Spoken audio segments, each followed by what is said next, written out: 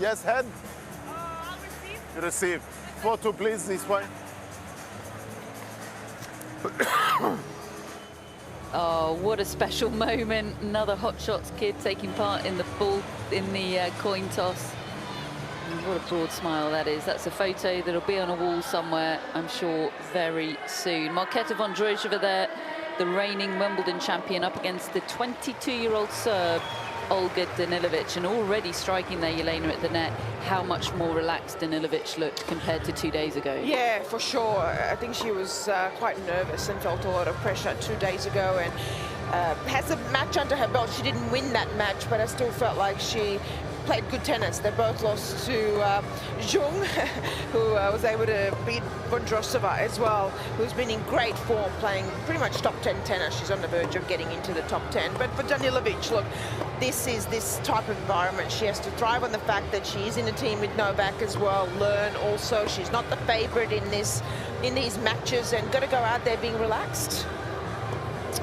Yeah, that'll be good to see her being relaxed, won't it? Because it was tough for her a couple of days ago. She's an interesting one, isn't she? 22 years of age, a lot of career ahead of her, but actually her best year on tour to date was already quite a few years ago now. She broke through as a very precocious young talent, had a great year in 2018 and just hasn't quite been able to build on it yet. But there has been a global pandemic in that time, and perhaps that disrupted her development a little. Yeah, a little bit. I think, look, she's been inside the top 100. She's been as high as 93 in the world, and just that transition from juniors onto the pro circuit as well, and you can see that a little bit in her game. There are a couple of things that with time she will improve on as well, but it's the consistency. She can play some great points, but it's for her now, how do I do that consistently in a match, but also throughout the whole year as well. And she does have the tendency, which even Novak said a little bit after that mixed doubles, just to get down on herself a little bit, and those are the things that she'll learn with time. Yeah, he was doing a very almost parental job of trying to raise the spirits of his mixed doubles partner a couple of nights ago, wasn't he? What about Marketa Vondrousova then? The world number 7, the reigning Wimbledon champion. Jelena, she didn't play like it 2 days ago, did she? Yeah, look, no, but I think what Jung did so well, she's been striking the ball well. So when you can take time away from Vondrousova and almost overpower her, that was one of those matchups as well. So she'll be looking to come out here today, play a little bit of a better match.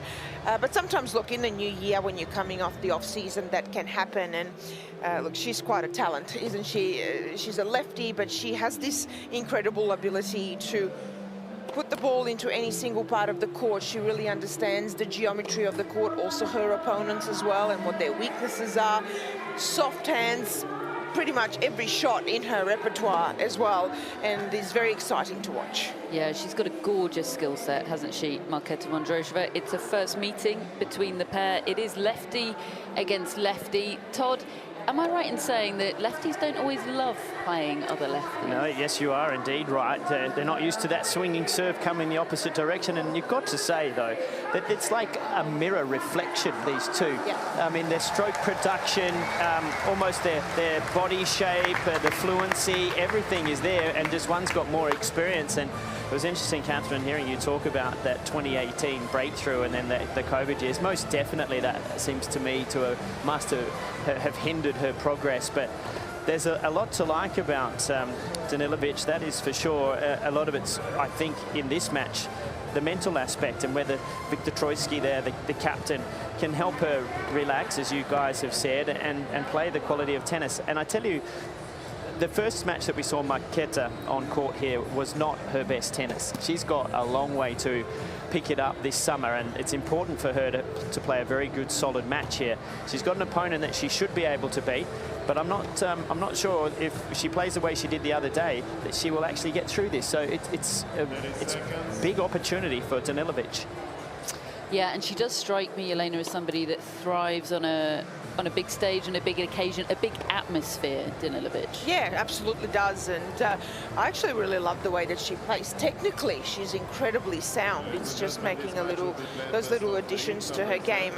Look, I do think that a little bit of this will be about how Vondrousova does come out and play. And She has this ability to maneuver the ball around and expose the sidelines. And for her to win this match today, she'll have to do that, because anything in the strike zone for Danilovic, she is strong. She's a very tall, statuesque player, is Danilovic. Her father, a basketball player. I believe she looks like she could be a pretty nifty basketball player herself. Vondrousova has a beautiful slice, doesn't she? If she can keep that ball low, could that be tricky? Could be tricky, and she's got a good drop shot as well, uses the angles really well also. That's why I said if she really goes out there trying to expose the sidelines and get Danilovic on the run, that's what she has to do. And I think for Olga, what she'll try and do is be inside the court, try and dominate some of those points and not allow Vondrousova to have that time to play the tennis that she wants to play. Really interesting, this one. They've got very different demeanours on the court. Vondrousova tends to be quite laid back. Danilovic is a ball of fire when she gets in the zone. Yeah, we talk about how similar they are in the styles of play and being lefties, but they couldn't be further apart when it comes to how they are out there. I mean, I don't know if you can get any more relaxed than what Marketa Vondrousova is. Right, game on. Let's see what the Wimbledon champion has got for us. Play.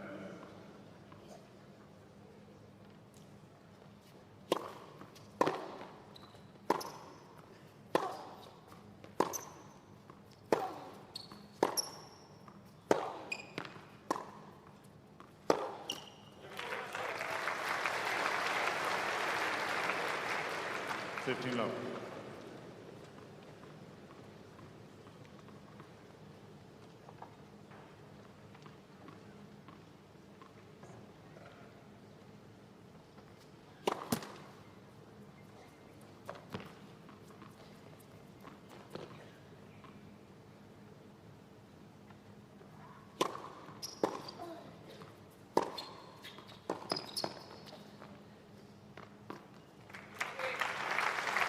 Very low.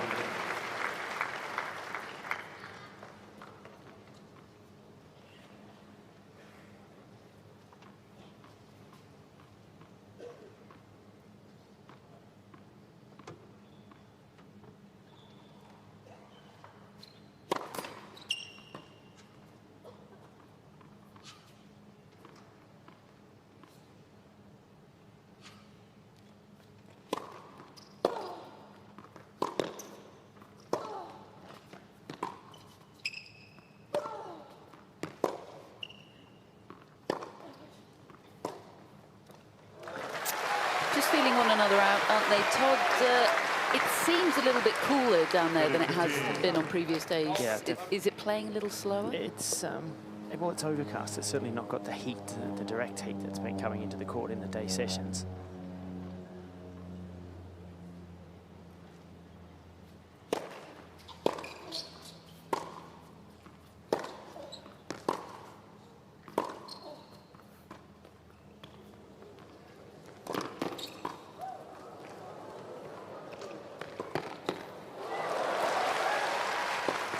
Oh, yes.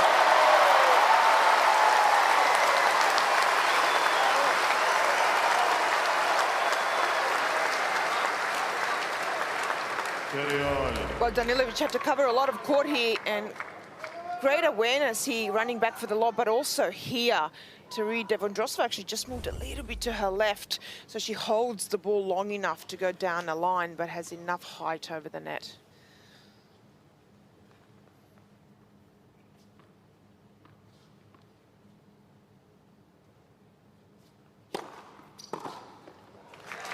And that previous point will feel good for Danilovic, won't it? Because it's the sort of point she's probably going to play a lot of during this match. Yeah, and you can see midway through that point, she actually took almost like a half volley off the baseline. You can see she's trying not to move back and be right up on.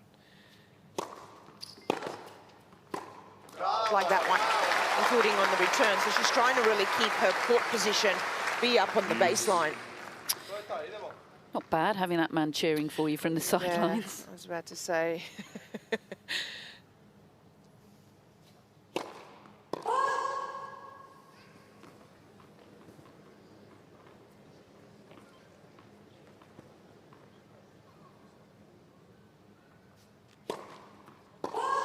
Yeah, and see, I think if you are as a player straight away, you're up on the Advantage baseline, against especially Serbia. off the return. That will put pressure on the server, and already right there, that drew that double fault, the pure court position from Danilovic. And it's drawn a break point. Big early opportunity here for the Serb.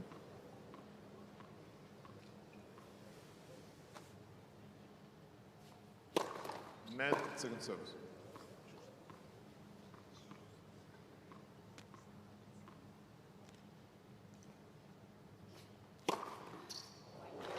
Wow.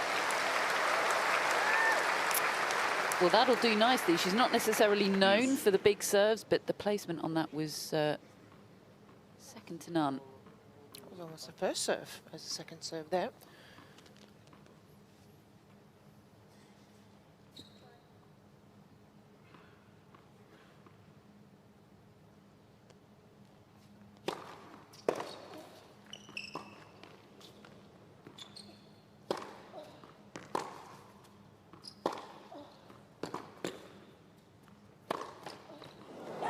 She's unlucky there because it was a great return from Danilovic. Team Czech Republic. But she's come out with good intent. You can see she's come out, wants to play on her terms, wants to take time away from Vondrousova.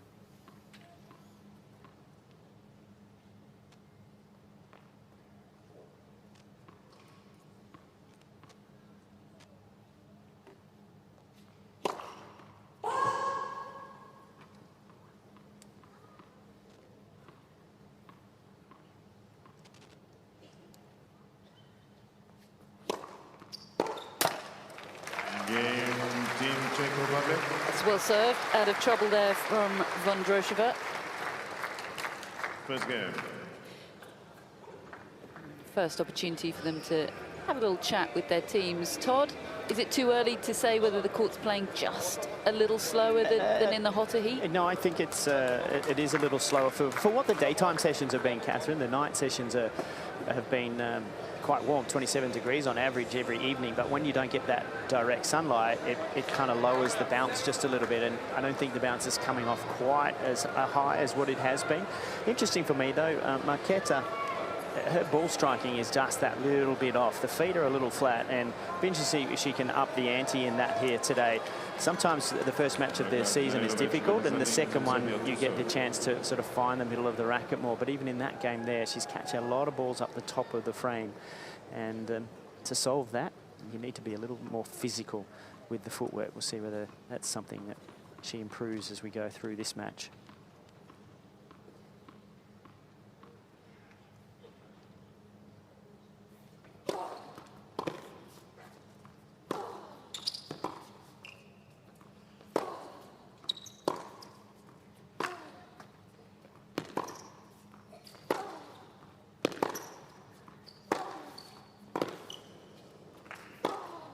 Oh, well done.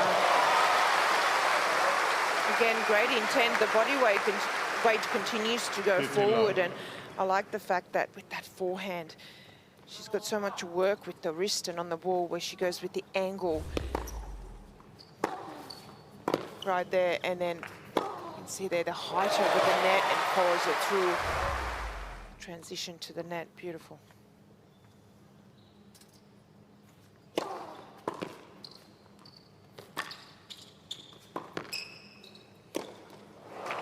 Well, that's surely going to be a tactic for Vondrousova today. She didn't look hugely comfortable in the forecourt in the doubles a couple of nights ago, did she? Yeah, and like Todd said, just seems at times to just be a little bit maybe flat-footed and a step too slow. So if Vondrousova can play more points like even this last one, get to kind of work the ball around, use the hands instead of getting into some of these big hitting rallies, that's what she'll prefer. And see, the battle for Danilovic will be okay. 15-13. She knows she has to be aggressive, but at the same time, that balance of how do you keep the unforced errors down as well. Yeah, there's no secrets with the Danilovic game, is there? Her stall is set out. We know exactly what the plan is from her aggression.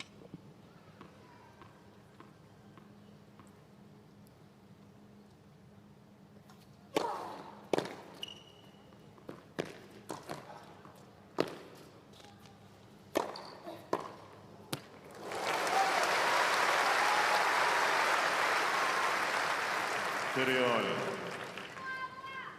And Todd, is it safe to say that for Danilovic, a point like that right there, she'll have to deal with some of those shorter balls and the slice and the lob, and that's something just to be aware of?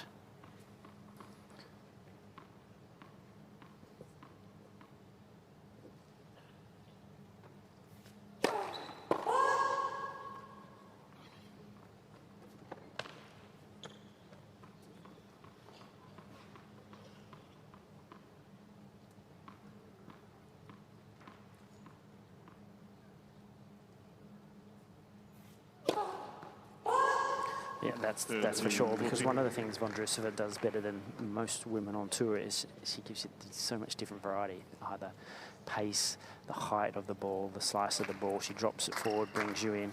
And you've got to keep an eye on the overhead of Danilovic too. It's a shot that's a little bit dodgy in my book. She's 50% so far in this match, but that second serve also struggling there under pressure. And a break point for the Czech here.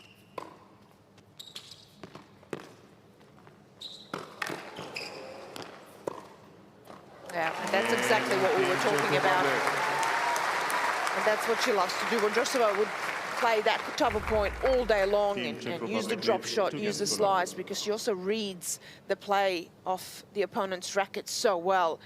And that's the geometry of the court we were talking about. She really understands where to put the ball, and she can put it into any part of the court.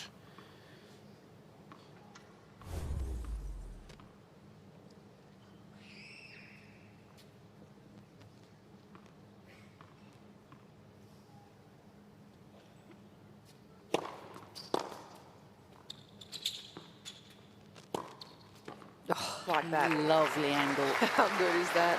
She's such a clever player. But she actually had the wind-up, and it looked like she was going to get on top of the bounce and actually try and hit that. But she just completely slowed down, held it for so long, and then just even waited for Danilovic to move to the opposite side.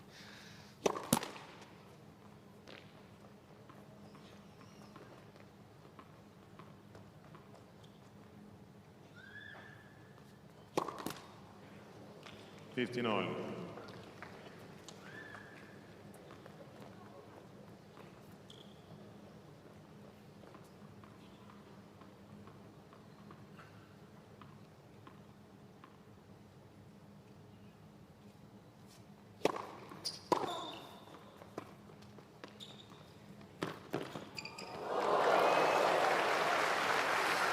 She will take any help she can get.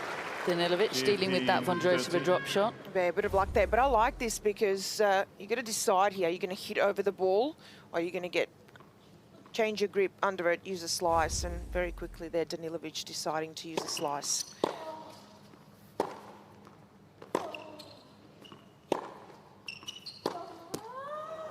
And why I say that is when you're coming forward, you've got to quickly see if the ball's really under the height of the net, then you can't hit over it.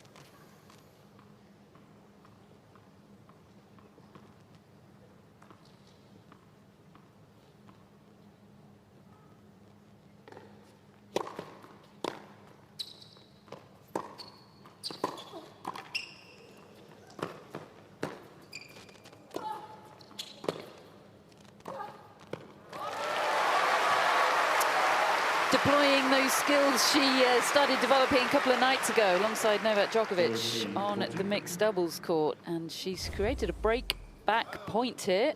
This is not an easy dry volley here, and then she closes the net really well, but you can see already what type of point Vondrousova wants to play. Get into a bit of that cat and mouse out there.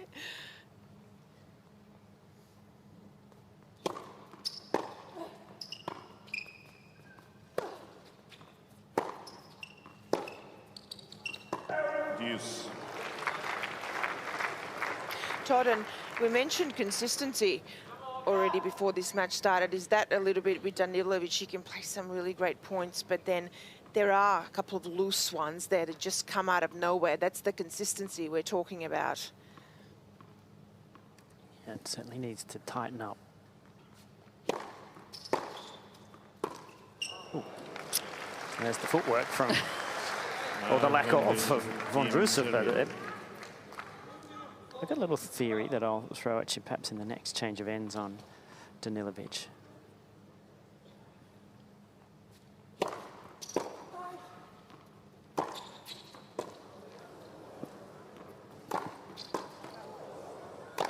Wow, that was clearly out from where I was sitting, that ball that Danilovic is asking about. Yes. Caught her off guard, didn't it? She was so sure an out call was coming. She got a bit stuck in the mud there. Can't argue with the machine, but oof, I'd like to.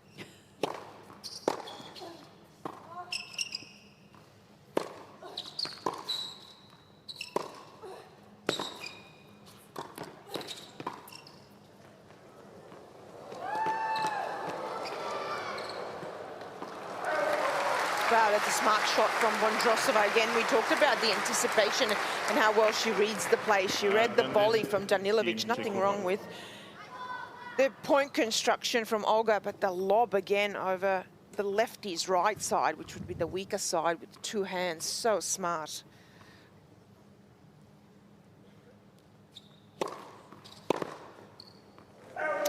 Great hold from breakpoint down for Vondrousova, and it's a 3-love lead for her and the Team Czechs. Czech Republic leads 3 games to love. Todd, it's time for your theory. Well, I want to give it to the whole world, and so I'll just start by saying that, you know, at full range there, the strength wasn't in the shot, so there's no control, so there comes some of the unforced errors. So when the ball is in the strike zone for Danilovic, it looks really good and comfortable, and she makes a lot, and you think, wow, why isn't she doing better? But then, when she's brought into different parts of the court, there's not a lot of dynamic speed and power, and so she's being exposed by Vondrousova's skill sets in that space. So I watch and I go, all right, got to get in the gym, got to get some power, got to really build a frame that's robust to be able to hit balls that are slightly in an awkward zone, off balance. And so if she was able to do that, then I think she's definitely got a game that is top 40, 30 in the world. But she has to ask herself those questions about what the training is off the court as opposed to just what she does on it. And I guess it's possible that some time alongside Novak Djokovic, yes, might help with those sorts of realizations. Well, you know, he's a giver in terms of encouraging and information, and I'm sure that he'd be delicately planting those seeds.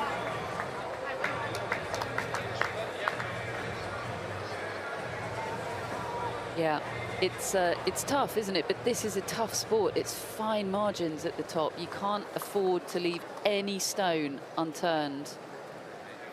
You don't want to get to the end of your career and say, oh, I wish I'd spent just that bit more time in the gym.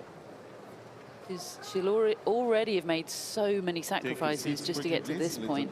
Thank you. As you say, Todd, when it's on, that ball strike is so sweet. Love 3, looking to get on the board.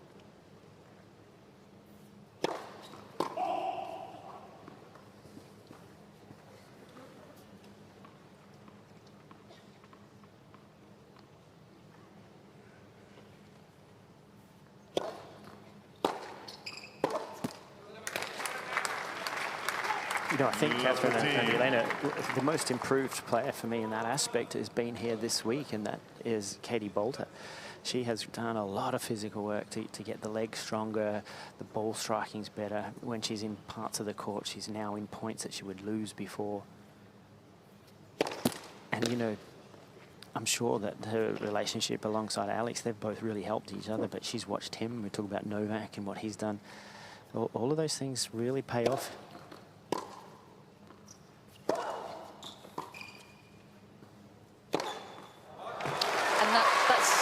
An apt comparison, Todd, because there are very clear similarities between them in terms of style of play, aren't there? Nobody's ever doubted Bolter's ball strike when she's in position to hit the ball. It's just being in that position as much as she possibly can be. And now she's a very different player than what she was sort of 18 months ago because of that physical work. It builds confidence too, helps the mental aspect. Well, about physicality, there's no one better in the women's game than to have a look. I mean, you would go and have a look at Iga Swiatek and the level of that physicality and strength and movement. There's no one that does that better out there.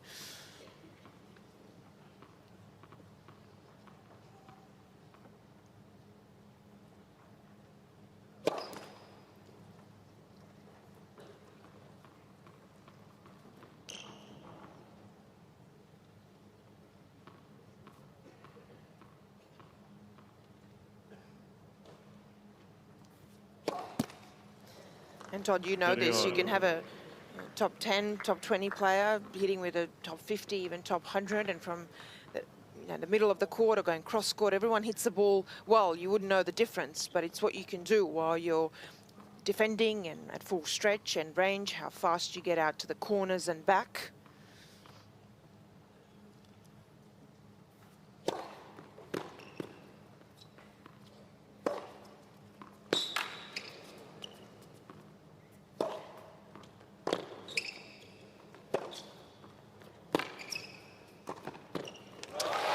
Good footwork there from Danilovic. Maybe she can hear you, Todd.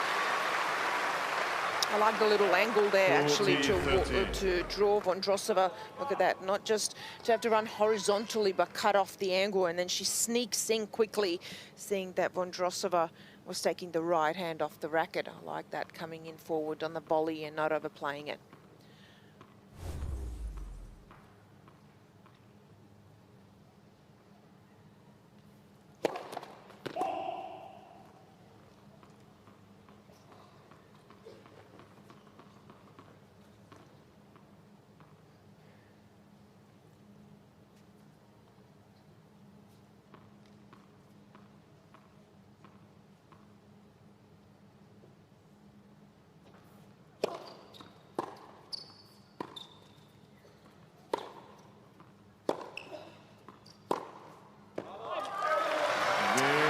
Some slice from Danilovic there, drew the error in the end, and she's on the board.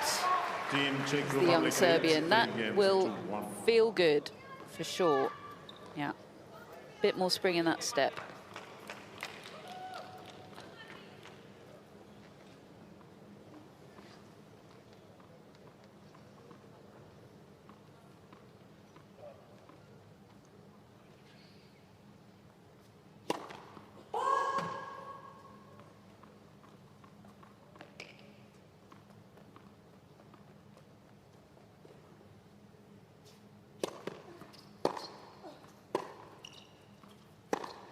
Nice.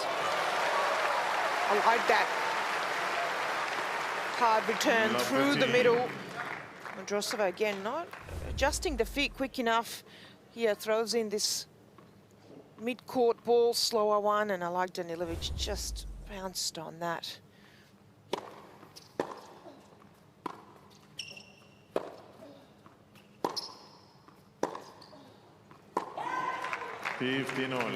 And that's that point. So when you hit it, play a point like she did in the first one, you just got to dig deep, refuse to miss, and play just a really tight point the next one.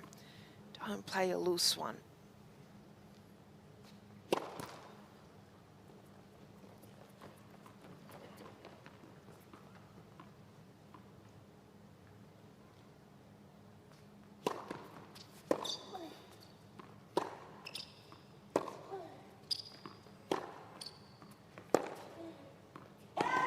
You could hear from the sound of the ball on the strings there that she just never quite got her teeth into that point. Well, that's what Todd was saying. See, when you get out wide, she hit that kind of with a bit of a frame there. She didn't quite get out there to the ball, and that's the physicality, the physical part of it, of being a little more dynamic to get out there.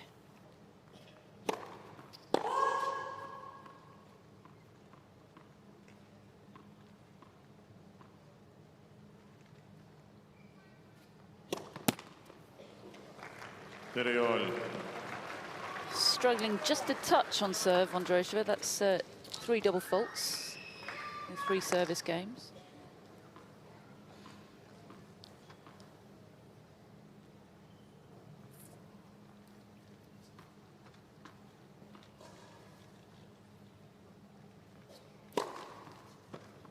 40-30.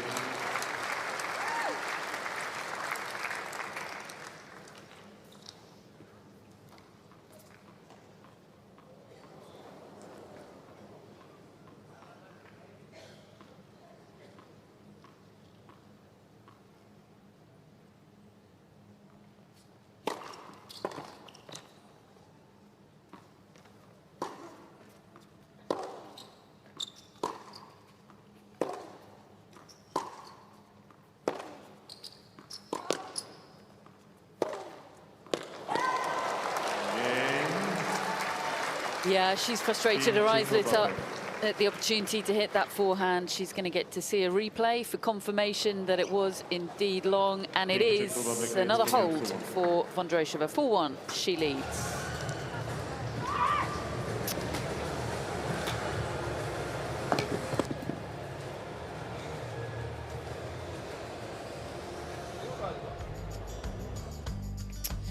Chance here for us to look at Lucky Bay, and you can probably see why it's called that. People that go there look pretty darn lucky to me. Goodness me, that looks nice. Yeah, claims to be Australia's whitest beach. Yeah, looks like it, doesn't it? We'd be lucky to get out there a bit, wouldn't we? Sure does. Those two know what they're doing, don't they? Look at that water. That is absolutely stunning.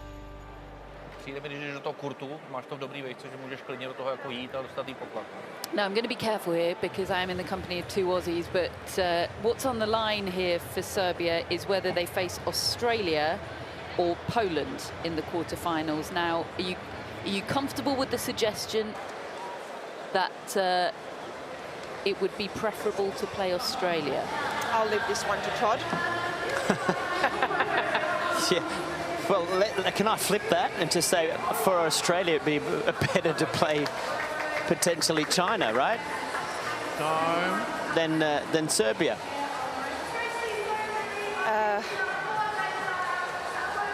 I don't know. I'm trying to think about no, because I'm trying to think about the mixed doubles as well. You've got to take everything into account, and yeah, I think it's a tough call. Well, what we do know is that Poland will play the next best out of the groups here, so there'll be 3 winners of the groups, and Poland will play that team.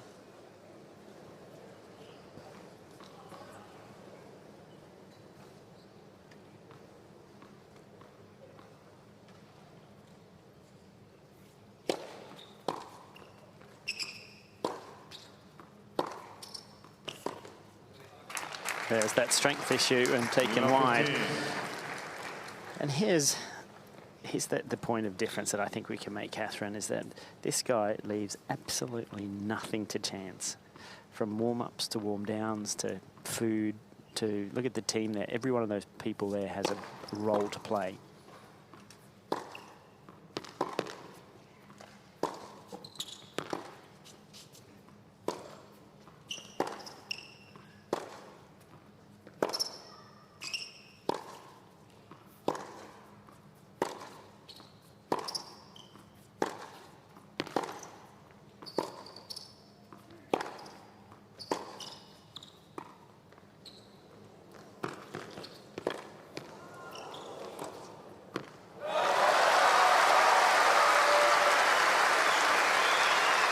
Vondrousova threw all the box of tricks at her there, didn't she? And she was up to it.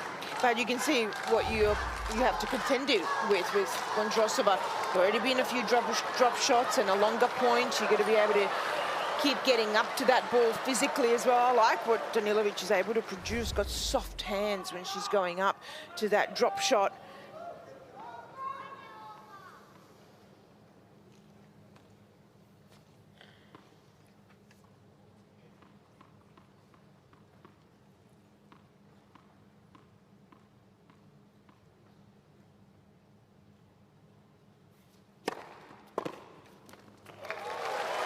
And I think what's important here for Danilovic as well is 30-15. to continue just taking care of business on her own serve. Keep holding your serve. It's still only one break. You just never know what's going to happen. She's had opportunities on the Vondrousova serve. So just stay with your opponent. Keep asking that question. Can you continue holding?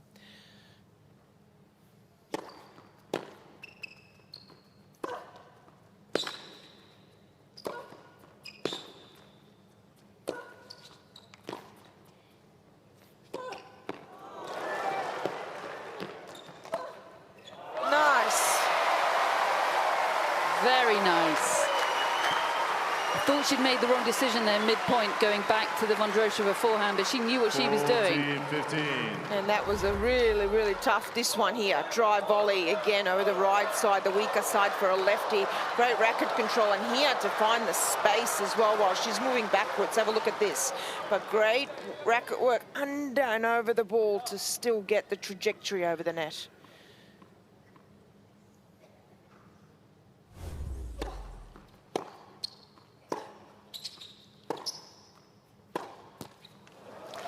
And there's the next point again, right, Todd? 13. Yeah, it's almost as if she's just not used to the level.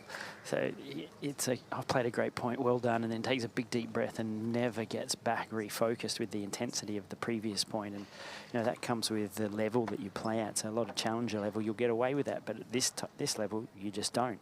You have to play that point after point after point.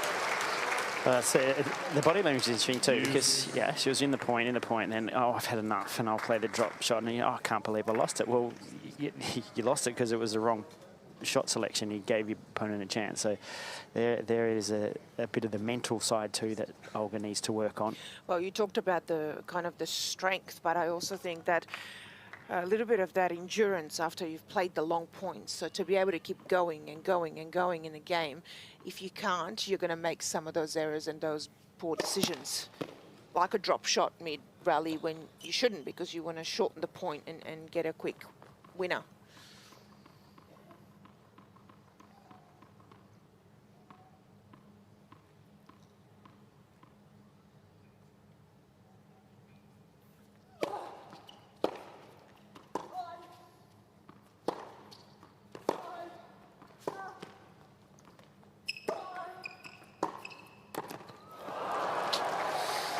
Well, from a couple of game points, she's now break point down, Danilovic, and Czech Republic. it's harsh, but possibly only herself to blame. Vondrousova did well there back behind the baseline to keep that kind of passing shot low, but didn't go for a winner. And sometimes when you just make your opponent play that extra shot, it pays off.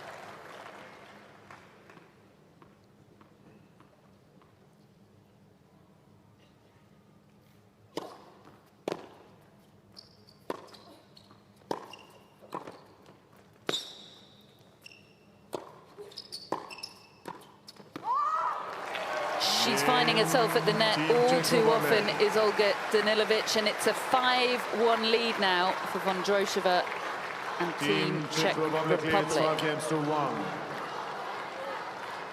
The Serbs here are really trying to lift Olga Danilovic. She's just being asked uncomfortable questions at the moment. That is what Marketa Vondrousova can do. Yeah, uncomfortable is a really good word, Catherine. She's being put into uncomfortable parts of the court repeatedly by the Czech here today. This is smart tennis. 15-11.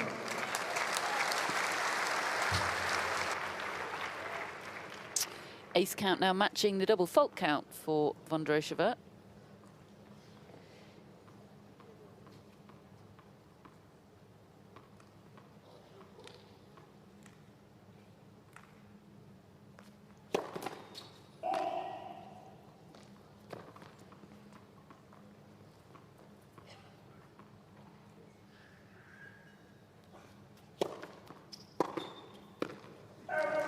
Very low.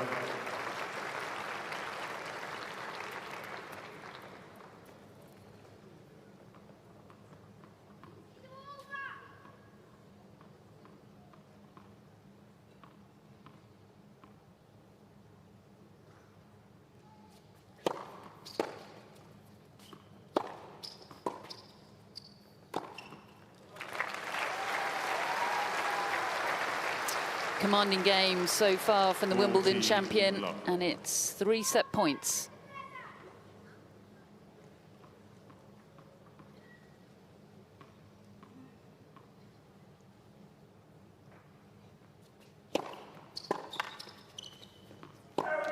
Game and first Doesn't set. need more than one. She's playing like the top 10 player she is, Vondrousova. A bit of a golfing class at the moment. First set on the board. Now, Elena Todd, let's try this again, because I think I can salvage my original point. You're absolutely right. The difference for Serbia here between winning the tie and losing it is whether they play Poland or China in the quarterfinals. And I guess the overall point is you don't want to play Poland. Not really, do you? The way that Iga Świątek has started off the season has been fantastic. We're just looking quickly at the first set summary. And look at the first serve percentage in. 70% of first serves, but only winning 50% of the time. And a lot of those are coming from unforced errors that we see down the bottom there. But throw in the mix that you've got a top 10 player in Hubie Hurkacz as well, number 9 in the world. Their formidable team is Team Poland.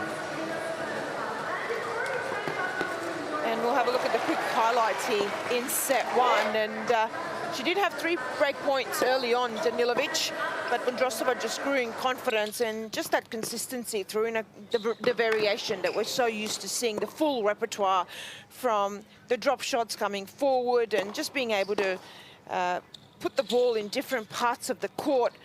Really difficult to read as well, exposing the sidelines, and in the end she also served really well. A couple of aces to close out the first set, 6-1.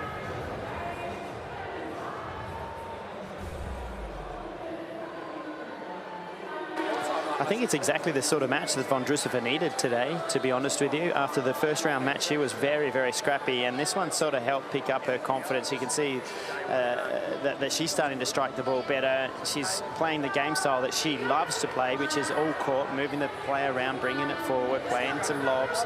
And I think she'll be well pleased with how this one's looking. There's a bit of a very different look in her body language and face to what we saw a couple of days ago.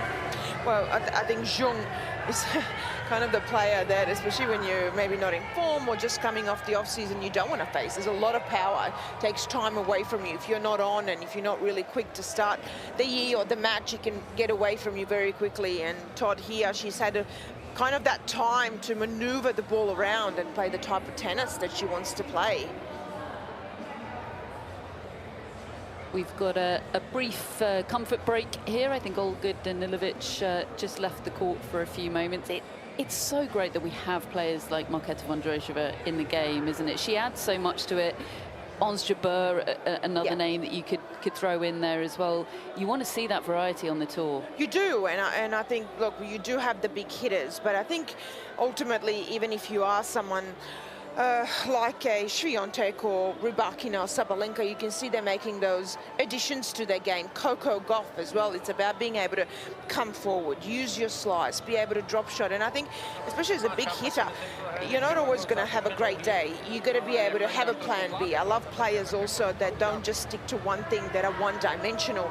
And that's exactly what Vondrousova is. I kind of feel like she's always got 3 or 4 plans out there and can hit any shot in the book. Right, Todd?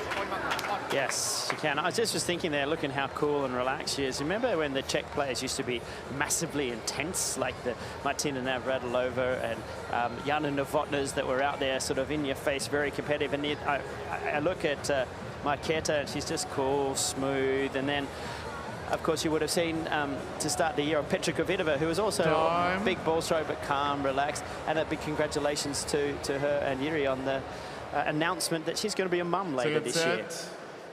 Yeah, it's so brilliant to see WTA Tour players being able to take career breaks to have children. I mean, it just wasn't the done thing 10 years ago. WTA now have a formal maternity policy, and suddenly it's an option for players, and it's absolutely an option that they should have.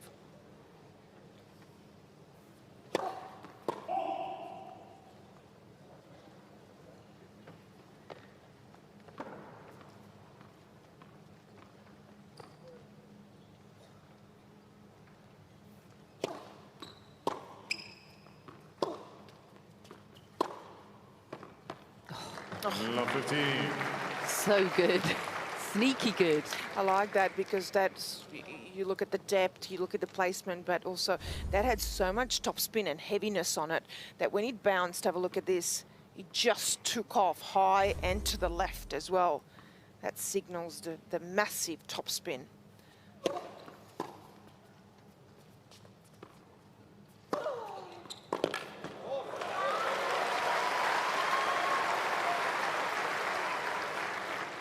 You really do need to be mentally prepared when they get a ball change, I've got to tell you, because sitting courtside, these are new balls, and that speed and spin you talked about, Jelena, a lot of that's coming from the new balls. You have to be ready to make that adjustment.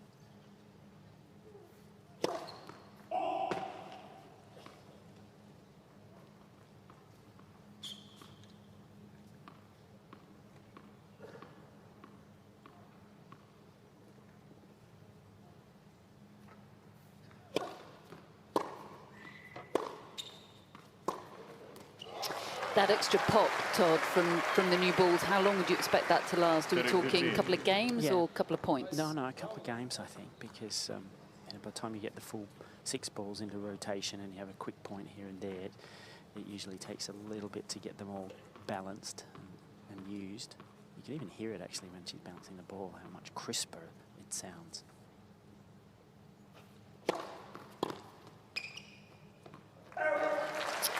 This is a full-blown tennis nerd thing to say, but the smell of a new can of tennis balls It's nothing like it. is lovely, isn't it? Yeah. Why don't they sell that in candles? Good question. There's something we can go into business with this year, Catherine. If I hadn't just broadcast the idea to the world, Todd, yeah.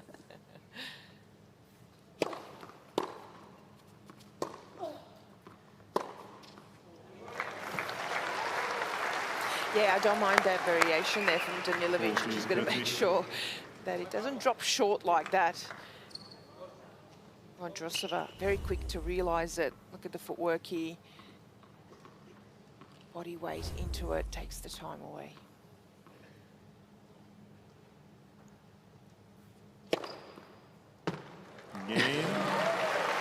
Well, she's delighted to discover that was an ace. I think she was waiting for an out call. Vondrousova looking up at the screen. Todd? Todd? First game, That's nowhere near where the ball bounced. So I guess you'd be complaining about that one if you were playing? No, well, Todd's going full John McEnroe out there. goodness me, you cannot be serious there. Now, that did not look like that, but, you know, do have to wear glasses occasionally these days. But a nice bit of body language as she changes ends. I mean, the thing with technology is there's just no point in arguing with it, is there? It is wasted energy. Which would have been good for me. Just to...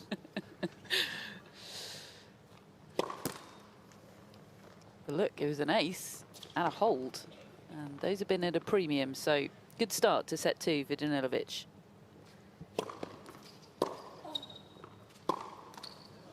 Love 15. That's a bit of that footwork that she was lacking early on in the first set as well, Vondrousova. And so forget we had a bit of a break there with Danilovic taking a bathroom break. So sometimes when that happens, you can lose a bit of that momentum. So gotta make sure you're sharp, that the feet are moving and working.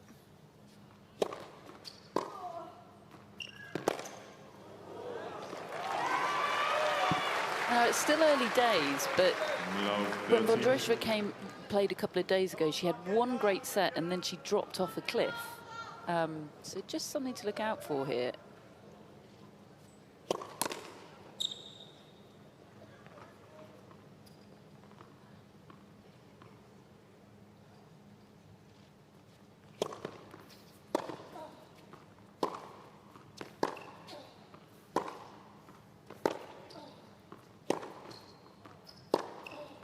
Nice.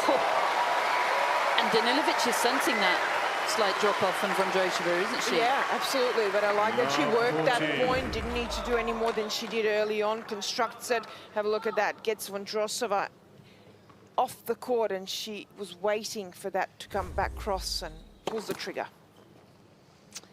And the outcome is 3 break points here. Big moment for Danilovic in this match.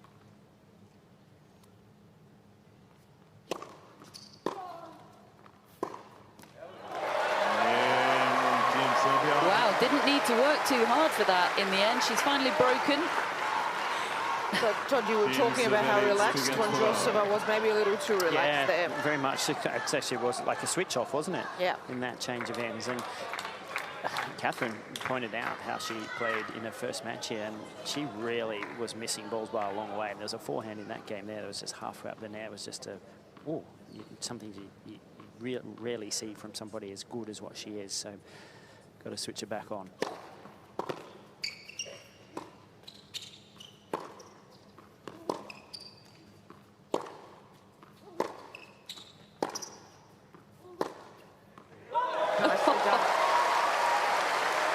Well, Vondrousova's turned it off, and Danilovic has very much turned it on.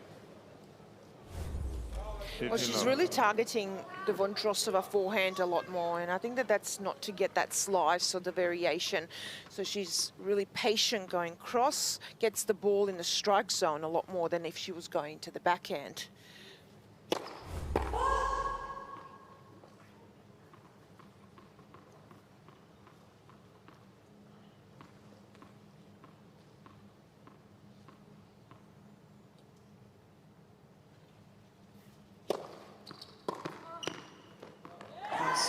So what that would signal is a little bit of a tactical change.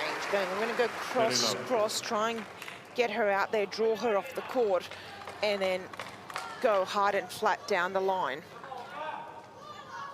Or a little flatter, still have that shape on the ball. It's been working.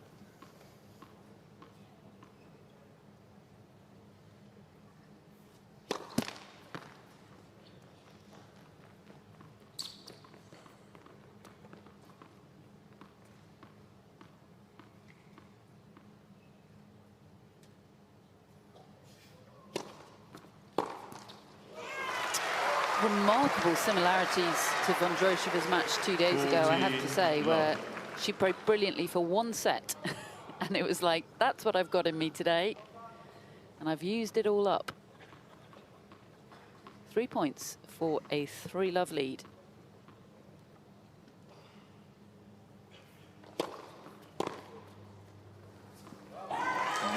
And it's a hold to love and a shake of the fist for Olga Danilovic. What a turnaround from her 3-love.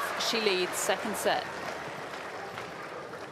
Team Serbia leads 3 games to love. Now, there's still time for Vondrousova to turn this set around, but what we're seeing here, is this understandable early season rust, or is it a bit of a worry, the inability to maintain the level beyond 1 set? Yeah, it is very rusty, though, isn't it? It's something that I'm a little surprised to see. It's, for me, at times with Vondrousova, it's a lack of intensity and interest almost, which seems to be like she hasn't had time to really escape tennis enough in the off-season to come back ready and raring to go. It looks like it's just been a flat line continuing to go, and there isn't a lot of freshness there. So I hope I'm wrong, and very much could be. The first set indicated that she was a little bit sharper, but that, as you so eloquently said, was a fall off the cliff, Catherine. Yeah, not one of my more delicate. No, but it was spot on, really.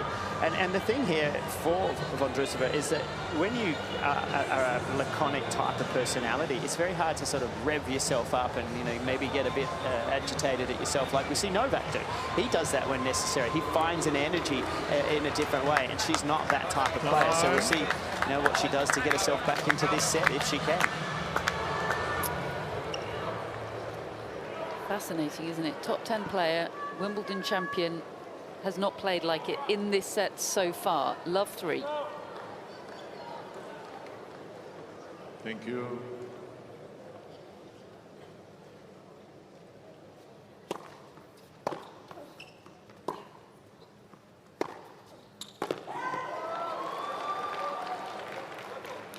Love.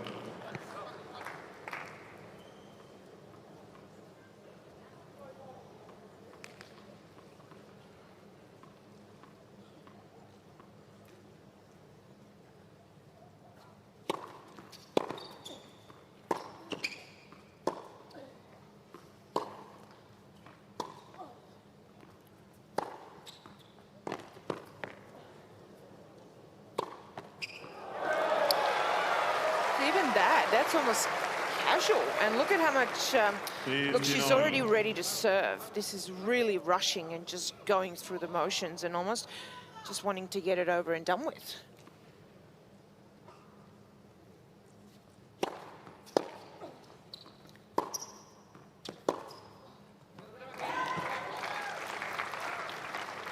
Thirty 15.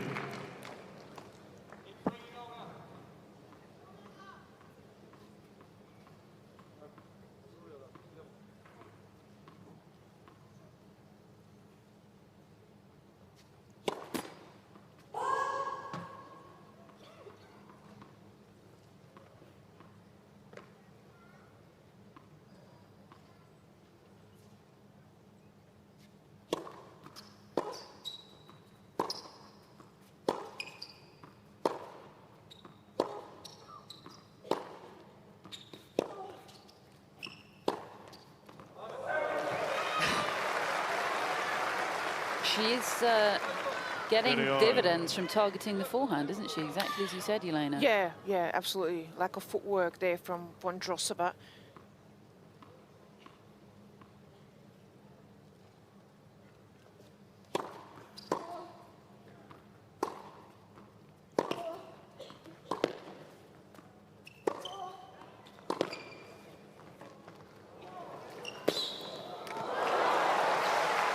Because with the backhand, even if you go kind of a little bit harder or flatter into that side, she has the ability to maneuver the ball around it a lot more, including the slice. And when she's defending, that forehand sometimes will go off. And also, you've got a little bit more height and time with the forehand because she does have quite a bit of height over the net.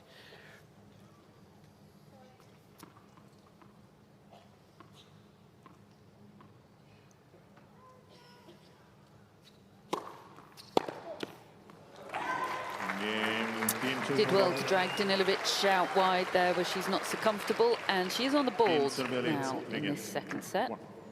So I think moving forward, and what Danilovic has done well in this second set, you target the forehand. Not that it's a weakness or anything, but I just think for Danilovic, she will get a better ball, a steadier ball, where Vondrousova's not going to work the point around as much as if she's also had that slice and the drop shot. You can see off the forehand, she doesn't have as much variation and the ability to play around and maneuver the ball.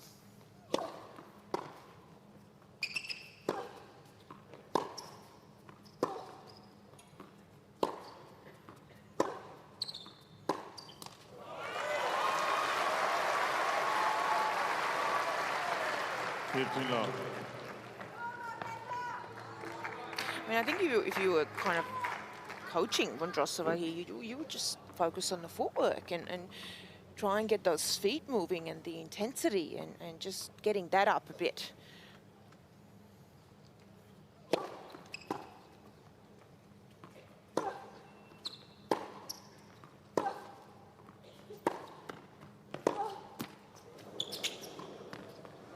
There you go. You see what happens with the backhand. It's a flatter ball. There was a chip slice off the return. Then you've got the drop shot. That's why for Danilovic, for me, early on in rallies, it would be much better to go to a forehand. There'll be less variation. She will have more time and get a better opportunity to dictate with her own forehand. She doesn't want to see that backhand drop shot, does she? Not fun to deal with.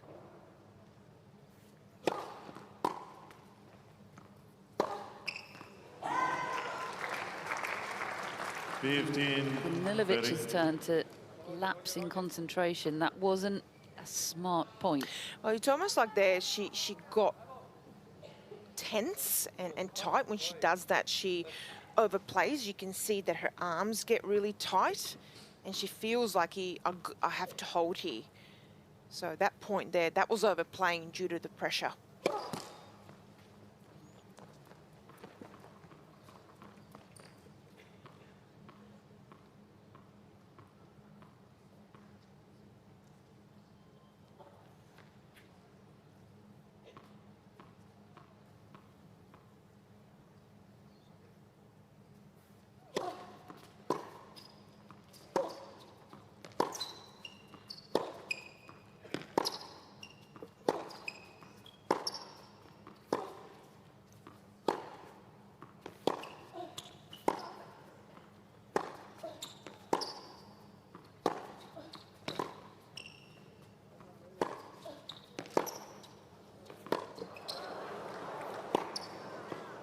not too good. I think Danilovic there doing the right thing, but staying just a little bit too long in that cross-court exchange. 14.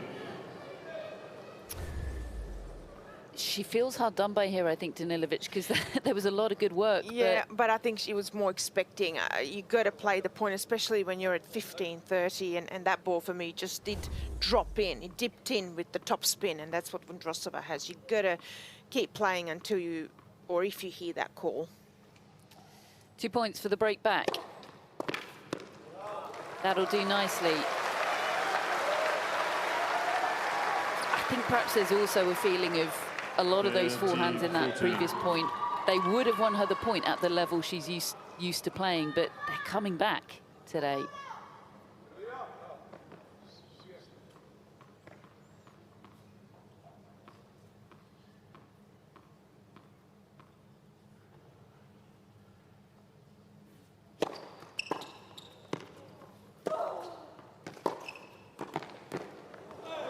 Oh, it was a good serve, but the volley exposed once again. You can understand why she's frustrated. Team Serbia leads 3-2. Vondrousova has retrieved the break, but Danilovic still with the lead, 3-2.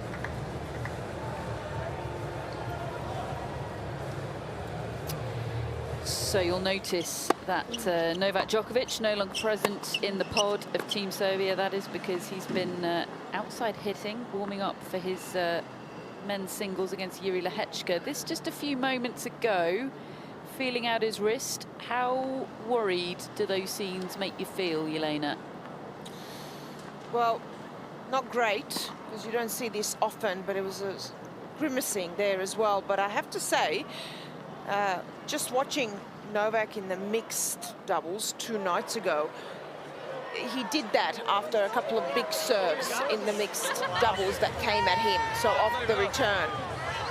So whether it's just something, you know, that's recently popped up, I guess we'll see. Todd? Yeah, well, he's got the best team in service, as you could imagine. He's got a kinesiologist, a chiropractor with him, he's got a physio with him, he has a masseur with him, so he gets every part of the body worked on to kind of keep it all in absolute central sequence, if you like, about everything being switched on and working with each other. So, you know, I'm sure every player gets a niggle and a bit of stiffness, soreness, but he's got a team that will find a way to get him out on court. And also, Todd, though, is that you know, as we know as players, do you keep Australian Open in your mind? Of course you do, but, yeah. but you know, he still wants some more tennis ahead of that.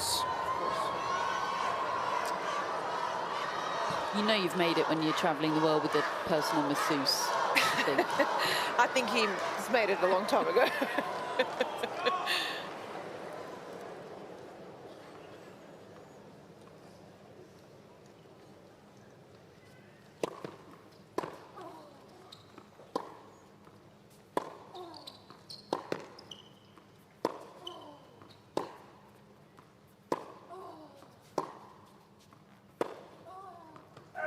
See, that's for me the play she wants to avoid. For Danilovic, she gets more pop, she gets more power and takes the ball earlier on her own forehand. Has the ability to change direction as well on the backhand, just decelerates a little bit.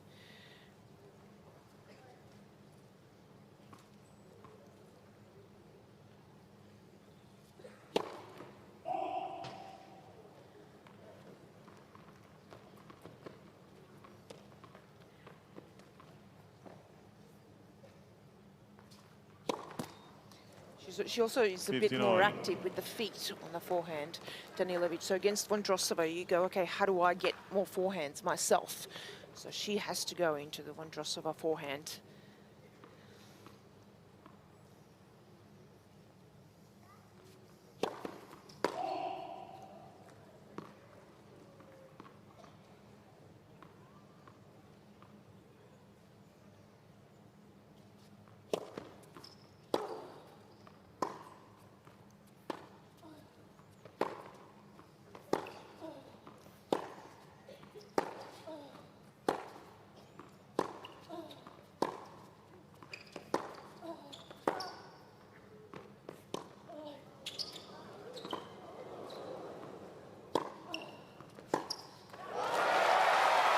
Bottom of the net from Vondrousova there.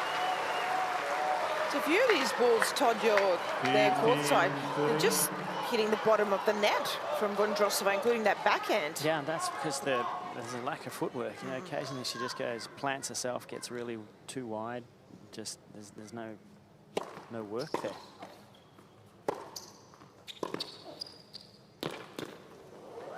Oh, that's too good. Yeah. You can actually hear, you know, one of the things that we talk about when you commentate sounds of the games and the sound of the feet on the court, it just varies dramatically. Sometimes you hear it squeak. You watch this point here, you can see the little adjustments, but when a ball comes in deep, she just sort of plants the feet and tries to absorb it. And there comes the error.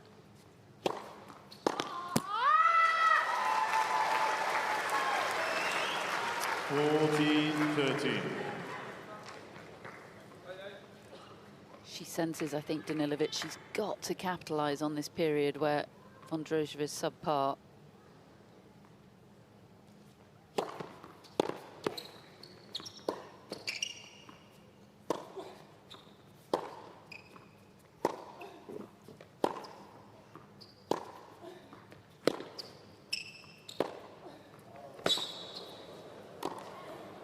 Nicely done. Well, it was that angle that set up the play on the forehand on the second last ground stroke that drew Vondrousova off the court, and then this was the one, and then looks for this one. Good footwork, gets down low.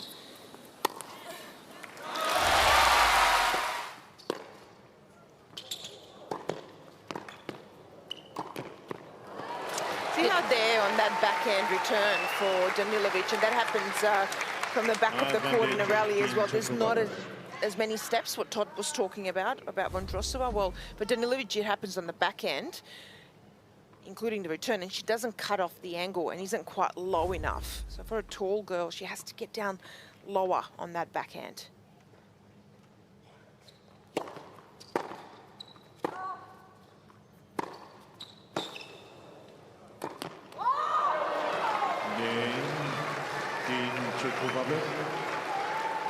Yeah, she might well shake the head. Not quite sure why she didn't just hit a more conservative volley there. Rush of blood to the head, perhaps. Well, see, for me, with Danilovic, a couple of the reactions in the last 4 points, we heard three screams.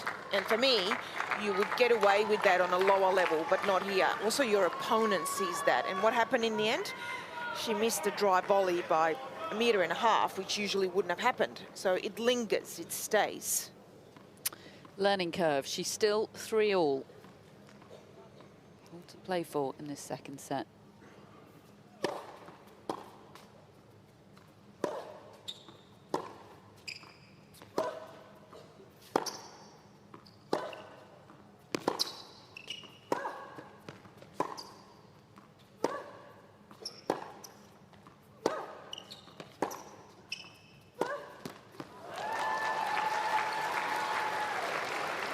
Love 15. And Todd, I'd love to get your view on this. I also think, together with what we've talked about, the physical part, I would work on the psychological part for Danilovic just as much. The body language, not letting herself down, even if she misses some shots. It does turn into a bit of a pattern.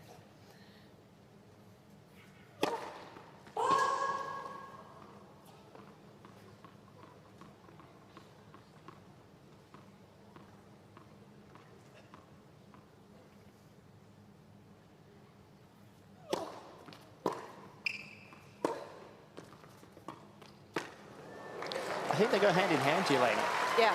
I really do. I think it's like when you, you know, let's talk about cardio fitness. If you know you can play long point after long point after long point, mentally you outlast your opponent. And the same in this goes with the strength, I think, because she knows if the ball's in the wrong area, there's a chance she's going to miss.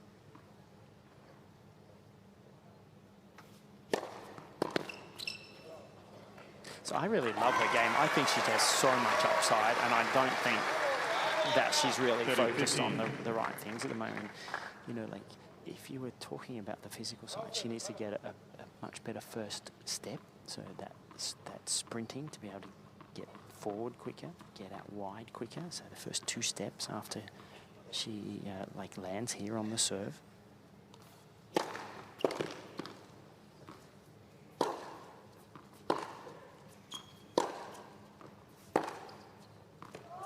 But the other part really as well is the upper body.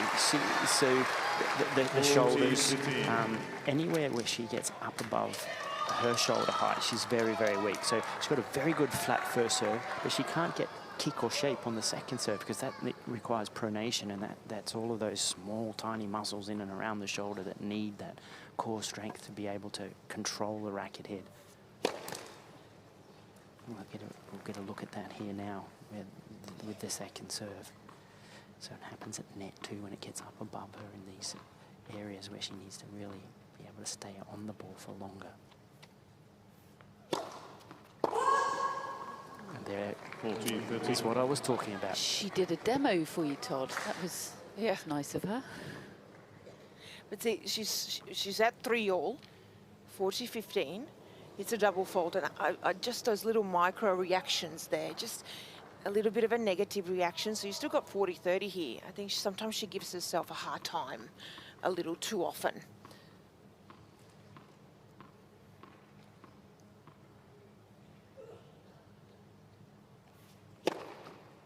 Nice. Well done, Olga Danilovic. A hold and a lead, 4-3.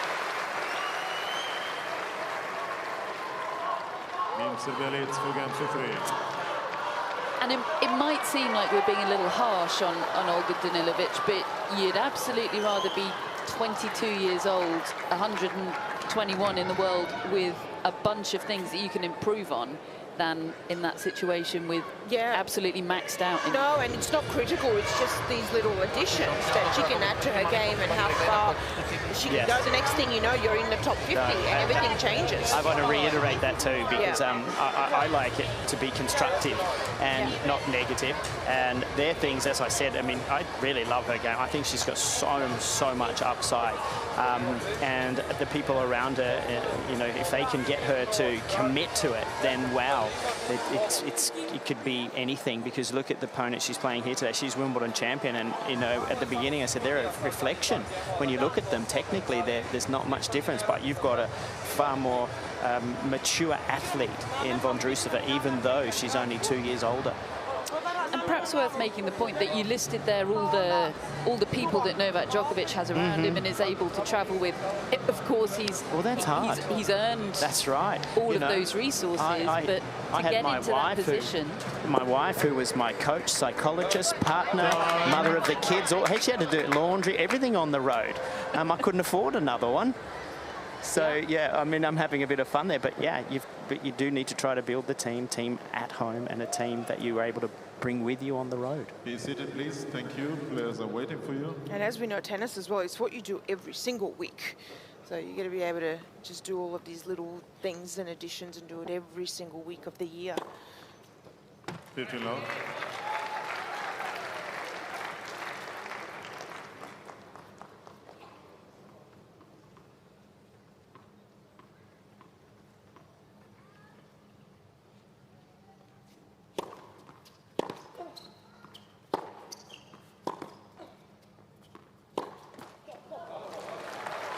That forehand is still a bit of an error machine at the moment for Vondrousova. Especially the high one, she kind of smothers it, pulls it down. Doesn't finish up high, above the shoulder.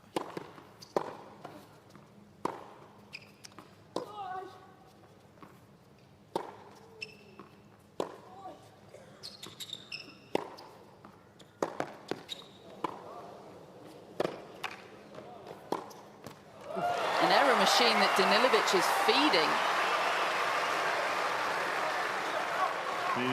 Well, I like that Danilovic's mentality has been in this set, okay, I'm going to be aggressive, but controlled aggression. She's really brought her targets in, but she's still taking that ball early and putting pressure on Vondrousova.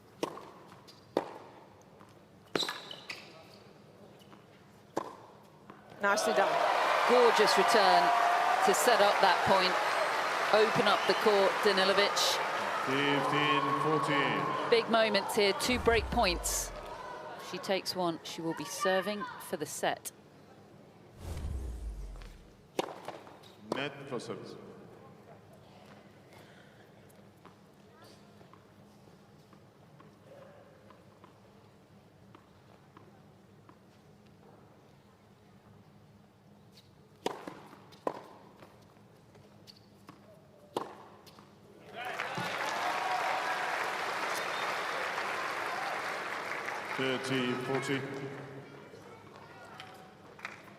That's one saved nicely, but still one to go.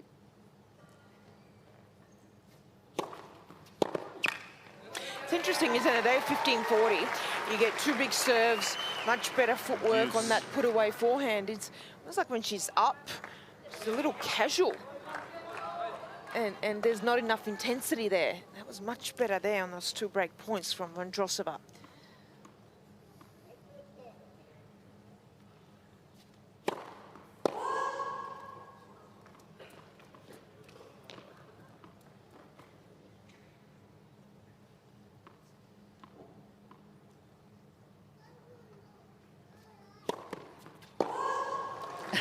There's, again, it's just the advantage Team Serbia. The focus and the concentration is up and down. Another big moment.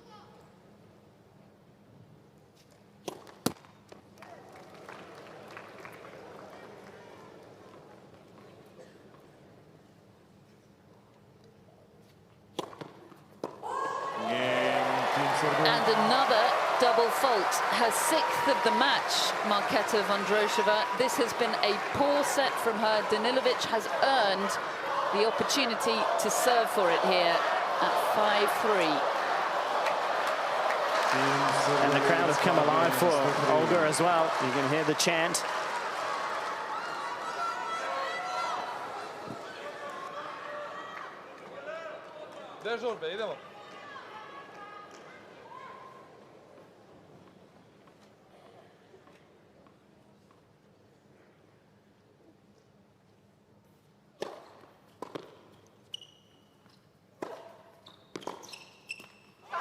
Yeah, I think the pattern of play in this set has changed everything. It's going to that forehand for Danilovic, gets a much better ball in the strike zone more often to her own forehand to dictate.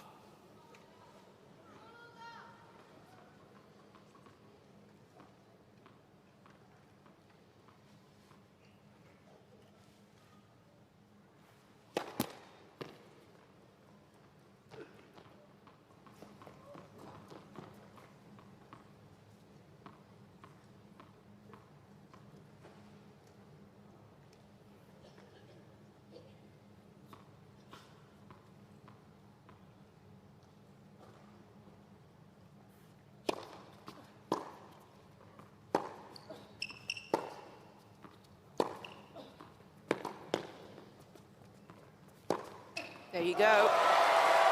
Wonderful footwork.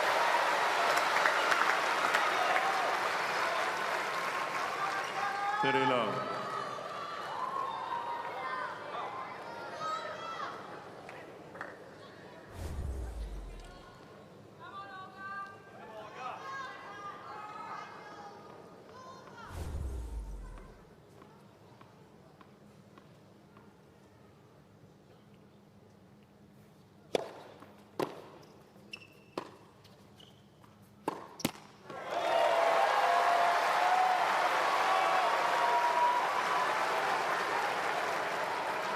Well, the contrast is immense in energy, in attitude between these two just now. A well-earned 3 set points for Serbia and Danilovic.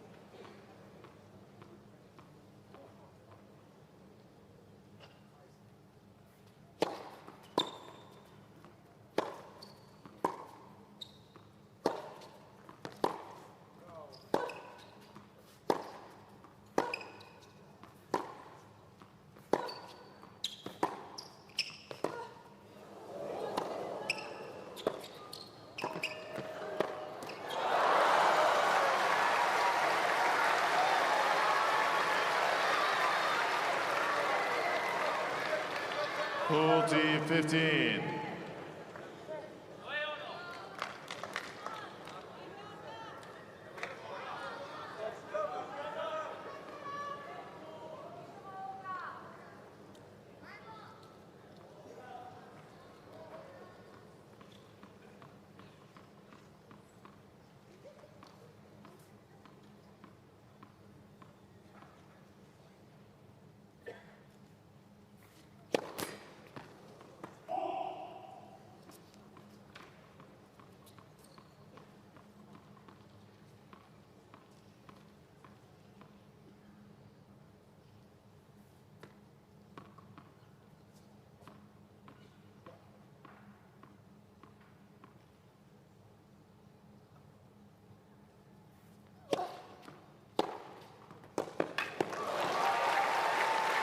A touch of frustration in that forehand, perhaps, from Vondrousova. But that second serve was 40-13. just rolled in, 129 k's an hour short as well. And this is where now for Danilovic, you've got to take your chances.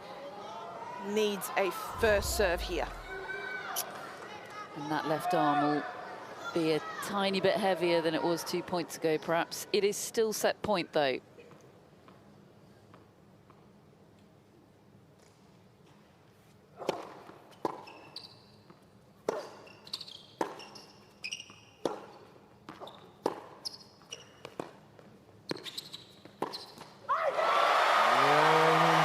Look at that!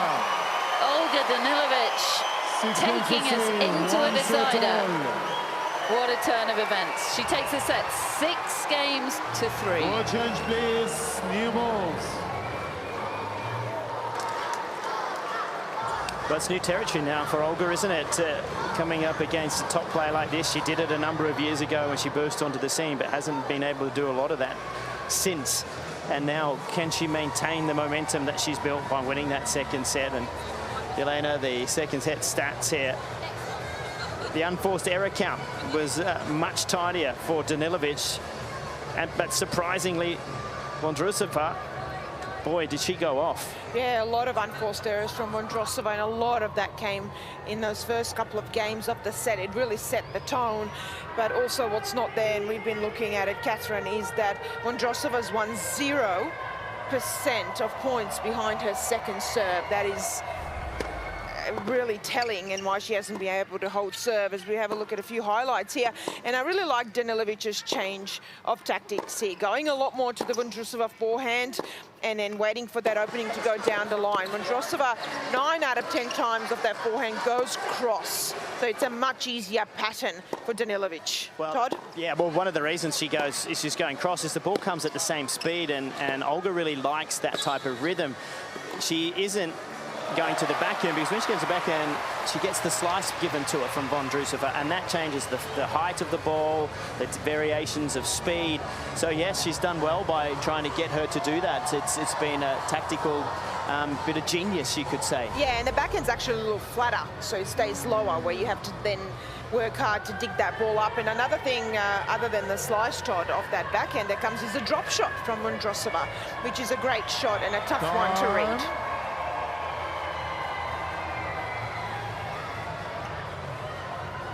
Well, the crowd have come alive courtside, I've got to tell you that. You could probably hear it dripping through my headset here. The Serbian crowd longing for Novak to get out here, but they'd be longing for another big victory here, and that would be an impressive one if she could pull it off. But a long way from that just yet. Yeah, it's like Olga Danilovic has run a jolt of electricity around this RAC arena, which is something extra for Vondrousova to deal with.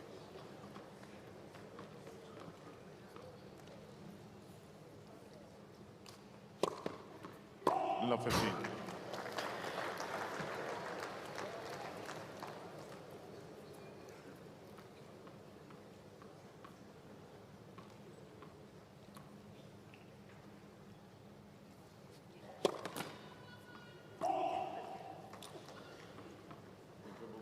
Well, it's been a while since she's won a point on the second serve. Watch out for this.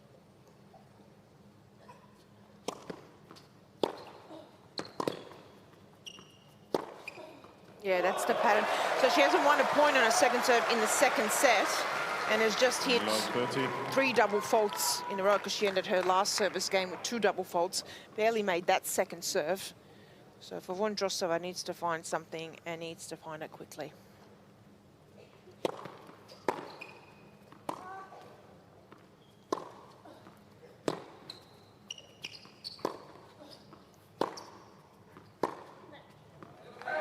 It's interesting, Todd, isn't it, for Vondrousova? She goes forehand cross so much that she doesn't really change direction. We haven't seen a change of direction on that forehand down the line at all in the second set.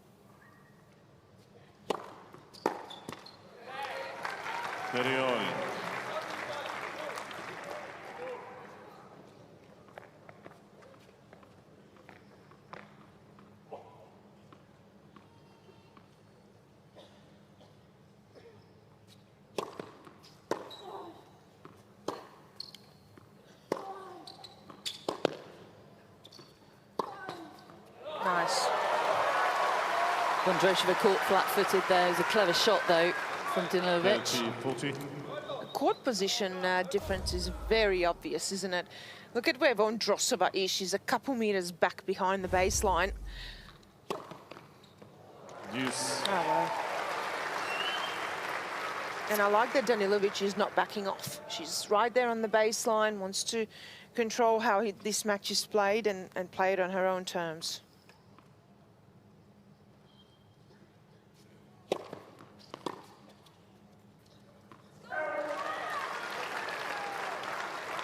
Advantage, Team Czech Republic.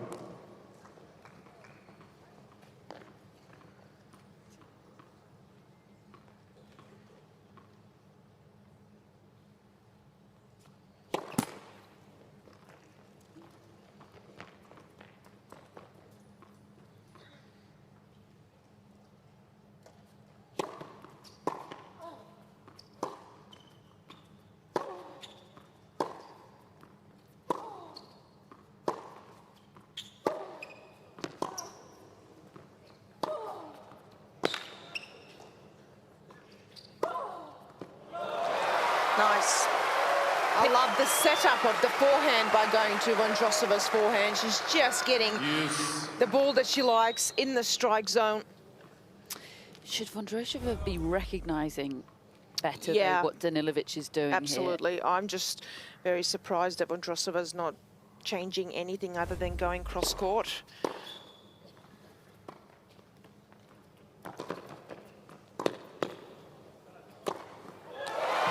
Nicely done. Advantage, Team Serbia. Break point.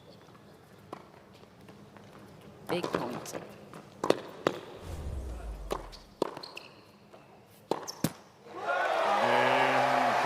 It's more of the same from Olga Danilovic and from Marketa Vondrousova. A continuation of where we were in the second set. These are interesting moments for Team Serbia. Todd, I'm really surprised with Vondrousova because Danilovic is just getting her into these forehand cross-court rallies. She's just not changing direction down the line. She tried one there pretty much for the first time since the end of that first set and not being able to kind of recognise the tactical change and what's going on out there. Well, I'm surprised at just the level of intensity. I mean, that ball's halfway up the net. And that happened against Jong as well, as you see Novak leaving the practice court just a little while ago. He'll be getting ready to come on out for the men's singles. And, of course, he'd like to come out with a 1-love lead, which is looking likely at this point. But there's no urgency from Vondrousova at all. That's a worry for me. Either in the physical and in the facial and mental urgency to try to find a way to get out of this match now. Surprising when you think that's the Wimbledon champion. She's not using that aura at all here.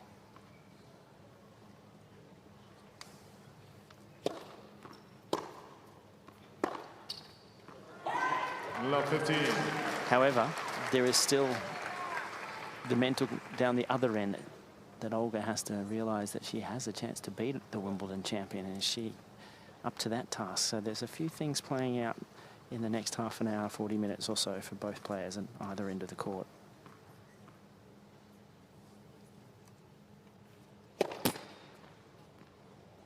Net for service.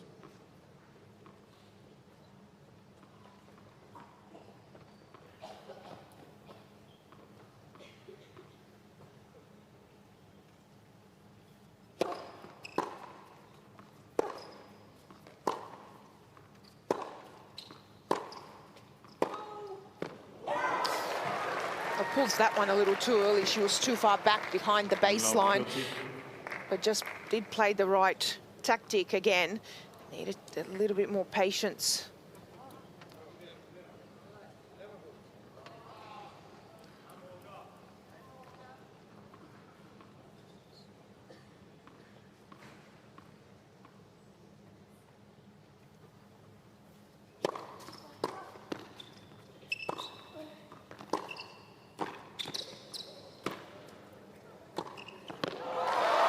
Well, even those are coming off. That was a lovely low volley from Danilovic and a lovely high volley, both on the backhand side. She's a quick learner, isn't she? Wasn't making too many of those in the mixed doubles a couple of nights ago, but confident with the net just there.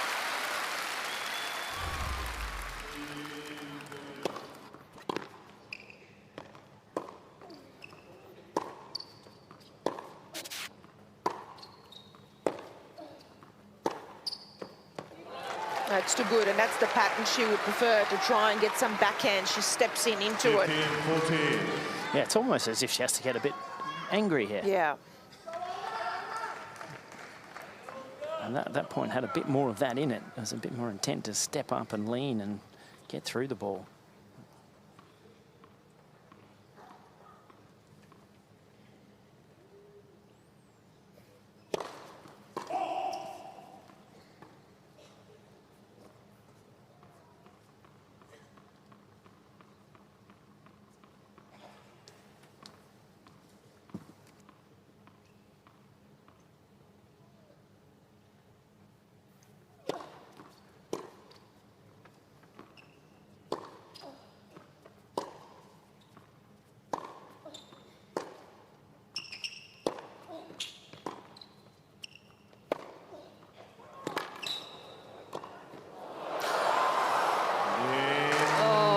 Tough way to concede the game. She'd done all the hard work. And that there, it has to do with what we've been talking about, upper body strength. Yeah. Anything that gets up above shoulder, she just doesn't have enough in the strength department to hold it. And you can see flipping with the racket, that just needed to be strings behind the ball for a little longer and hold it into the court. And you do the hard work and you give up the easy mistake like that. That can be brutal mentally.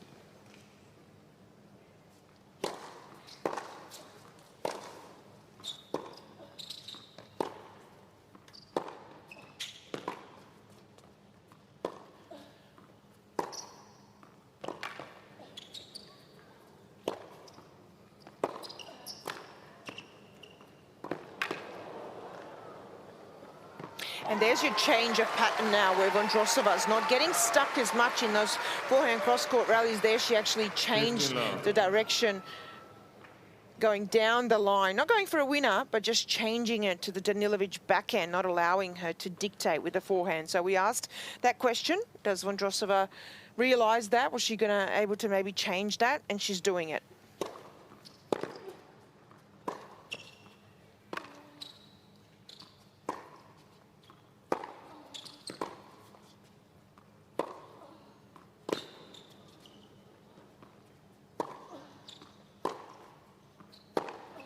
And that's why.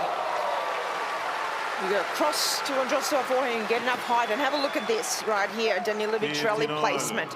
Lefty to lefty forehand, 58%. That's when she goes to the Vondrousova forehand. Look at the depth. And then the 42% is actually, the majority of them are those winners. And when she changes direction, and that's what's getting Vondrousova in trouble.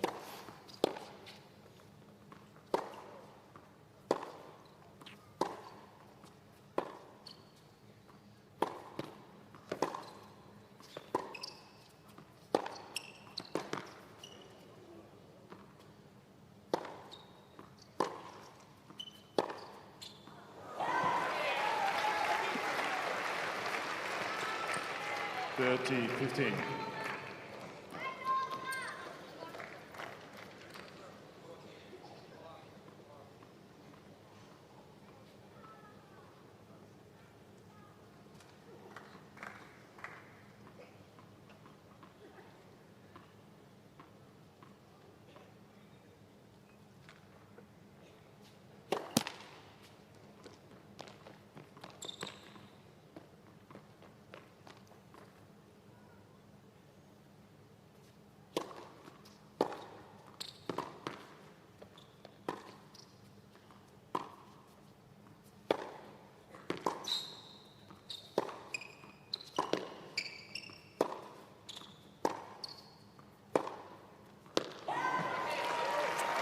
Is she forgetting the game plan a little here? Todd is, yeah, Todd, is that a 15. little bit almost too quick, too soon, urgency, pressure, feeling it? You can just see in the eyes glancing and darting around this.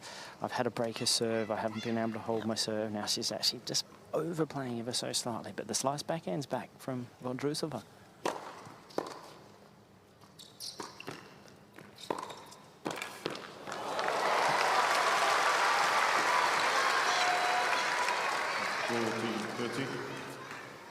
Not the easiest volley, but on a good day, Vondrousova makes those. Didn't cut off the angle on that one.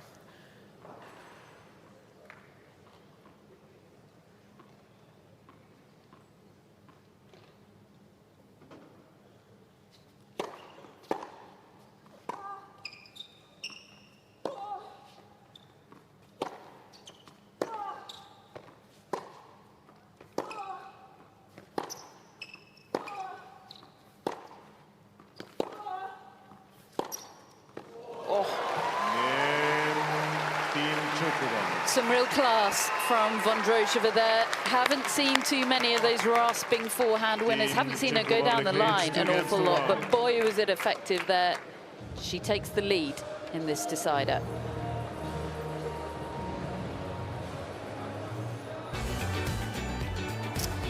How about this then? A little look around some beaches of Western Australia. I'm going to check some of these out next weekend. I hope to see a kangaroo hopping down a beach.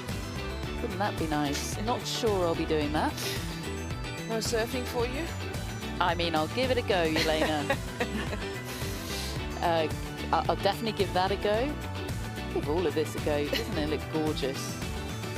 Absolutely beautiful. Those crystal clear waters. Stunning. And there are just signs she's getting the backhand into play a little more. How's your check, Elena? I'm courtside and it's pretty good, but they're not talking about it. You've got to get that energy, just a little flat.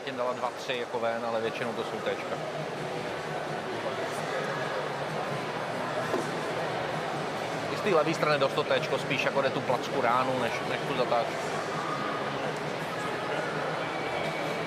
Brutery, pojď Maki, pojď.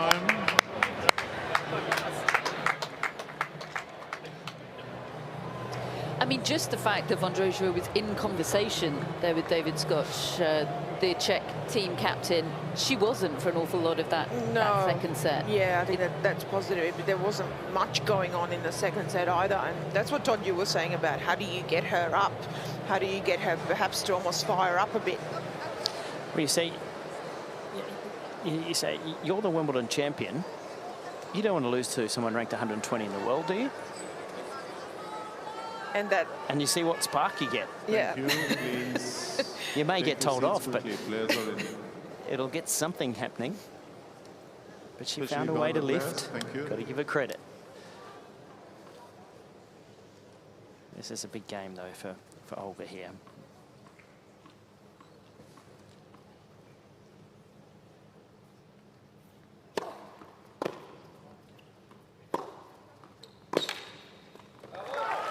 Good way to start it. It's that pattern you picked out, Elena, going into the backhand to open up the opportunity.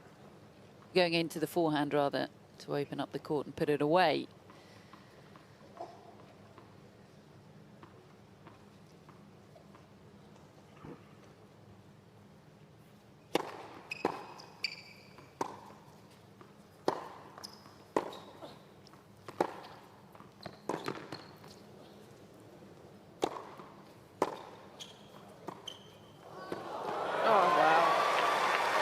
loves that repertoire, the soft hands, and just she possesses those shots.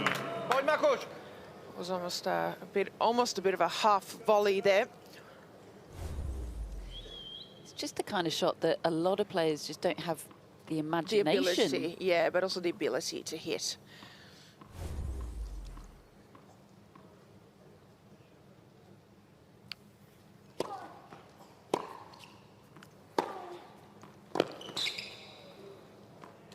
That's a big forehand.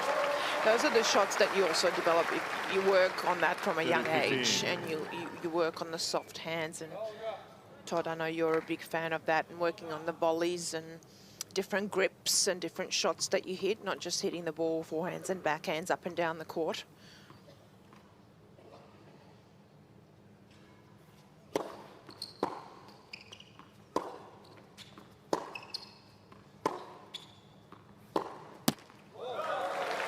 No, you're right. I'm a big fan of that because not everybody is unbelievably gifted and has it all at the beginning of their career. You learn them, and, you know, understanding how hard you grip the handle of the racket to get softer hands, to create touch, what the racket face is doing. And you can do that by playing a lot of fun games, in fact, particularly when you're younger.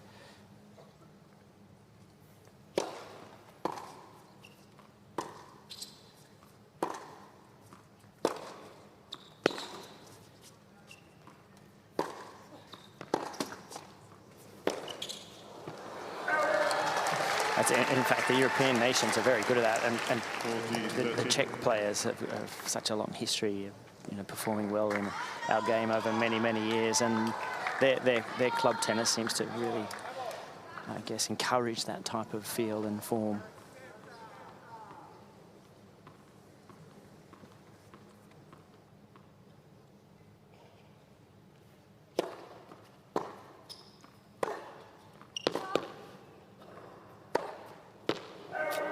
So this is the overplaying a little bit when she gets tight.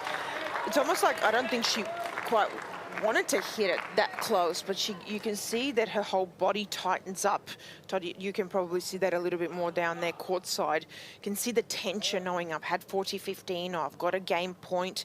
If I don't win this, will I lose this game? That's where she just needs to get a little more relaxed.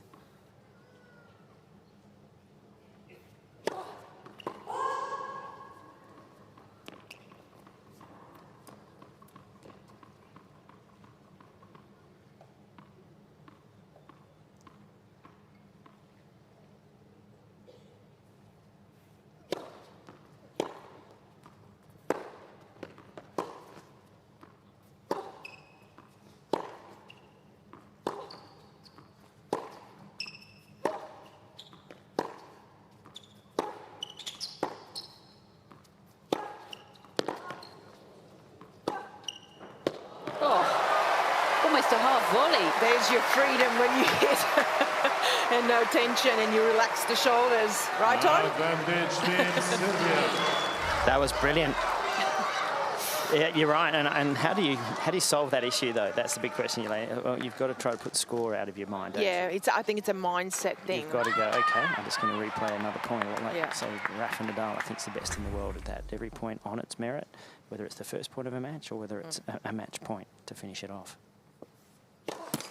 It's a superpower, being able to do that. Mm-hmm. Yeah, it's so easy sitting here to say that. Do as I say, not what I did.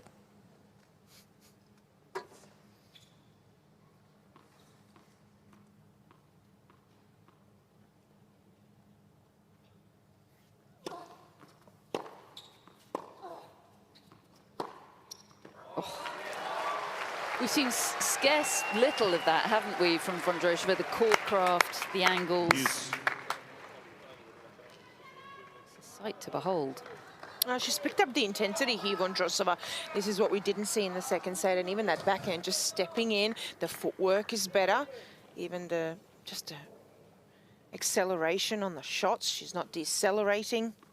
A bit more spring in her step.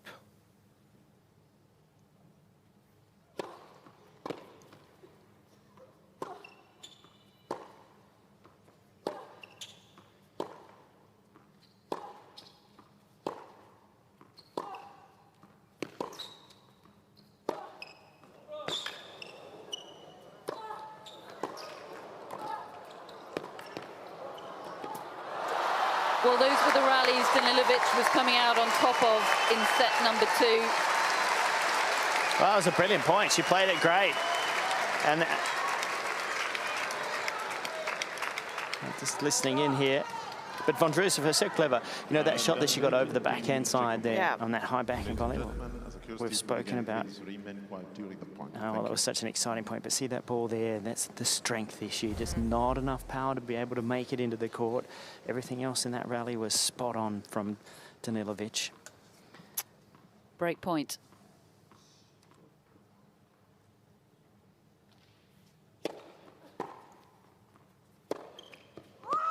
The tension again, and the intensity is back for Marketa Vondrousova, and she has the break. Look, I said this a little bit in Danilovic's first match and early on in the second. So she had 40-15 in that game serving. She lost the point at 40-15. Didn't even play a bad point. It was a little negative reaction and a slump of shoulders. And that's what we're talking about. When she sometimes gets into that or has that reaction, she loses a couple points in a row, gets down on herself, but it also makes her more tense and feel the pressure. And I think moving forward, that's what I would work on. It's just these little micro reactions.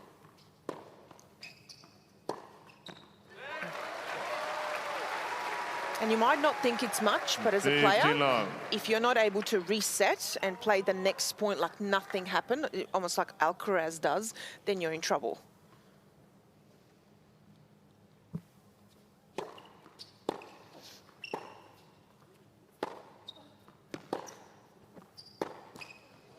It's a skill, isn't it? It's a skill like any other, and one that can be worked on and improved.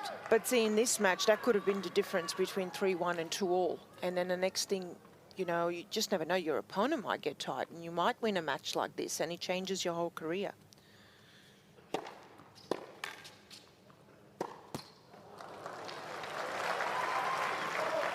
(30-15).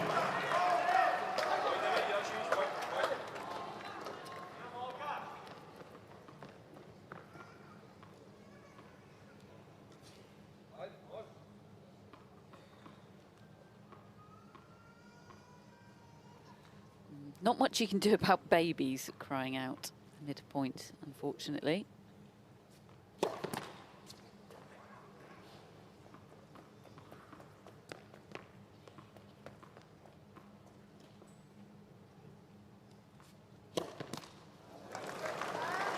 Got to her there. Yeah, she's really decelerating though on that second. So it's a low ball toss as well, but it's just no acceleration.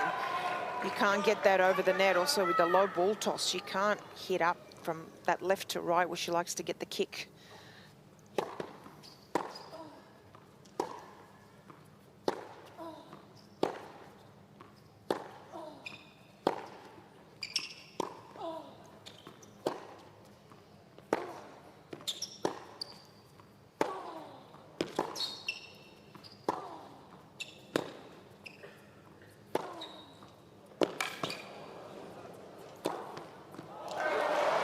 Oh, it is just wide. She can't believe it. She's going to get to see it all over again, but nothing will change. 40-13. Perfectly played point, though. She constructed it beautifully, and it's almost when you're coming to the net against Vondrousova and you see that ball kind of, when she's on the stretch, you know it's going to go over your weaker side. For a right-hander, she would put that on that left side. For a lefty, on the right side.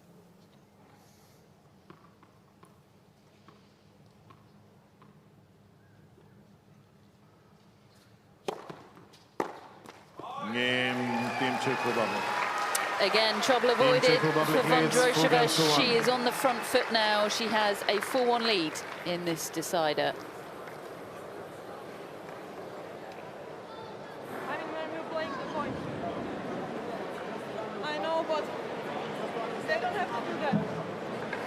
Vondrousova displeased with the amount of noise during the point. Adel Noor, I think, explaining there's only so much he can do. Well, there's one way to put that to rest, isn't there, Catherine? Just keep the scoreline where you've got it. But that's what she did, though. It's almost like it got her a bit angry. There you go, John. She needed something, didn't she? That spark, and that's perhaps what it was. As we know, Novak doesn't like it when the crowd don't go for him. And here's the reactions that you're talking about, Jelena. That's it has to improve. And it's affecting her. That's the thing. You continue to be in that negative mindset. And I don't know, Todd, if you saw just recently the Djokovic interview and talking about focusing on that from his opponents. And he said that sometimes he looks up at the screen as well when you would show the other opponents on the change of ends, and he's looking for these little reactions. Are they tired? Are they frustrated? And he takes a lot out of that. That's how far he goes. That's those 1%ers that win you matches. Yeah, this body language from Danilovic, it's a gift, isn't it, to the opponent. She is 22 years of age. This can all be improved. And I'm sure this week in Perth will have been a huge learning curve for her. She's not done yet. 1-4, deciding set.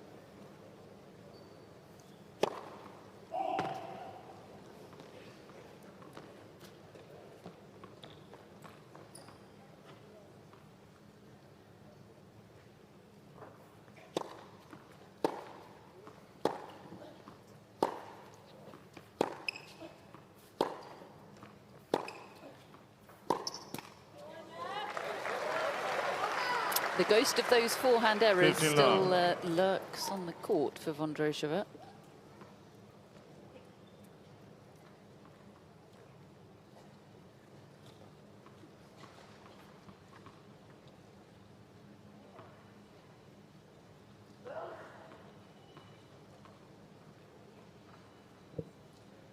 Thank you for keeping the mobile in the silent mode, please. Thank you.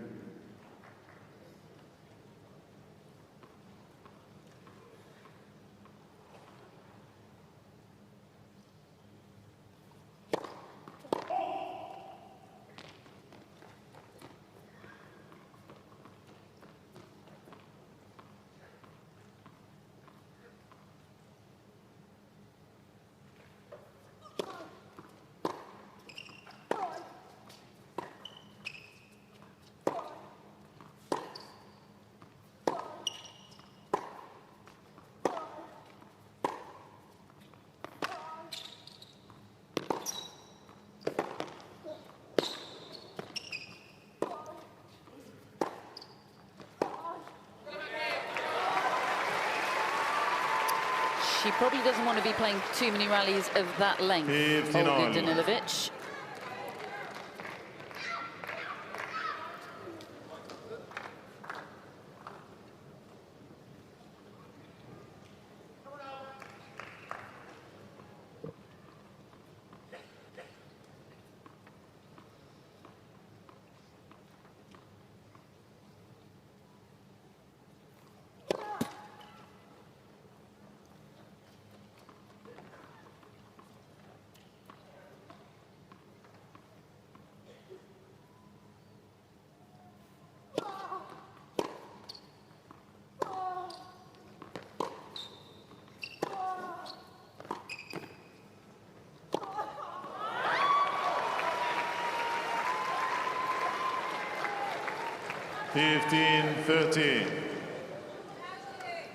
Yeah, there it is again, up and above the shoulder. There's no strength to get that racket head to snap, to bring the ball down into court. And so often in this match now, she's played some terrific points, set them up perfectly, and then doesn't have that finishing shot. So some work on the transition to come to net to make a better finish would be great.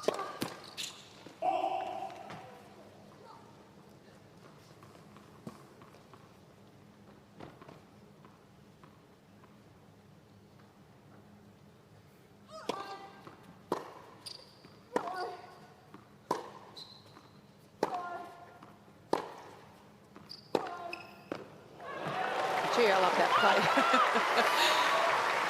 And she goes cross-court and she doesn't lift up out of that down the line. She's balanced, really lets that arm go through freely towards the target.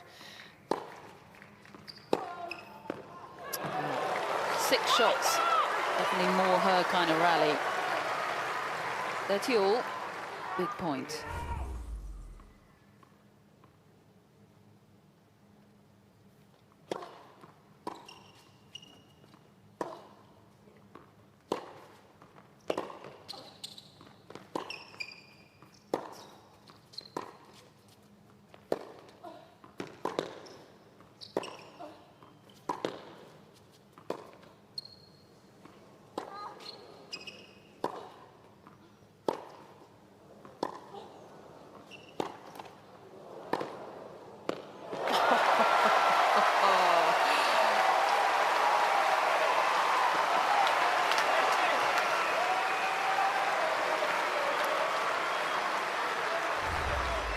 Those Serbian fans behind you, Todd, enjoyed that. Well, what a great strike that was. And even the reaction, Vondrousova looked over in my direction. I'm just to the right of the team zone and as if to say, oh, I played that well, too good. But that was one of the best reactions we've seen from Vondrousova throughout the match too. She enjoyed the point, the rally, and made her lift.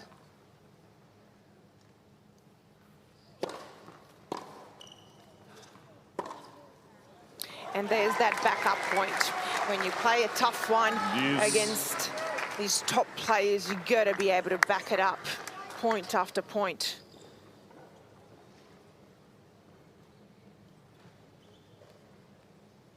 Just taking a bit of extra time here. That's smart. She's still got 10 seconds on the time clock.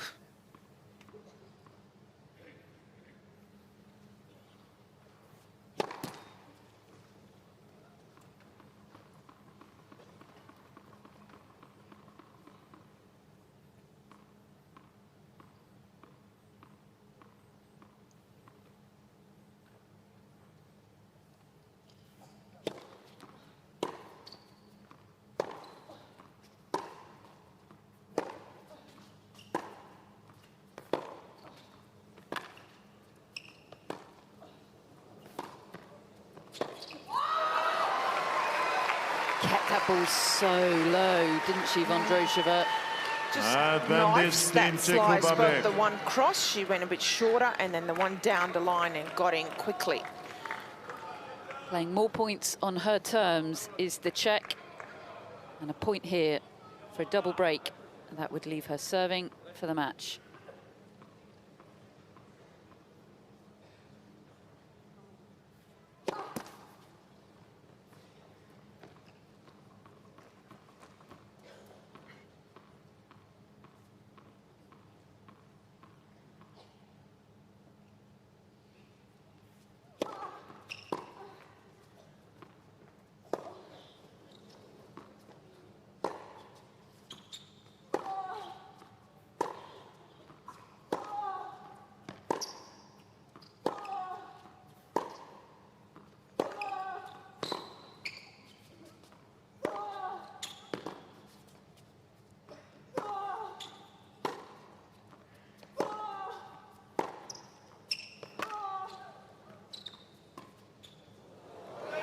Too good from Marketa Vondrousova. This is more like it from her.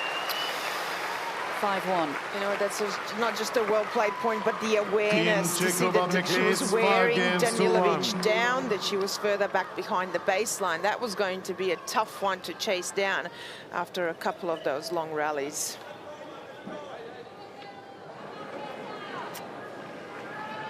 This is a tough scoreline for Olga Danilovic, who's produced some good tennis in this deciding set, but Vondrousova just has those levels available to her. Seats for now, please. Thank you.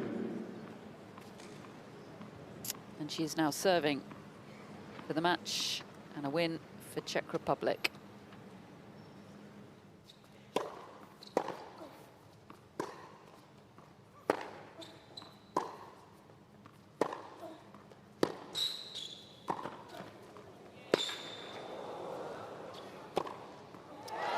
I'm not done yet, says Olga Danilovic. Finally makes an overhead. Love 15. But the difference between that overhead there was that she was able to get back in position and come forward into the smash. The other one she gets in trouble with is when the ball hangs back behind her. But again, you know, when she plays that type of point, to be able to finish like that's so important. She can do some serious stuff this year if she can get it all together.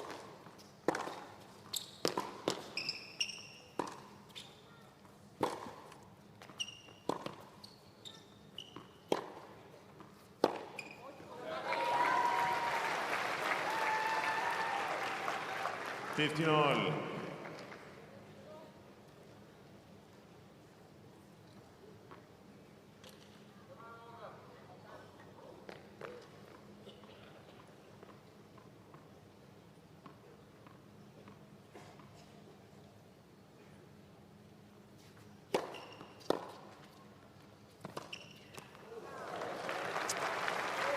Sluggish with the footwork once again, Vondrousova. It's been better this set, but it's still not been free-flowing Wimbledon champion Marketa Vondrousova.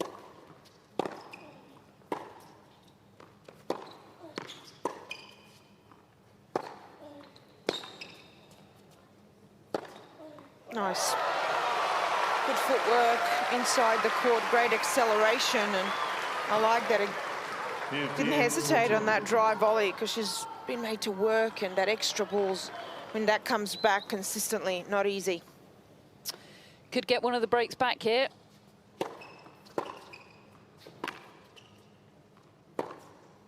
And does. She's not done with this United Cup. On we go. Team Czech Republic leads 5 games to 2. Still very much in the driving seat, Czech Republic, but more tennis to be played.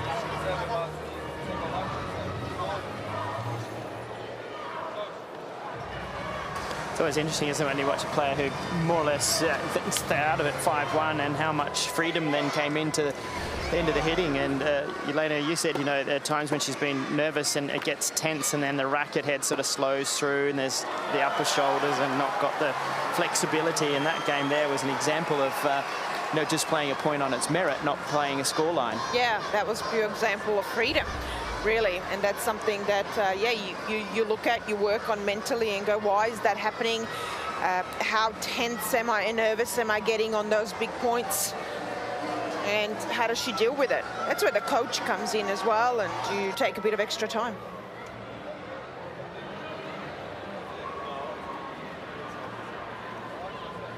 To bude cítit, neboj se zrychlit ten backhand do toho crossu.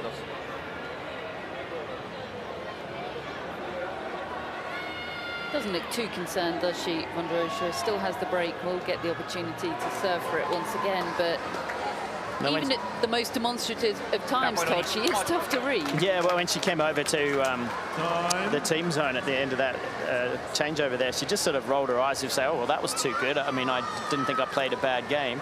And she didn't. And she's got the 5-2 lead, just needs to keep the pressure on, see what Olga can come up with here, if she can remain as loose as she was in that last game.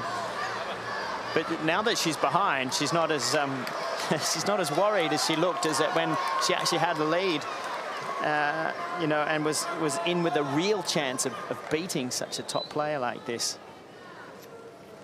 Oh, the mind is a weird and wonderful thing, isn't it?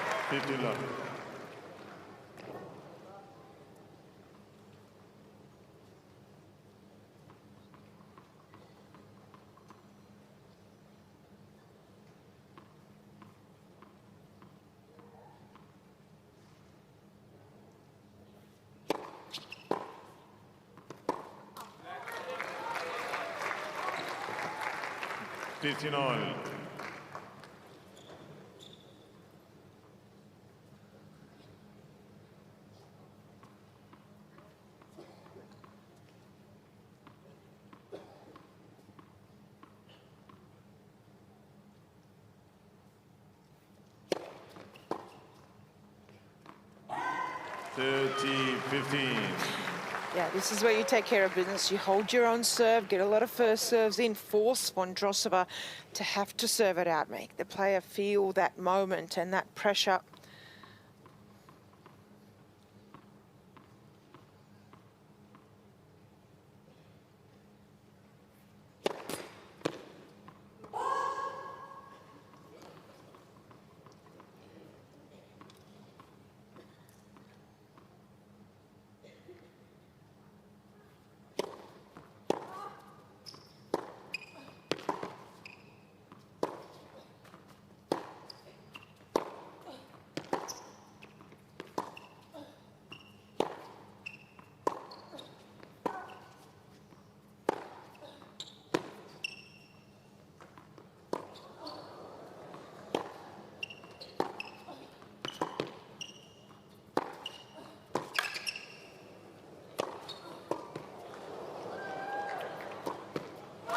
Well done, Olga Danilovic. Yeah, you deserve that applause.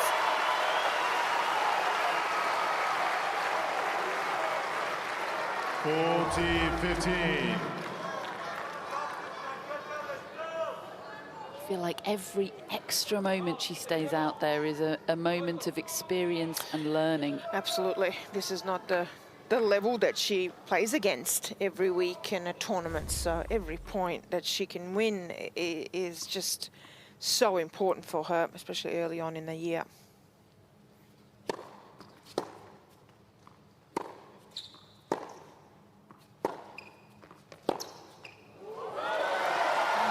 Great hold. Great hold. Ask the question. See what reply the Wimbledon champion has. Now this is a great attitude. This is a really good, resilient Danilovic hanging in. It's exactly what you would ask of your athlete that you were coaching to bring at this particular point. And look at the difference in the calmness on the face because she's behind. I think she can learn an enormous amount from this match today, no matter of the outcome, the result.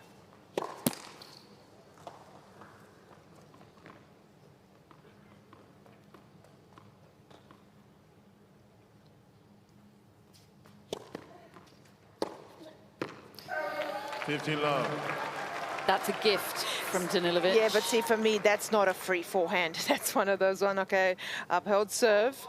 I know I can break. I broke in the previous game. That's the freedom we're talking about.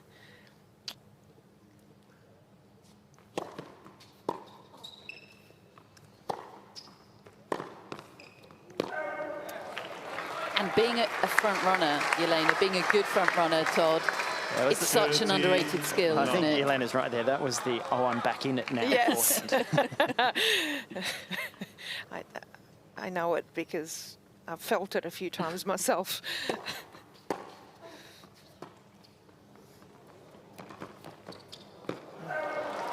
She doesn't like that backhand drop shot of Vondrousova, does she? I don't think not a lot of players in the world like it. The shot helped her win a Wimbledon title last July. And it could be about to help her here to get a first win on the board for Czech Republic in this United Cup.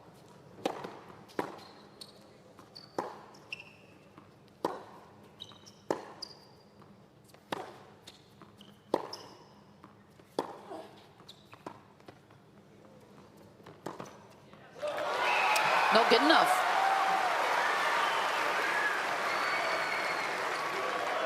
$40-15. Still two more match points.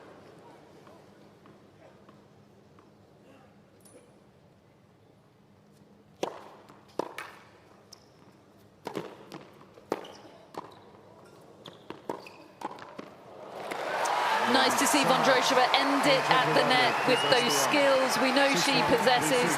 They weren't on display throughout the match today, but got the job done, did Marketa Vondrousova. Showed flashes of what won her the Wimbledon title.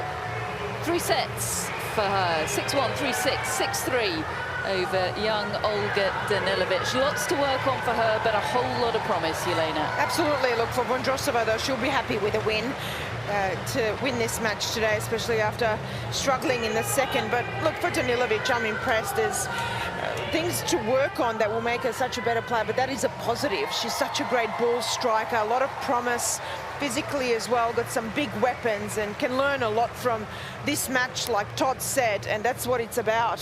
What she'll take out of it, take the positives and move on into, you know, the next matches and the rest of the year. Such a balance, isn't it? Taking the positives and feeding off them, but not being satisfied with them. But also not being disappointed with a loss. So she's lost 2 matches so far. You want to take those positives, not the negatives. Let's hear from Todd. He's with our winner. Marketa, congratulations. I guess that must be a bit of a relief to get that victory under your belt, given the first match you didn't get a win and trying to get ready for this Australian summer. Yeah, I mean, it's a great win, you know. It was a tough match. He was playing a good match, and yeah, I'm happy, you know, that I won in the 3rd set, and yeah, I just, you know, kept fighting, and I think it was a very tough match. How difficult has it been for you after a very big season last year to get ready for this season? Has it been harder than normal?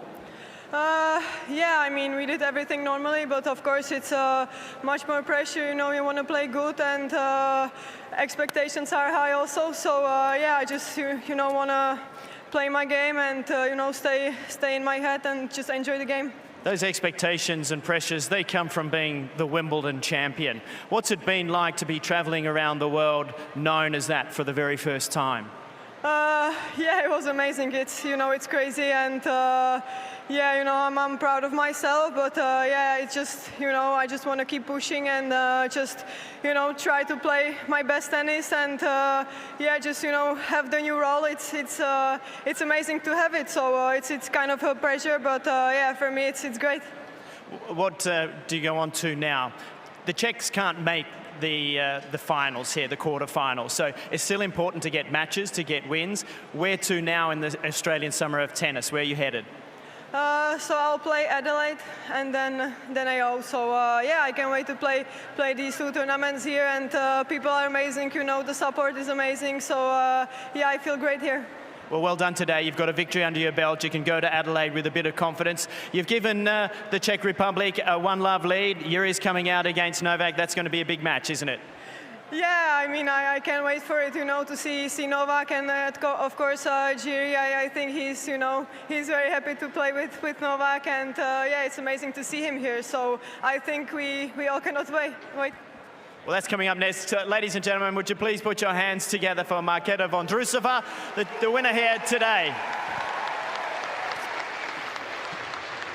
Yep, as signposted there by Marketa and by Todd, it is very nearly Djokovic o'clock here in the RAC Arena, which certainly is what a lot of fans have come for today. But the Czech fans we have will be pleased to see Marketa Vondrousova get the win. She'll go on to Adelaide. It'll be very interesting to see what she can string together there, because when she's on top form, Jelena, she's a real addition to the top of the women's game. Oh, absolutely, not just because she's a Wimbledon champion, but as we said earlier in the match, she plays different. She's got the variety, she's got every shot in the book and a full repertoire. She's really fun to watch, and it was interesting to hear her say that, yeah, there is some pressure there. So starting off the year is not easy. Got a win under her belt. Will still play Adelaide, so wants to get those additional matches before the Australian Open, but a good win to get out of today. Not easy being a favourite. Yeah, not all the stats make brilliant reading. She was rather punished on the second serve today, Vondrousova, but decent first serve percentage, 5 aces. Yeah, and look at the winners and the unforced errors ratio for both, and that's what also Vondrousova want to just clean up a little bit though. But look at the 6 out of 7 break points won for her, and 11 out of 15 points at the net. That's a real positive also. So when she needed to though, and that includes in that 3rd set, the big points, she played them well, and even to close out the match, she brought her best. Yeah, the value of experience very much on display today. She's only 24 years of age herself, Vondrousova, but of course has so much experience under her belt. 2 Grand Slam finals, an Olympic silver medal. Will be fascinating to see what she can do in the rest of the Australian summer. Very soon though, here in Perth, It's Djokovic o'clock.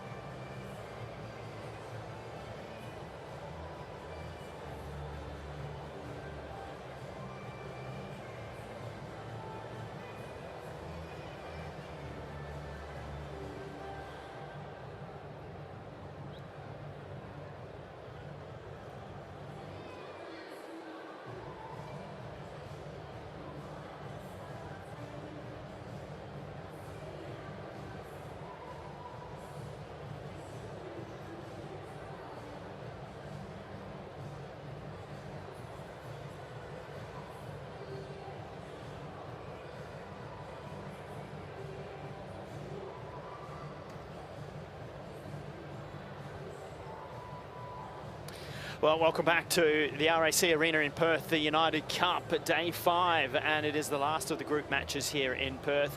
And that man, the world #1, Novak Djokovic, is just about to make his way down the corridor and out onto the centre court here.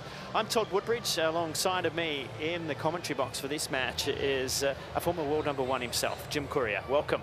Todd, great to be alongside you. We also have John Fitzgerald downstairs, but here come the teams.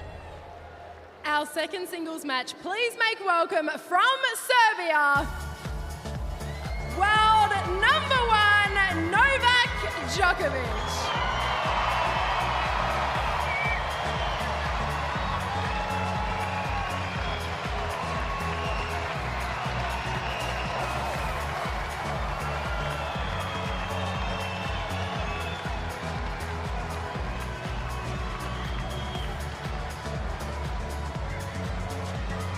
And from the Czech Republic, Jiri Lehecka.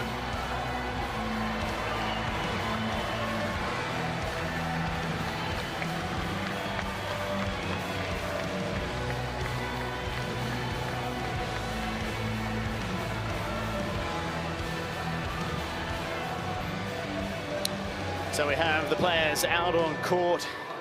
The world #1 who is in... it's always hard to put the right adjective with Novak, but excellent form, let's say, in his opening match of the season here. Wasn't pressed too much, but he had the pressure on his Chinese opponent, Zhong, from the very first point.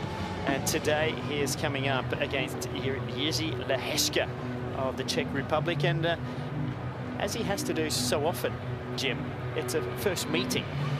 Everybody he comes up against knows exactly what he does, and he has to find his way and work out the patterns early on. He's been out on tour for so long. He's come through so many generations of new players that are coming onto tour. But this young man from the Czech Republic is quite a talent.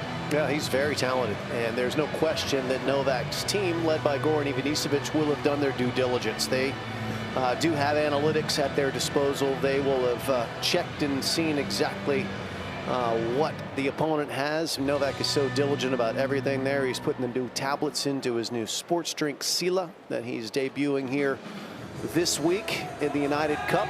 Part owner of that business from what we gather. And he will take full ownership of the game here momentarily. So let's listen in to the chair umpire, Mo Leone. Okay, gentlemen, a few reminders like always. A net sensor, TV changeovers, so please be seated until I say time. And electronic line calling, the third clock around the corner, so keep an eye on it. So every corner and the towel boxes, you know, you have your flag inside, okay? Any question about anything? No? Riley, can you please ask Jiri for heads or AO? Heads, please. Heads, please. Heads is called. Good flip. Yeah, heads. Receive. So pictured with Riley. So thank you. Keep the coin, please.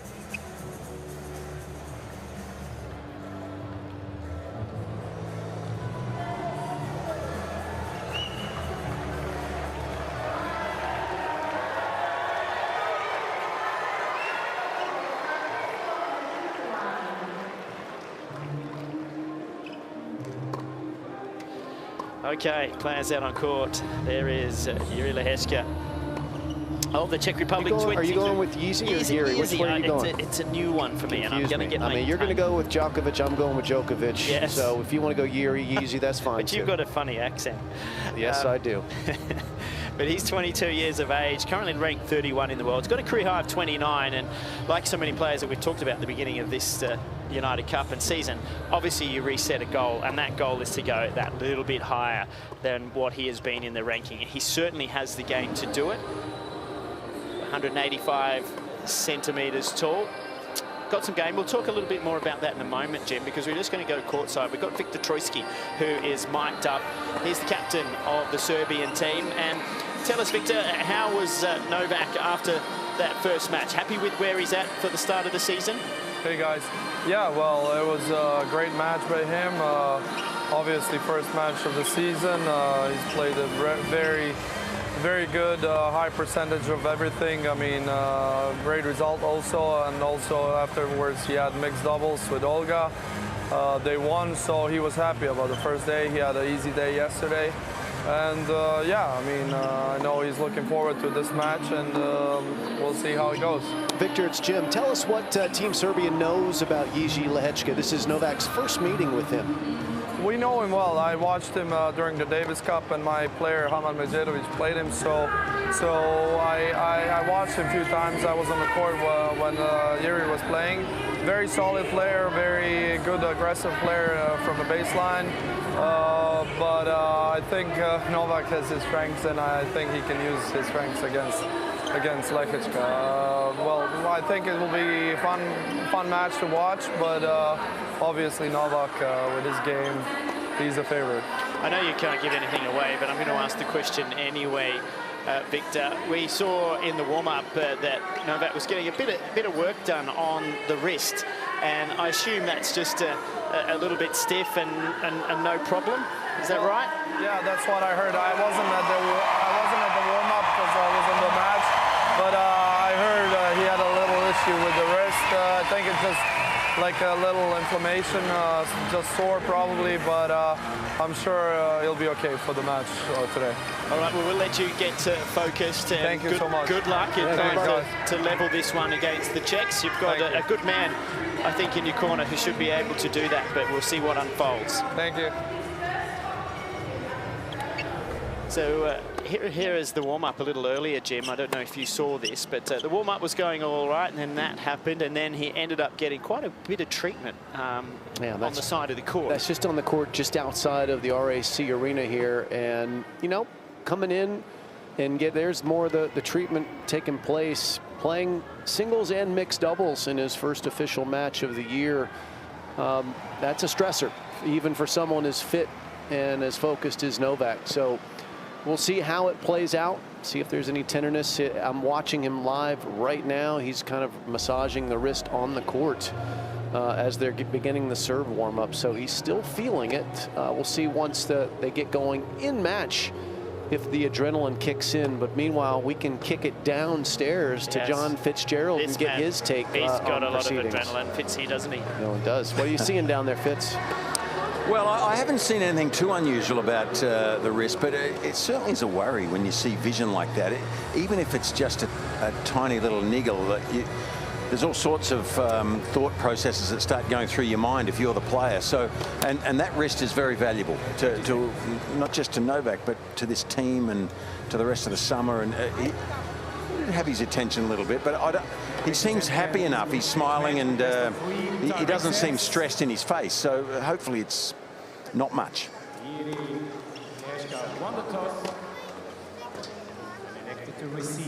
We know so much about Novak's performances, the major wins, all of the records, the numbers. So we'll focus on that as we move ahead of the summer. There's no doubt about that. But for those of you that don't know Lehecka all that well, he achieved his career high in August of last year, reaching his first ATP Tour final in Winston-Salem ahead of the US Open. He had wins over Rublev at number 5. That's the biggest win of his career, to reach his second ATP Tour semi in Doha. And a win there too against the number 7 in the world at that point, Felix Auger-Aliassime, where he went on to reach a quarter at the Australian Open. This was the breakthrough for him last year, so he's got something new to have to work on, Jim, and that's understanding what it's like to defend some ranking points. That's exactly right. This is really where he broke it wide open, wasn't he? He said during his run all the way out to the quarterfinals in Melbourne Park that it was his performance at the United Cup, where he got to play on the big stadium in Sydney in front of big crowds with big pressure, that really imbued him with confidence that led to that terrific result. So hopefully he'll remember the good times in Melbourne Park and carry that confidence in. But first things first, he has a unique opportunity, a chance to play this man, Novak Djokovic, for the very first time in front of a terrific crowd here at RAC Arena. And Lehecka won the toss and has opted to receive serve, so that's where we'll get started.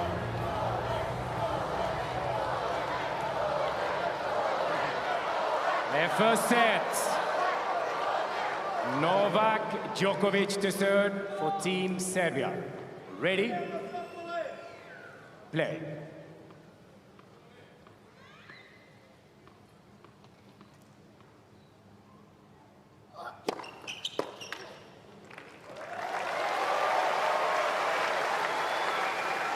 At 15 love.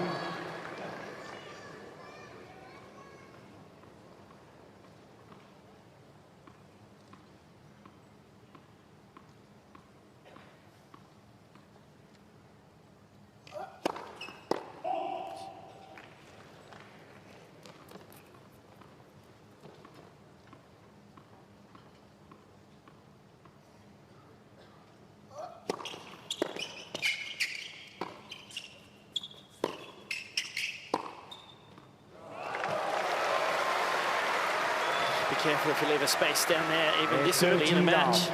Most players are just trying to find range. What a beautiful backhand.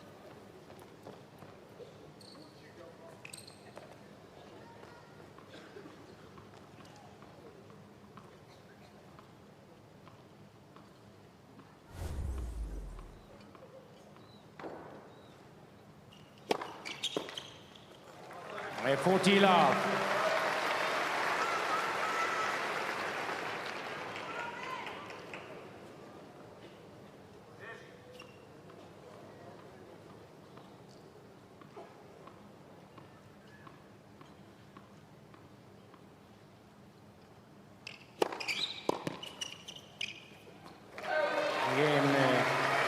Very nice opening game for Djokovic. No indications of a lack of speed on the serve there. High quality serving with good KPH from the world #1 there. So that's a good sign for the wrist. It was this week last year he was playing the first week of the season down in Adelaide in an ATP 250. He'd win that title, but he would come away injured in his leg, and that would hamper his efforts at practicing during the Australian Open, but it didn't hamper the end result, which was another title, the 10th in Melbourne Park on an injured leg. So even with a slight problem, and it was more than slight, I thought the leg last year, he's still the man to beat. So I wouldn't put too much stock in the wrist as of now. We'll hope that that will hold. No problem holding serve, that's for sure, in the opening game.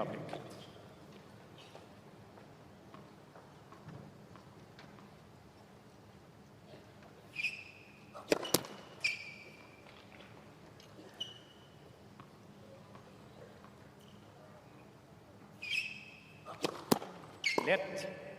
Second service.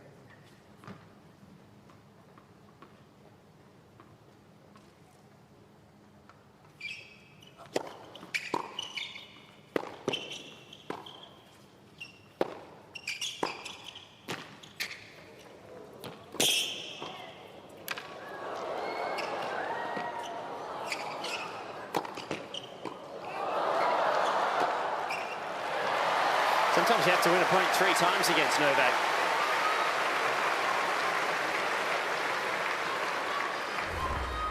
love. This is the overhead that he should have got away right there. Gives Novak another chance to stay in it.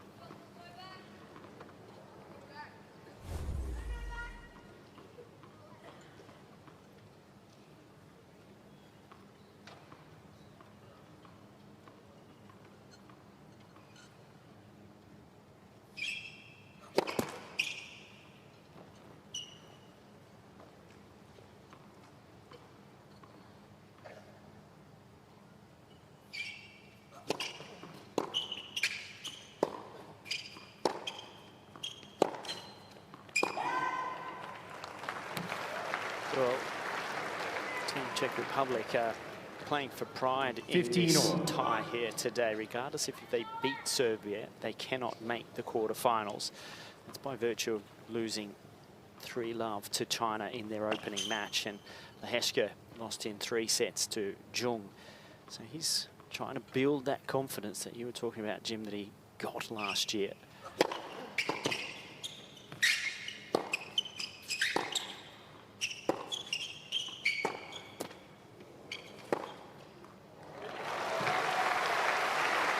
Lehecka started off in that match against Zheng Zhizhen playing pretty well. It was a hot day, and they played in the daytime, and he was able to capture the opening set, but then he kind of fell away physically as the match wore on. I'm sure he was ready for the heat. Much cooler conditions today in Perth.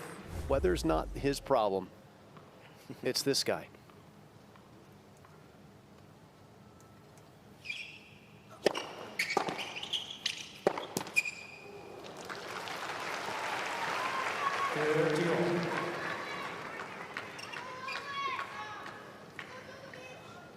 He's got quite a big serve, but it's a flat serve, and it doesn't deviate much when it hits the court, and it won't trouble Djokovic at all, will it? He's one of the best returners in the game, but when it's just coming onto the racket nicely, expect him to get a lot back in play.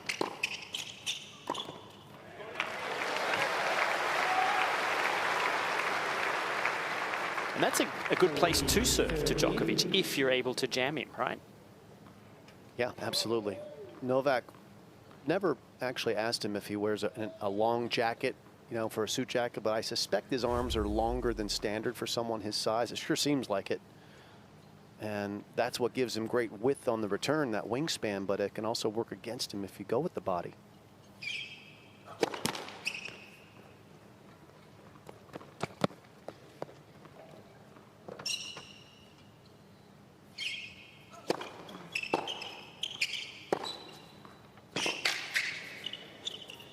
Very positive opening hole to serve for Lehecka.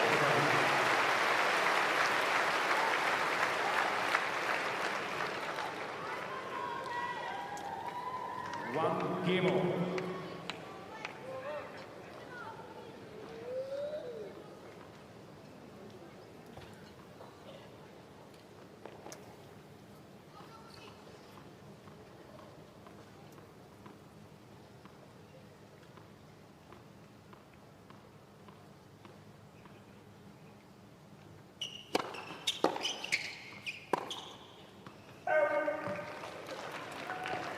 Love 15.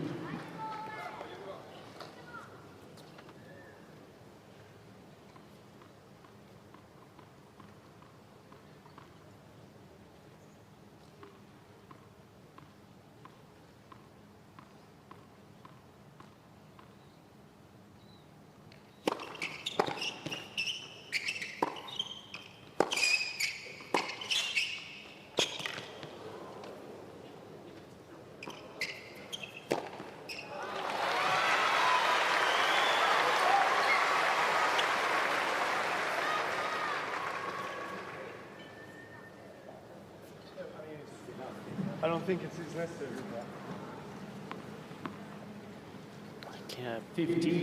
Any idea what that was about, Fitzy? No, I couldn't hear it, Todd. I wondered whether it was to do with the crowd noise. I think it's to do with the sunroof, guys. I think he was referencing the way that the roof is partially closed at the moment. That's what I gleaned from that.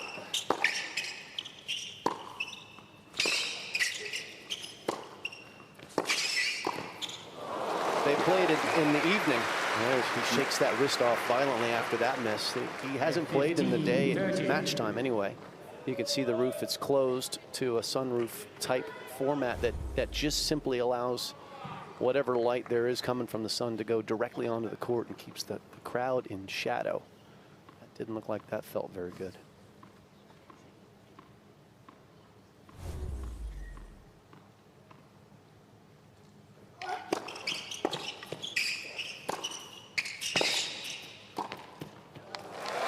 Yeah, the roof is not always symmetrically open, is it? Sometimes there's a bigger gap on one side according to where the sun is in the sky. So maybe that's what he's referring to. But that was a worry, Jim, the previous point regarding the wrist.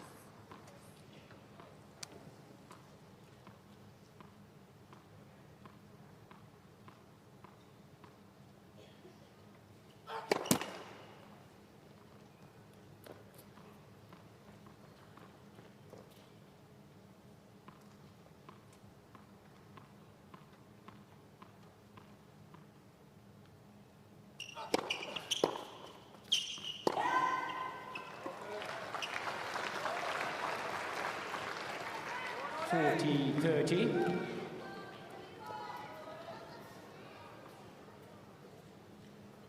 Goran Ivanisevic, top right of the screen, just in the back row there. Day-to-day coach for Novak. Lending a hand to Viktor Troicki, the captain, if needed.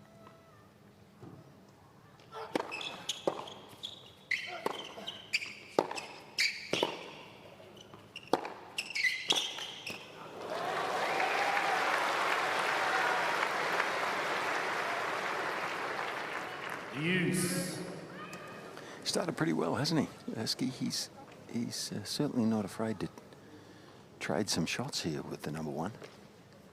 Good athlete. Could you repeat his last name for us, please? Not while Novak's serving. Good excuse. Not letting you off, Fitzy. Did you call him Lehecka? That would have been a silent H, I guess.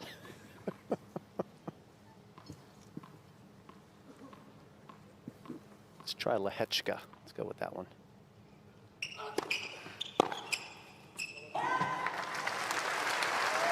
Well, it is confusing when you hear different pronunciations of first names as well as last names, isn't it? I noticed Viktor Troicki didn't use the same first name pronunciation as most of us.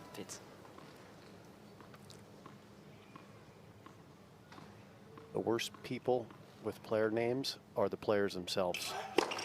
They can't pronounce anybody else on tour's name. It is like, you want to have some fun, take a camera in the locker room and ask them to pronounce other players' names. You will get it all over the shop. And we were all guilty as charged in our day in the locker room too.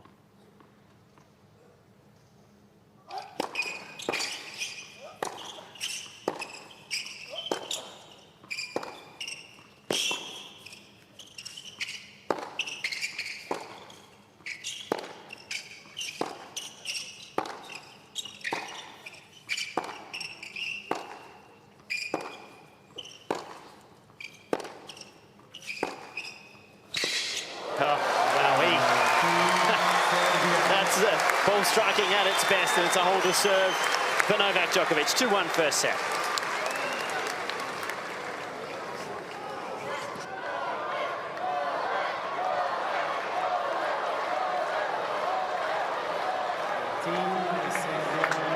Two games to 1.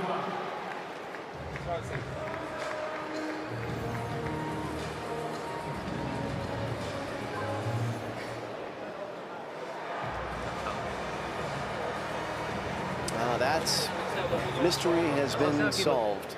Leone is asking to turn some of the lights off that are on during the day. That's what Novak must have been asking him about.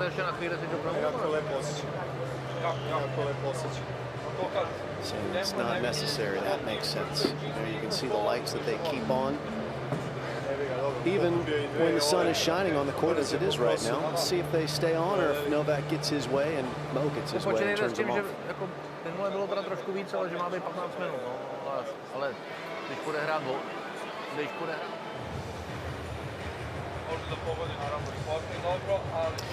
Todd Woodbridge alongside Jean Courier. Having a little bit of fun here today in the booth as we watch one of the greatest that's ever played the game. And that last point, the previous game, was just such incredible ball striking. At time. And you could see there was Novak reacting to a little bit about the sight and lights. And so the lights are on in the stadium because it's been quite an overcast day. But once the sun does start to break through, which it's doing right now, I think Troicki is going to ask him about that right now. We really don't need it because it's bright sunlight. It's actually very bright.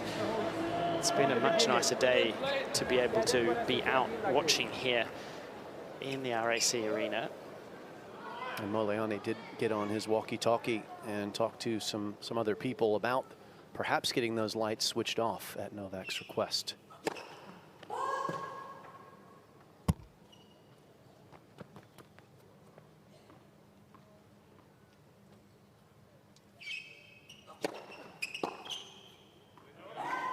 It's not an unusual request from him. We've seen it multiple times at the US Open when he's been in a match that starts in the day and moves to the night, and they put the lights on a little bit earlier than he thinks is necessary. He certainly is not afraid to speak his mind, let him know that he doesn't think it's the right time for it. Doesn't always get him switched off, but sometimes does.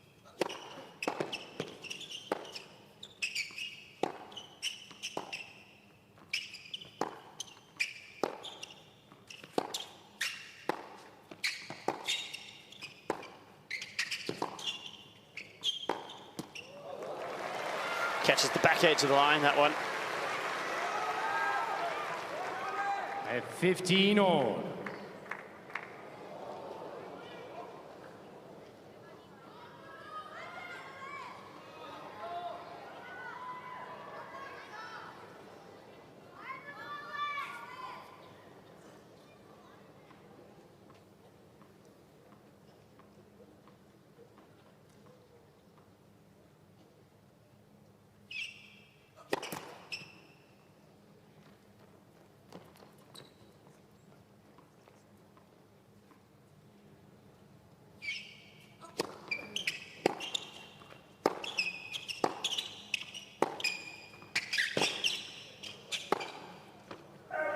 Yep.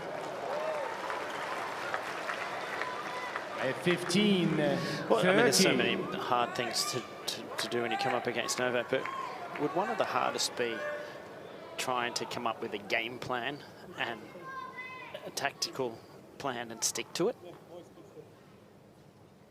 Where's the weakness? Exactly. Yeah, doesn't exist. So how do you approach it? Do you approach it? I'm going to play everything at Mark 1. Because that's what's happening here. Lehecka just going out on every ball beat. Yeah, well, the three of us were lucky enough to play some of the game's greatest players like Sampras and Lendl and McEnroe, but there were always weaknesses to find in their games, and there you could get not. a breather, couldn't you? Correct. Within it. And that doesn't exist with Novak. So it's hard for us, I think, to even imagine what it's like to challenge the complete set. And here comes a chance for Novak to gain control in this match. Break point.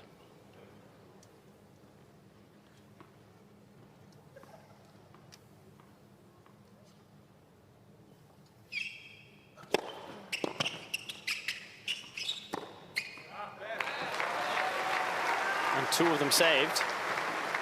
Nicely played. The reality is Novak is as good as he's ever been, and that's saying something, but he also is human, and he is beatable. He's yet to have an undefeated season. He's come close. So you've got to ply your trade if you're Lehecka and hope that Novak is slightly off. That's really your only chance. Stay with it.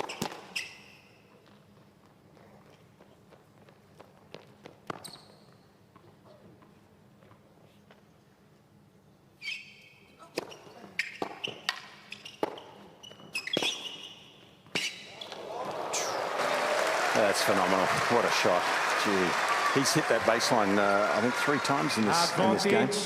Team and Serbia. you know, the strength of Lehecka here is that his ground strokes are awfully good, but maybe just not quite as good as Novak, as you'd expect. And so if he plays this same game, it just seems like Novak might have him covered.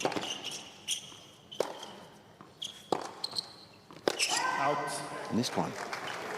That's like a pressure valve. You rarely see that. The relief when that happens is palpable.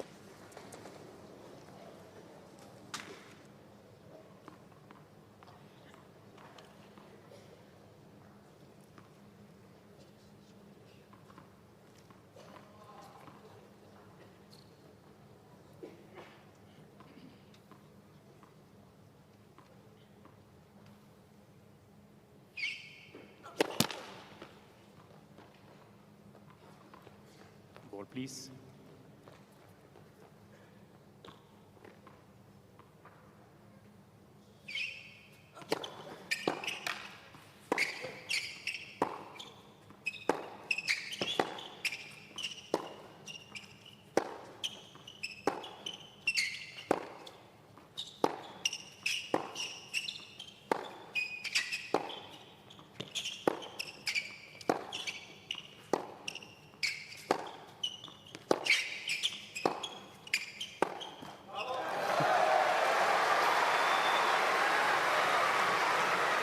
One of the things that you get when you come to watch tennis live Team is an Serbia. appreciation of the speed, the power in the shots, the speed of the athlete in and around the court. And a rally like that usually has the crowd in awe of what these guys are able to produce. And it's a third break point opportunity for Djokovic.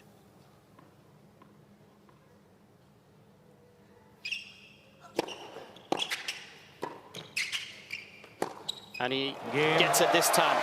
Wonderful return, sets up a pass.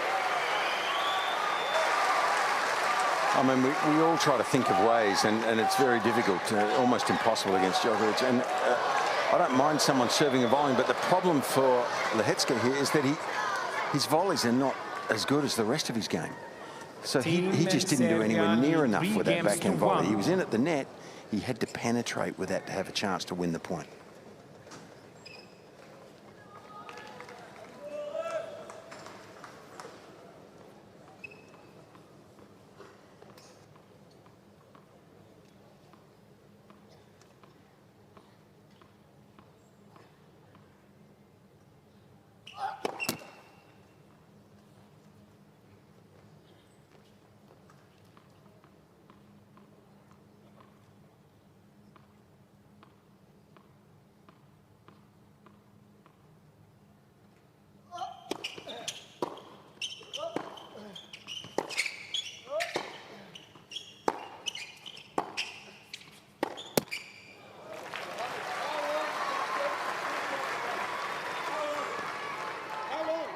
At 15 love. How long does it take to turn off the lights?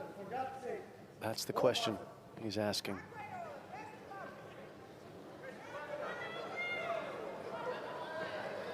Mine take about as long as it takes for me to get over to the switch and flick them. How about yours, Todd? Well, you're still finding the center of the racket, even if you can't see. 30 love. Yeah, you wonder, Jerry Armstrong is here, veteran supervisor. He's courtside. I can see him not far from Fitzy. Perhaps there's just a rule in effect that those lights are going to stay on during the day, and Novak's not aware of that. We're certainly not aware of that.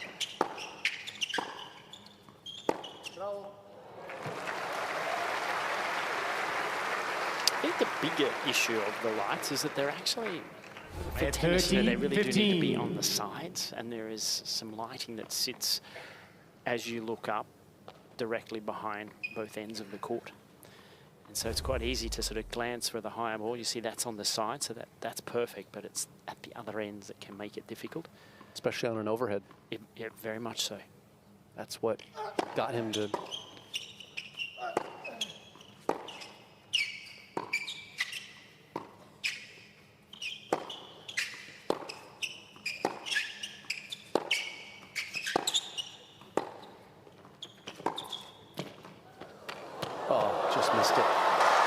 tennis there, but that's when Novak reacted to the lights, was after he hit the overhead.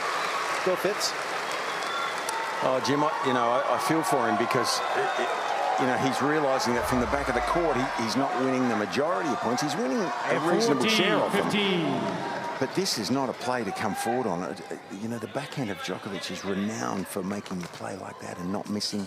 It's so hard to attack that side, and he's coming in off it. On that, he's going to always have to play a difficult half volley. So that one didn't make contact with the strings. It's a tough way to win a point for him.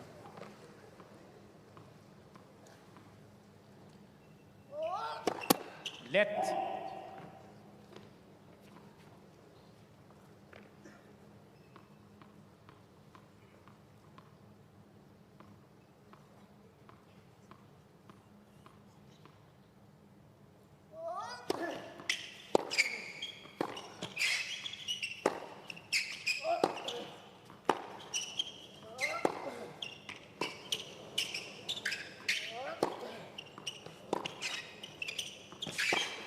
Accuracy, power, athleticism, all in a bundle. It's tough to beat. Djokovic, hold serve, got 4-1 first set.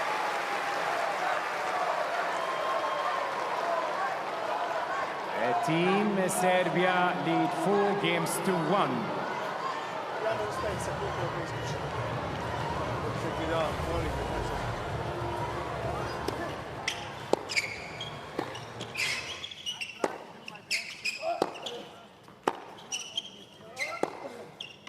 Take a look at the depth and the accuracy, and as I said, the power that goes. He has this incredible ability to just hit the spots, the way he spreads the court.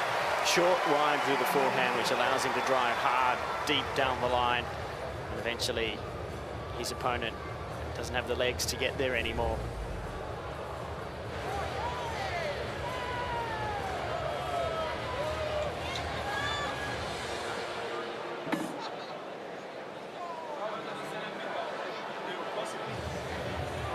On je rekao treba da isključi, sad kaže da ne zna se još, jel?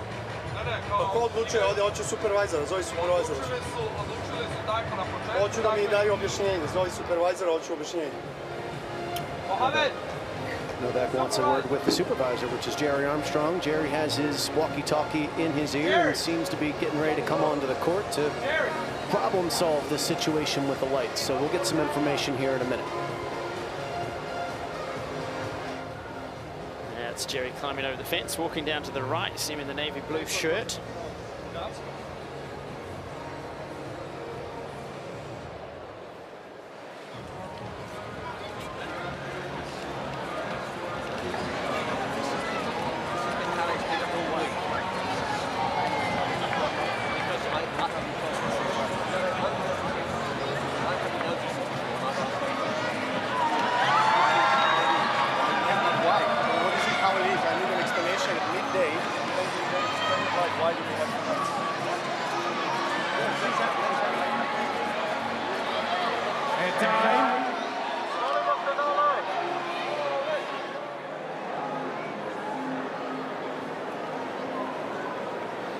Okay.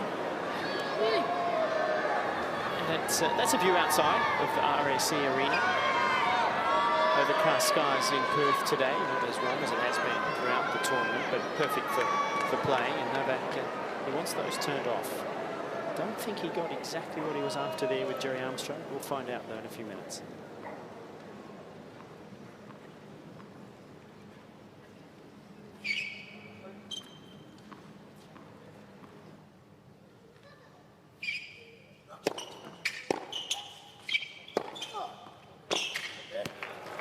Clearly a perfectionist, Novak. 15 love. And it would seem, as we've called many of his matches, that there are times when he looks for something to keep fire, keep the focus and the intensity required within matches. Is this one of those? Might be. And lately, in the last year or so, he's really been finding people in the audience to drive him, people who were cheering for his opponent. And he has singled out people to prove wrong and use that as motivation, but most of this crowd's for him.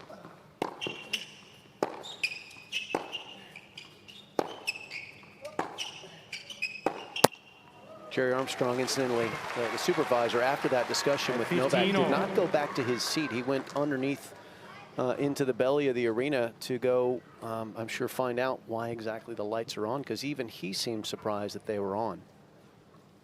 Now, this is not your traditional open-air tennis stadium. This is a retractable roof. The roof is partially closed. I would say more closed than open, or at least 50% closed. So perhaps that factors into why the lights are on.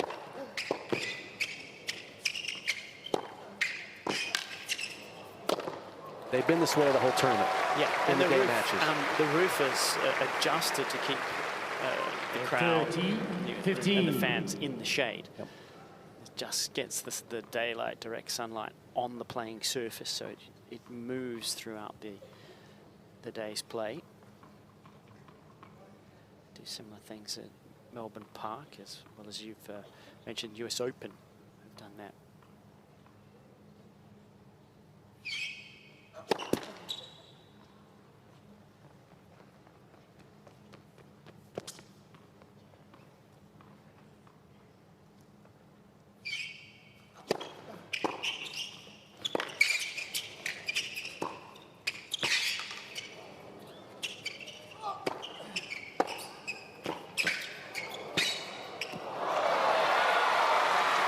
Certainly nothing wrong with his tennis. It's high level, it looks effortless.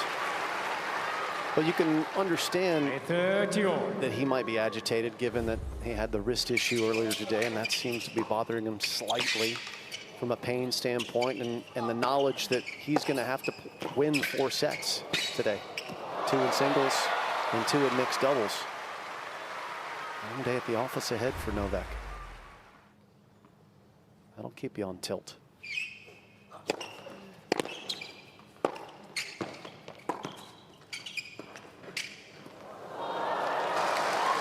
Unsure how to win points, isn't he, Fitzy? Look, he just doesn't have the feel to hit those shots enough. That takes years and years of full-on practice. Not just, that's where Novak is so good. He's mastered the technique and the ability to hit every shot in the book, every shot. And when he has to hit a drop shot like that, he generally makes it. He really looks a little bit.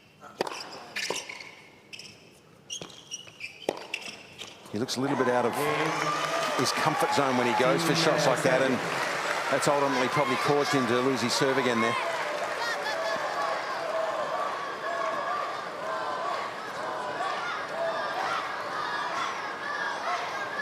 Novak Djokovic trying to level for Serbia.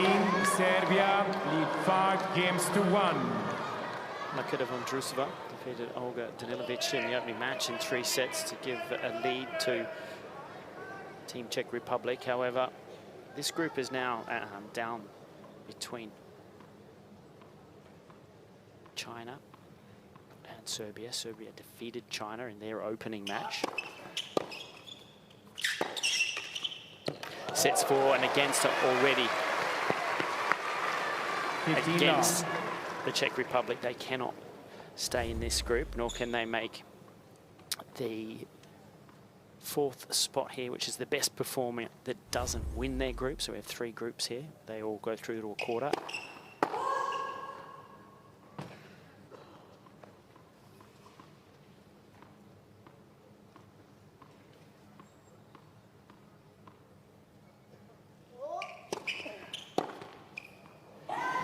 If Serbia are to win this today, Djokovic wins this singles, and then somehow they come out to win the mix, they will play Australia in the quarterfinals tomorrow.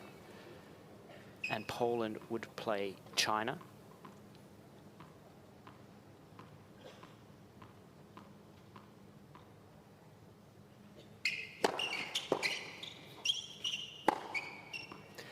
And if Serbia does not win this, that means that tomorrow Poland would take on Serbia and Australia would take on China. And then the winners of those quarters will travel to Sydney for the semi-finals.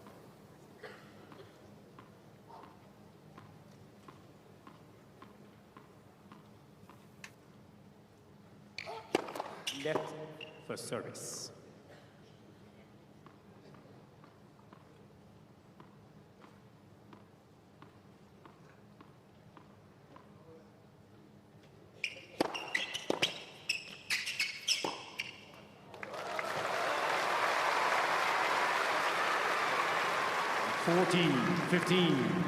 Beautifully dispatched backhand from Novak Djokovic. And with it, Team Serbia has 2 set points.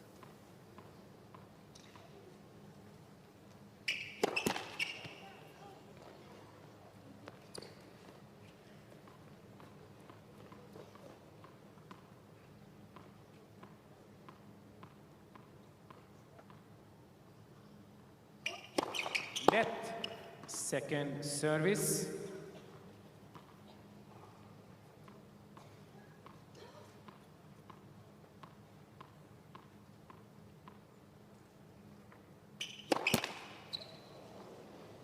(40-30). A rare unforced error and a double fault from Novak, first of the match.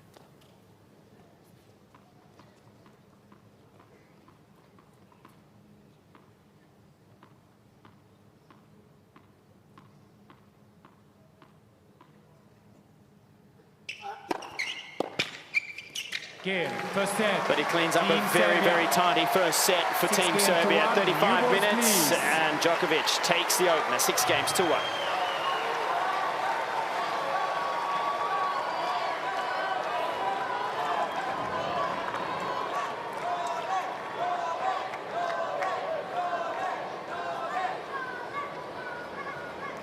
Well, if there's any problem with the wrist, it was not evident in the level of play from the world number 1. 65% first serves in play. That's stock standard for him.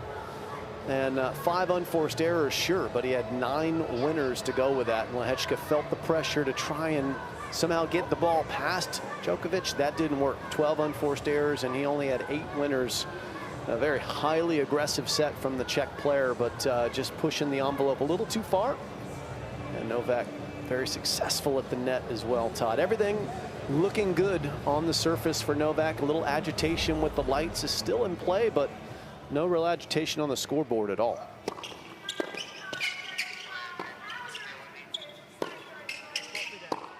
Go quick for the peek of the highlights here. Novak on the front foot, finishing nicely there. The full arsenal, the good returns, defense, the down the line backhand threading the needle. All the brilliance on display.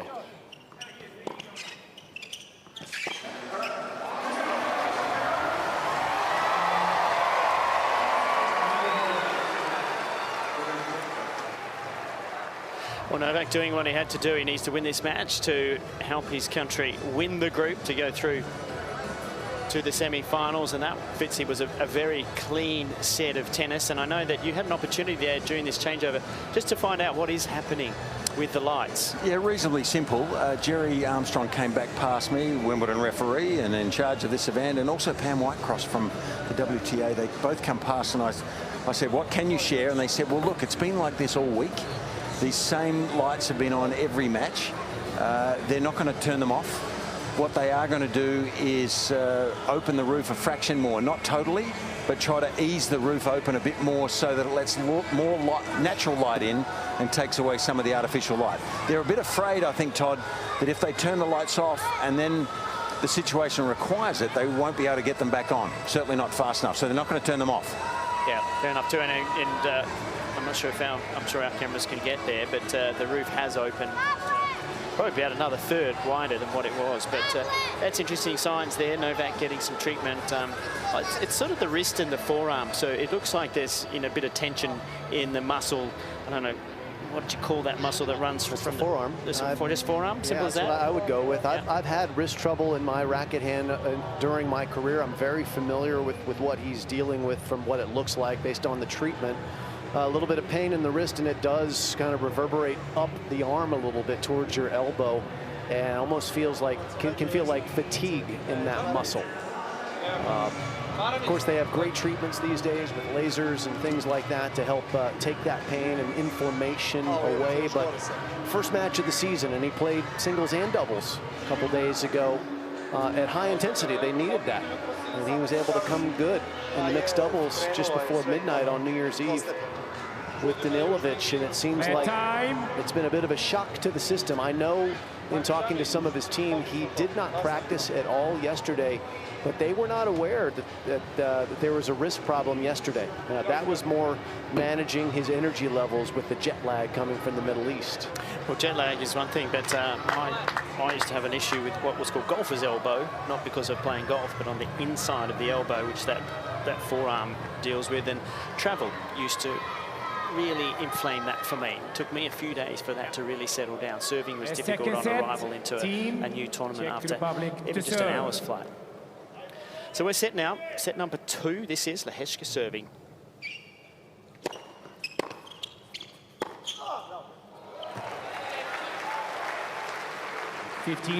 So I guess the thing here for Novak's fans is he's now put them in the sun. They need to get the hats on and the sunscreen out because the roof has widened significantly, and you can see the more natural light in the stadium now.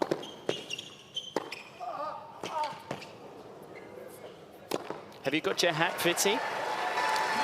Why did I know you were going to ask me that, Todd? Yeah, no, I don't actually, and I'm right on the verge, I think, of where the shade starts and the sun begins. So, and I'm sitting on the western side of the stadium, so the shade will come past this area again shortly.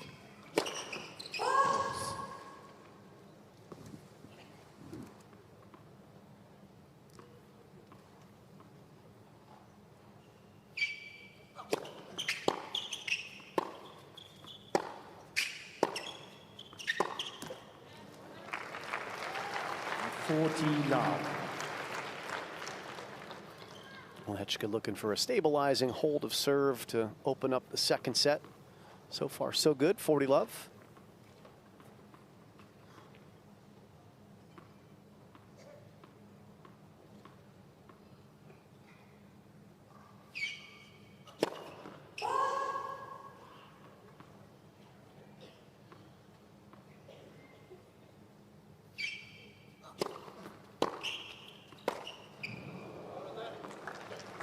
Forty, 15.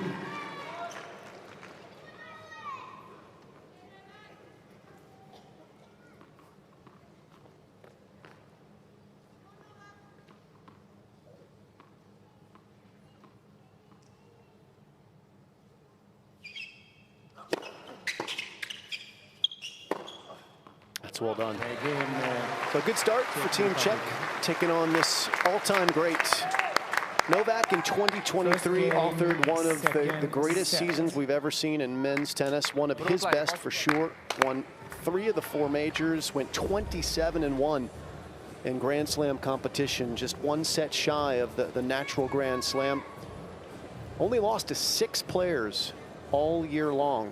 Jannik Sinner got him twice. Everyone else got him 1 time, including Alcaraz at Wimbledon, Medvedev in Dubai. So he's beatable, but it's not easy to do it. So what did Jannik Sinner, the only player to beat him since Wimbledon, what does he offer that challenges Novak? He beat him in the Tour Finals, and then he beat him the next week in the Davis Cup final as well. Now, Djokovic did beat him in between those matches in the Tour Finals because he lost in the round robin, then clipped him at the end of the tournament. What Sinner has is unmistakable power everywhere.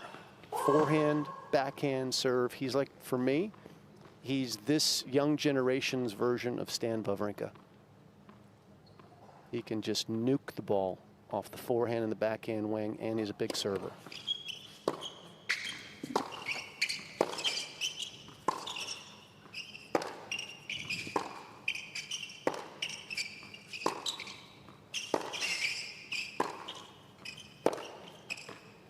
He also has a pretty good coach, Jim, Jannik Sinner.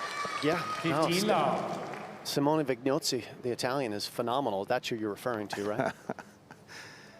Yeah, he's good too. But Darren Cahill is our mate, and look, he's had a track record of looking after #1 players in the world. The track record's there.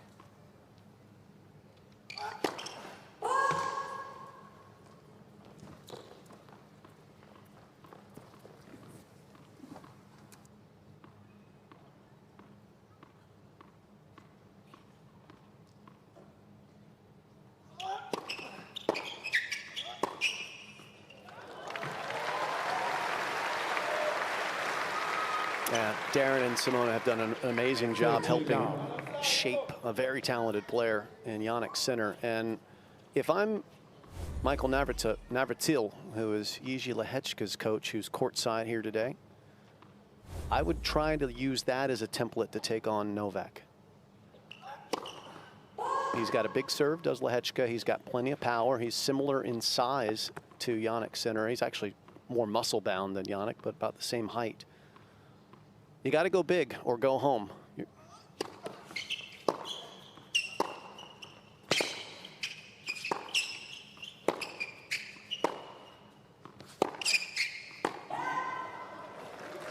Because just playing your normal level of tennis footsies, all that's going to do is get you home sooner. Yeah, look, I can't disagree with any of that. You know, you just can't play within yourself. You have to reach some boundaries to have a snowball's chance, I think. He was feeling his wrist again there, Jim. It's worrying me a little bit.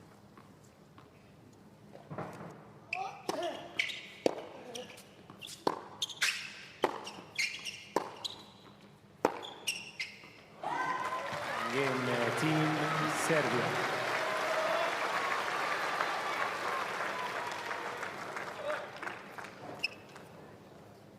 One game all.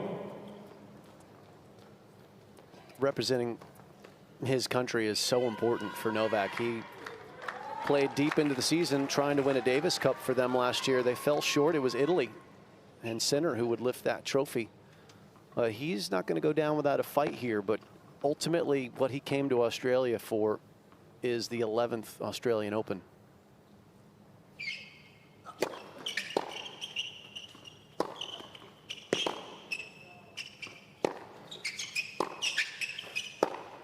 I mean, he'll finish this match off, but I think if he's on the court for the mixed doubles, that'll be a good indication, Fitz, that the wrist isn't possibly as bad as it might be. He doesn't have to play the mix. There are other players who could jump in for him if need be. Hamad Medjedovic, a good young 20-year-old Serbian, is on the bench. He could jump in. Left for service. Well, particularly when we know that they're going to go through. It just depends on who they want to play. You know, do they want to play Poland in the semi, or would they prefer to play Australia? Oh, sorry, the quarter, not the semi. Left first service. I'd imagine, given that Poland have two top 10 players, world number 1 and world number 9, you would be looking at wanting to play the Aussies.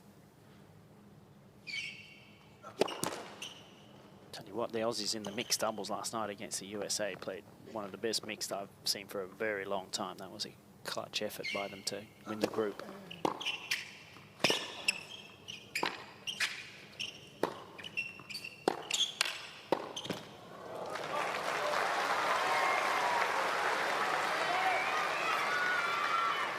Love 30.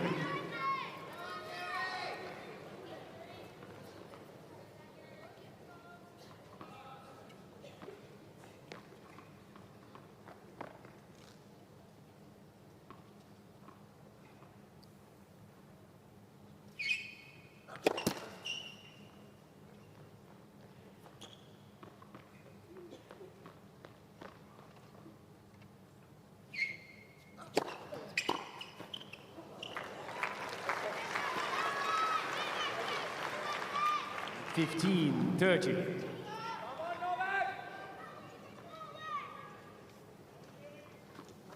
That body serve's worked a couple of times. It's something that Lehecka should persevere with, I think. Left for service.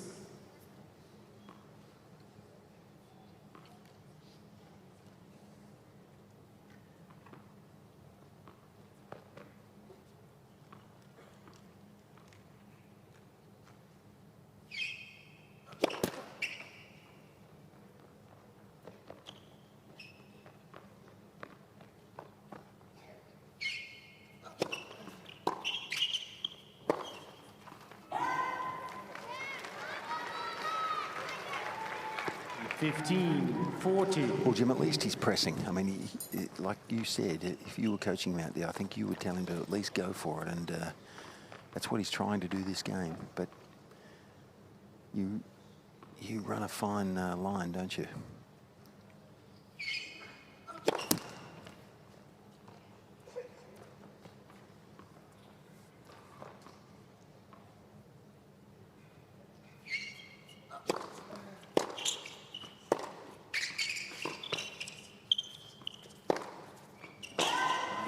Well, there is an early break already for Team Serbia. Djokovic up 6-1, 2-1.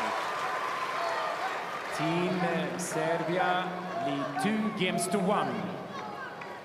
One of the unfortunate things for players is that when they travel around the world, they go to so many cities, but they rarely get the chance to explore.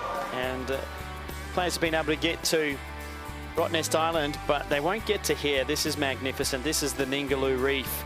It's 1,200 kilometres north of Perth. It's a World Heritage Site, and if you love marine biology, this is the place for you. You can swim with whale sharks, humpback whales. It's the breeding ground for loggerhead and green and hawksbill turtles. There's dolphins, dugongs, manta rays. It's all there, and it is unbelievably scenic. And there are so many of these spots around Western Australia if you love to get to the great outdoors.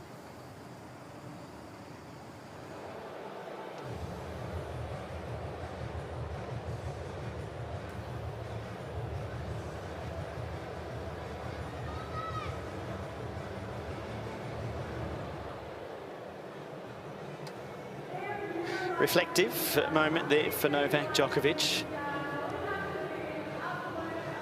What I'm always amazed with, Jim, is how well that these guys, these top players, handle their daily time management. Because even when they've got matches, there's other things to do for sponsors and engagements. And he's so disciplined with the way that he preps, both before matches and after matches. The food, the eating at the right times.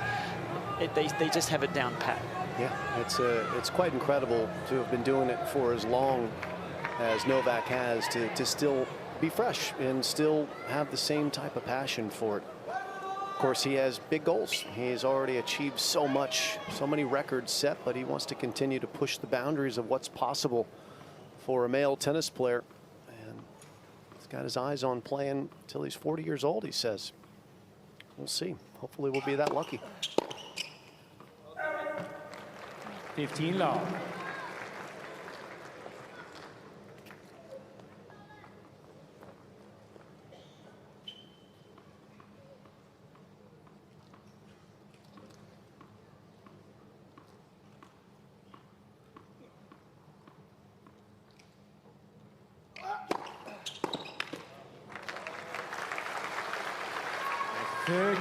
Love.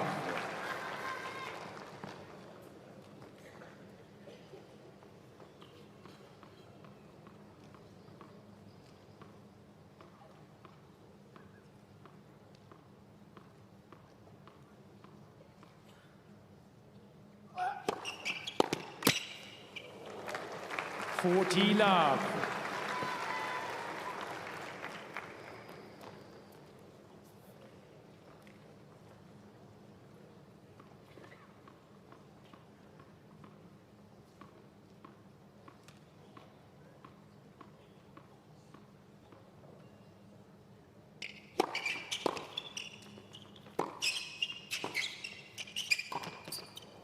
Game, Team Serbia. Just clinical tennis from Djokovic today. Sometimes it doesn't really look fancy, but we know how difficult it is to play this well every single point that he does. It's just, it's a joy to watch, really. And one of the things that he brings to it is what so many players could learn from, how to maintain the momentum once they have it in their side of the court, how to keep that pressure on the opponent so they feel there's no way of getting back into a match.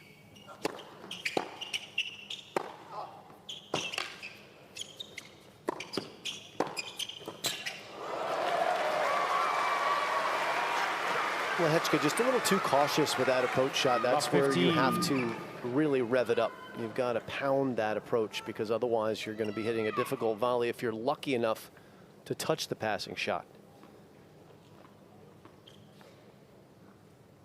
That would work against a lot of players on tour, but not the man wearing the red shirt.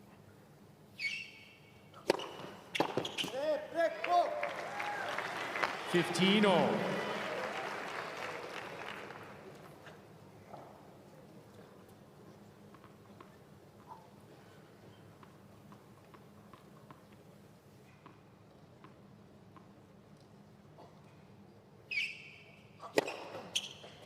30-15.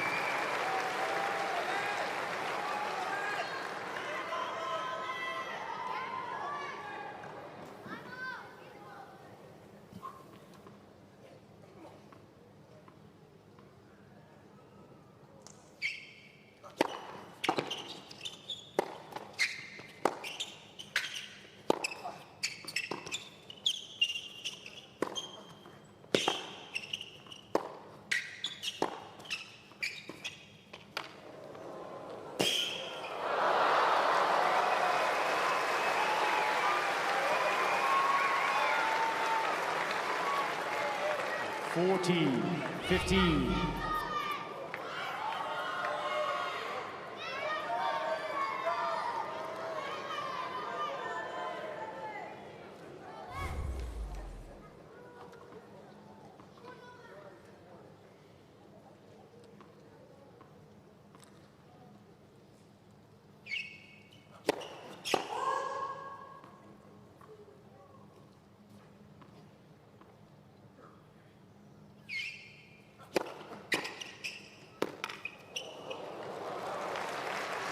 Well, that's one of those serves, that second serve, it was huge.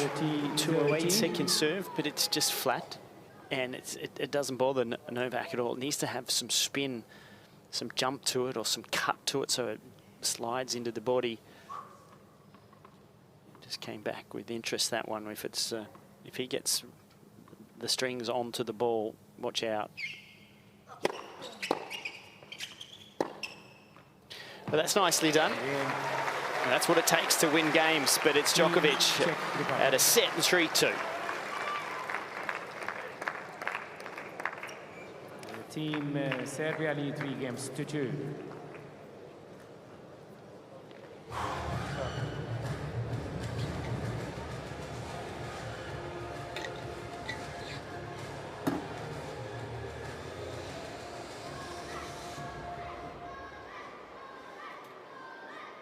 Vode još malo.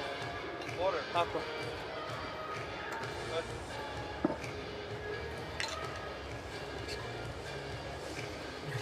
Dobro.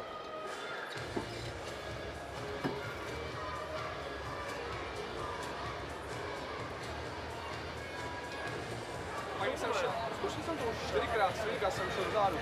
A nebo mi dát krátký jako na téčko, což vlastně je, že mi takhle hodí a jdeme hrát. Protože vlastně já nemám energii na to, abych to kopl jako strašně moc, takže to rozehraju a pro ně vlastně se nic nemění, protože ty přehraný, že jo. Což toho může potom taky využít. So what do you take out of a match like this if you're Lehecka at this point, Jim? You keep pressing yourself. Is it seeing where my levels are actually at? I think it's so early in the season that everyone's still trying to figure out where their levels are, the mortals, not Novak. Yeah, of course. And trying to figure out the things that they've worked on in the offseason. Are they working? But this is the ultimate test. When you play Novak, he exposes your weaknesses. So you actually get a free lesson from Novak on what things you might try and get better. I'd still like to see Lehecka press on the acceleration button here and try and redline his game, push the envelope of what feels comfortable for him, and see if he can rattle Novak at all. But you have to do it on the right shots, and so far Novak is not giving him a lot to hit. Novak's playing with great depth, as he usually does. He's serving like he normally does, 65% first serves in play, so not been opportunities. No breakpoint chances yet for Lehecka, but if he's going to get one, he's going to have to take one, not likely to be given.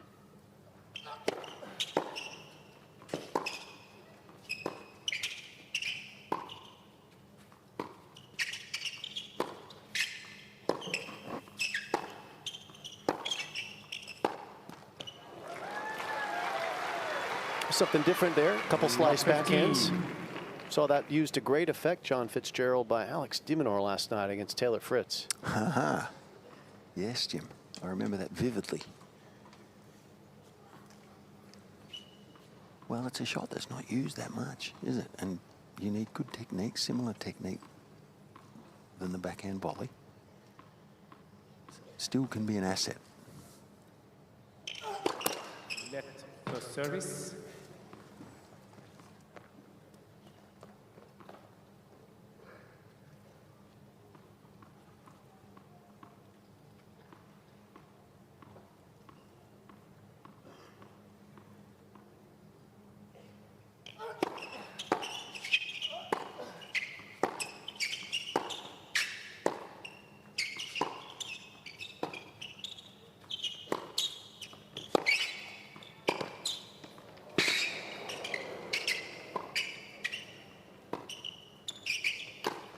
Oh, I can do that one.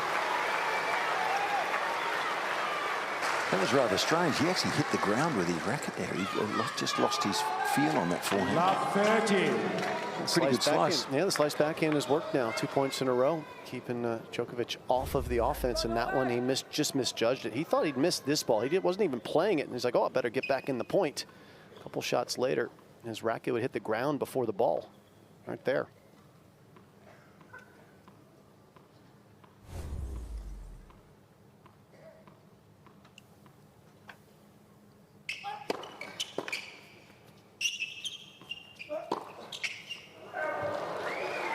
Well, Even the greats come off their level at some point, and this is one of those games from Djokovic. How long does it last, though? Well, this is Lehecka's bidding, though. The slice backhands, Todd, that's got to warm your heart. You're lovely. I love it. That's what's changed the dynamics in this game. And he overplays that one. Didn't see that this way coming. No.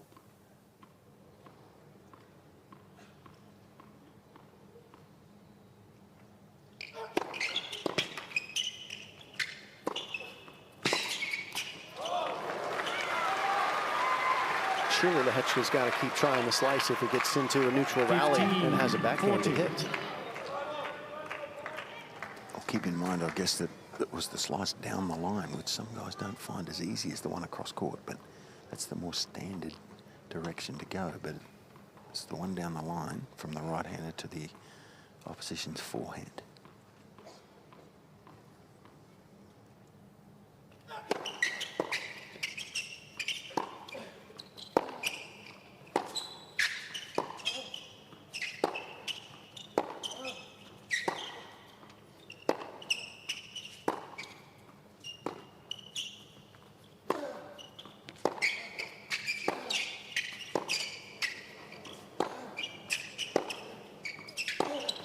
He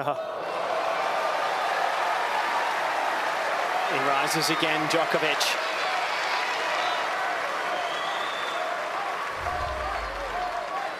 At 30-40.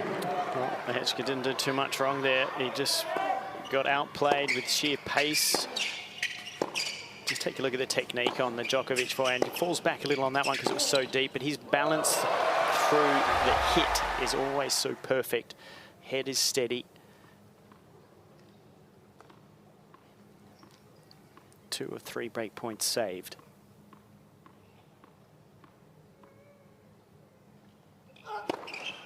Oops.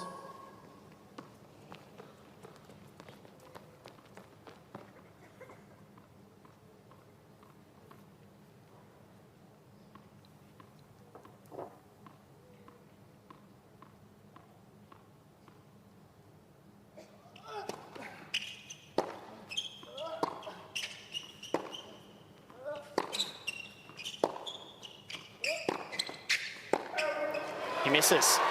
And so we're back on serve. Surprise, surprise.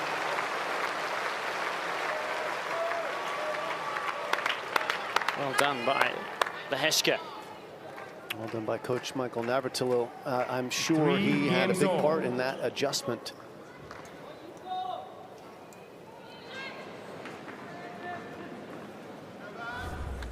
Slice backhand really altering the course of that game.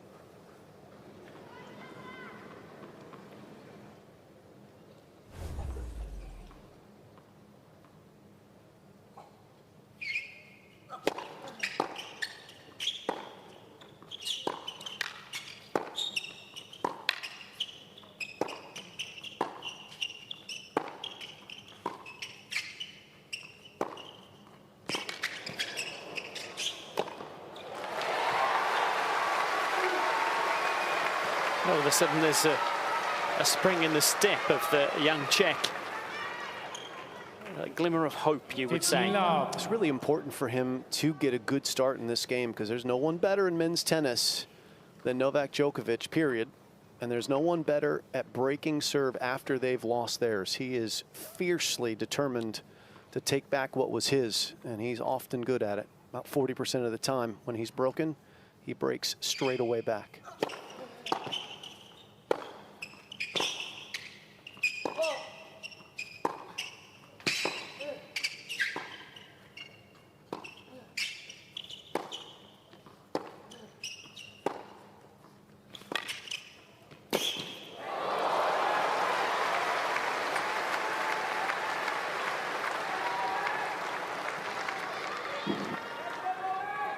A 30 love.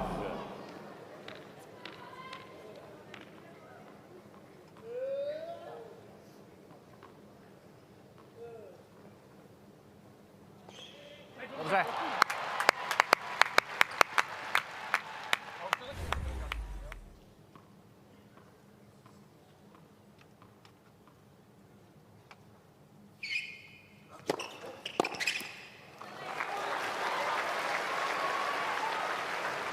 40 love.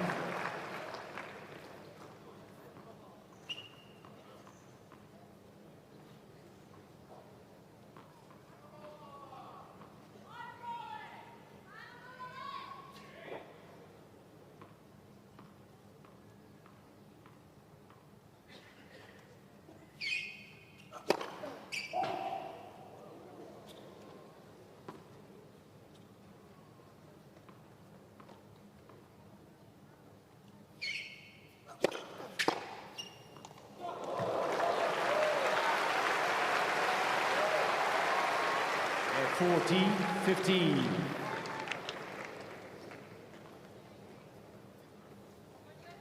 Of course, Novak breaks serve at such a high level last year. Nearly 30% of the time he broke serve, but he breaks at a higher rate in these situations. So this is tremendous to be up 40-15 for Lehecka.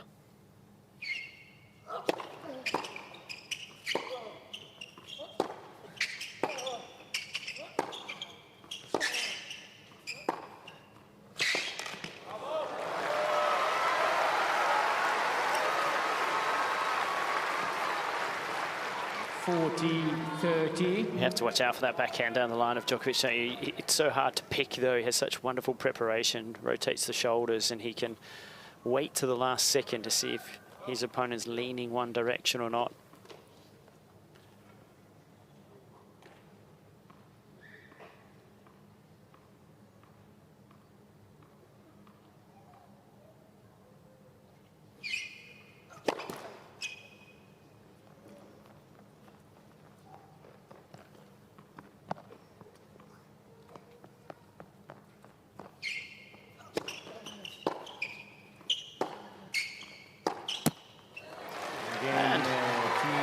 Lehecka's making a match of this. This is impressive. Can't believe it, some of the fans, but it is. Team Czech Republic ahead 4-3 now in this second set.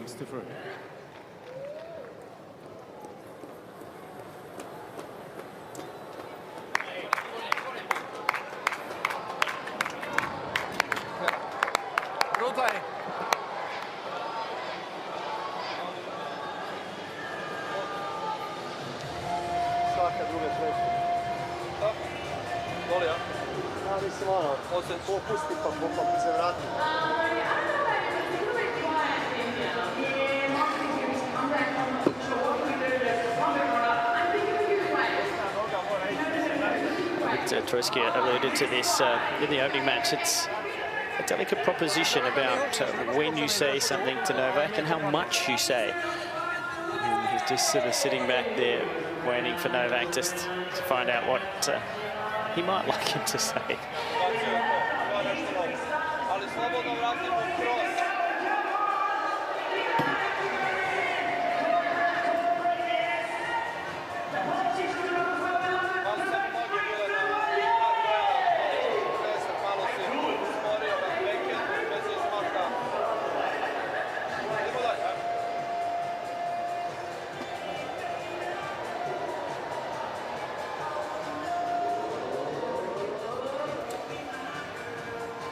Time. As Mohamed Launi calls time, Fitzy's involved with a wave going around the stands. There's some atmosphere here, that's for sure. But I think there's an overriding sort of, well, maybe not a worry, but an overriding concern from a lot of people, including me, that it is a strange mood that he's in, Novak. He's not as buoyant as he was the other night.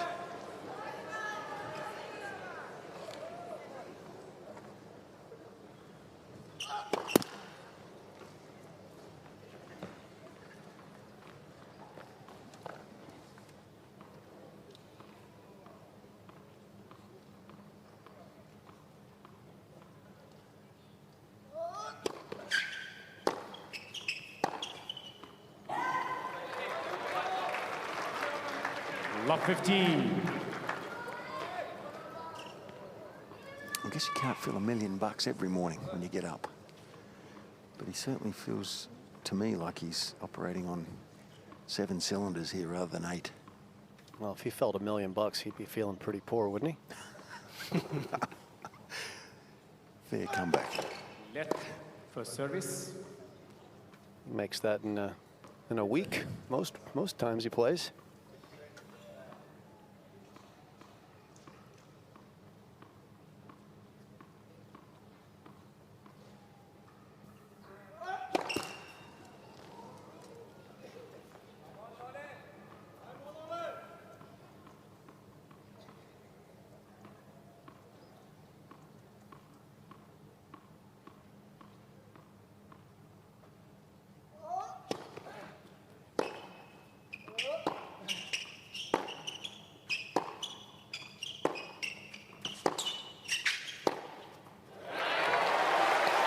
This has really turned. Novak, of course, leads the ATP all-time career prize money. Love 30. $180 million. US. US. That's 180, right? 180. And the number 2 is Rafa Nadal with $134 million.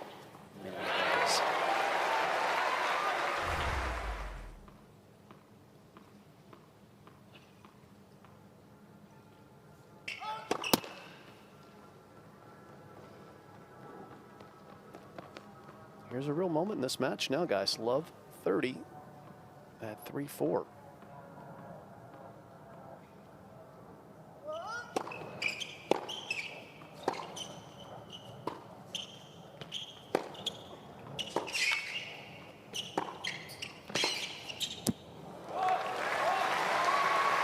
Lehecka made it hard on Novak. Put that ball down low to the forehand. Novak had to work really hard with that wrist that's bothering him.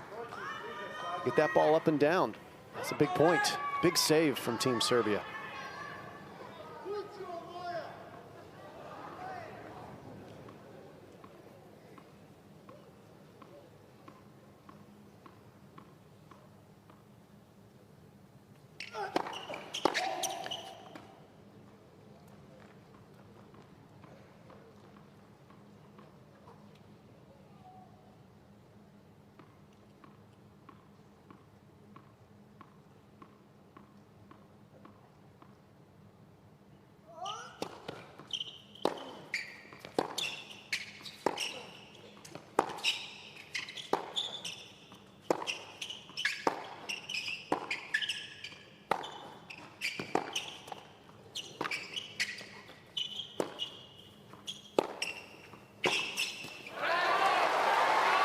It's rare you see Novak being pushed around the court now. He's a long way back on the baseline, or behind the baseline. 15-14. And now, this is 2 break points for Lehecka.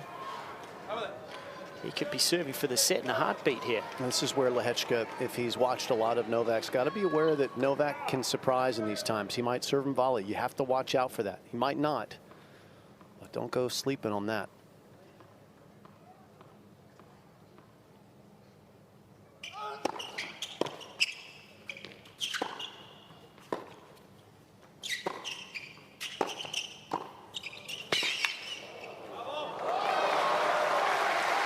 What's interesting is Novak famously, when he gets into tie breaks, he plays very cautiously and waits out his opponents and tries to let them beat themselves with mistakes. But when he's down break points in games, he tends to play very offensive.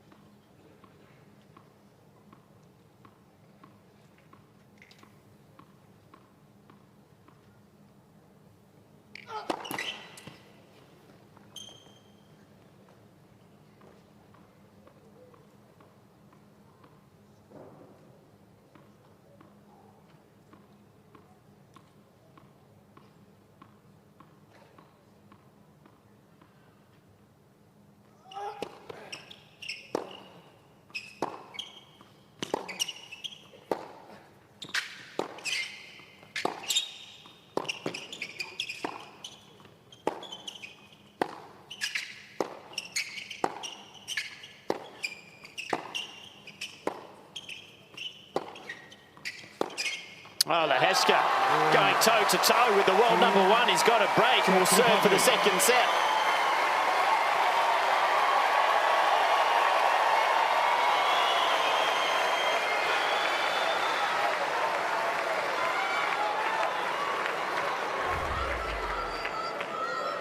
Well, he's now feeling comfortable with the pace of the Djokovic ball, isn't he? You can see him growing in confidence. Yeah, he took it to him there. He started accelerating on the forehand as the point wore on and took dead aim and hit a brilliant down-the-line winner. Can he close it out? Let's see. Serving for the second set is Jiri Lehecka.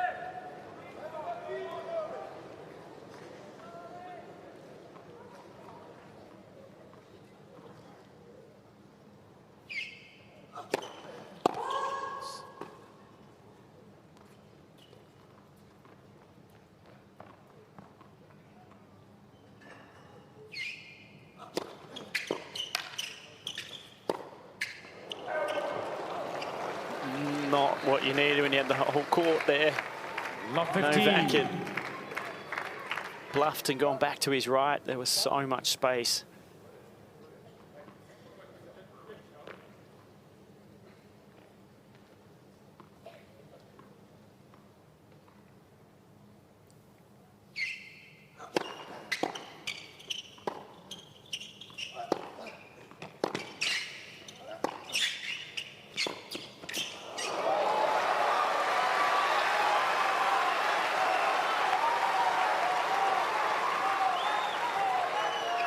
Love 30.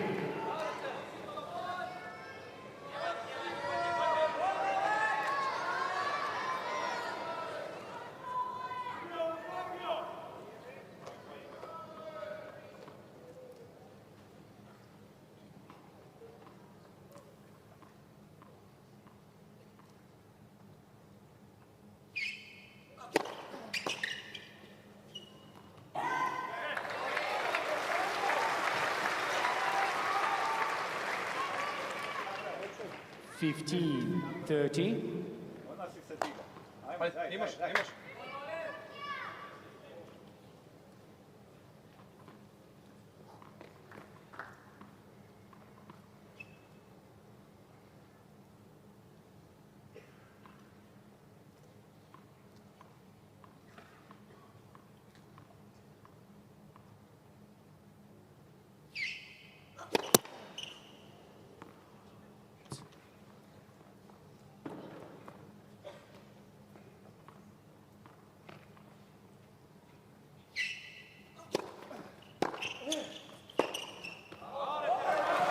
You know, to me, it's almost like he gave himself a mental rest. I mean, he was a bit fried mentally there for a while, but seems to have snapped back into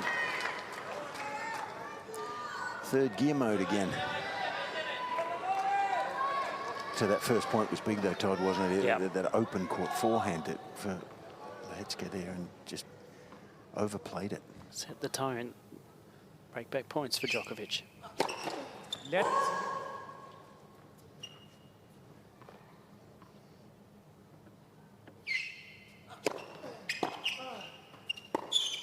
Well, that's a poor game when he's serving for the set. Djokovic back in it once more on serve, 5-4. He's asking to hear from the crowd.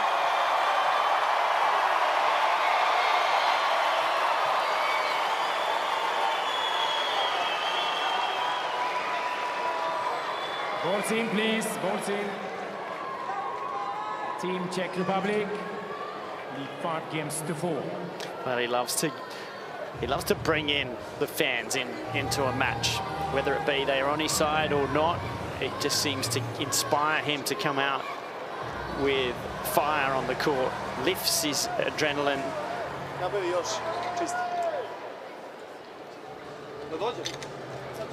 Još čisti, yes. Još iza jedan. Moks.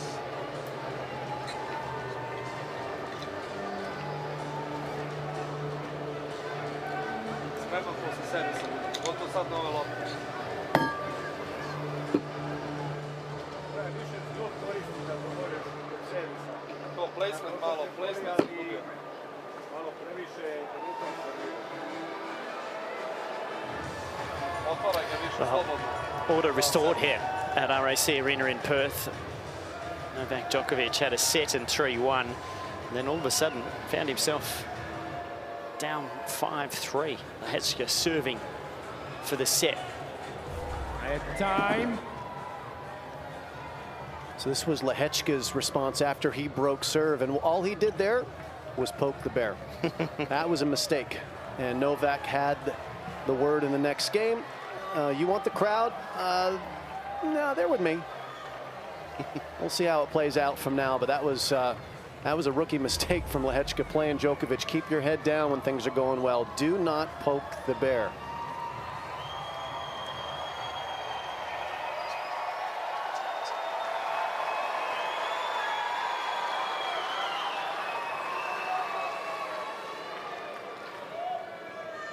Djokovic serving 4-5.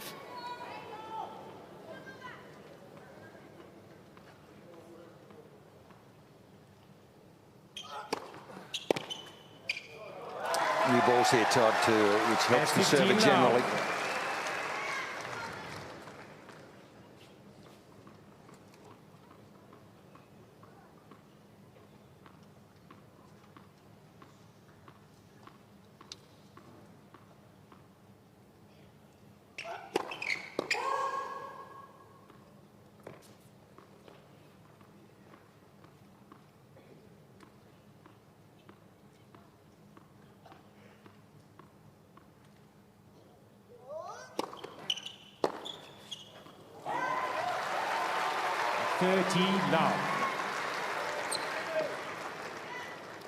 Well, that's the new balls flying 2 points in a row. That missed by a long way, so a bit faster through the air.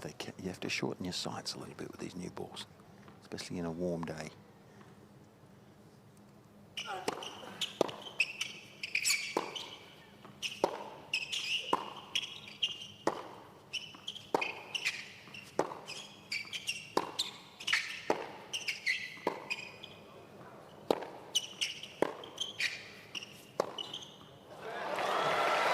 Hoping for an outcall earlier in the rally was Djokovic, didn't get it. 13-15.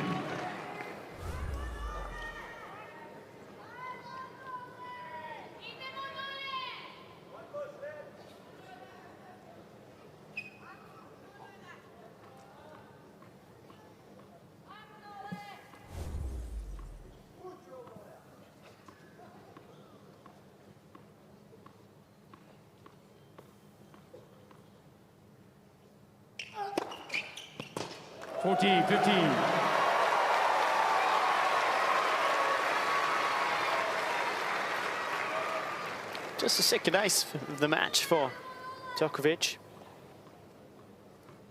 2 aces, 1 double, steady serving. 62% is the first serve percentage at this point.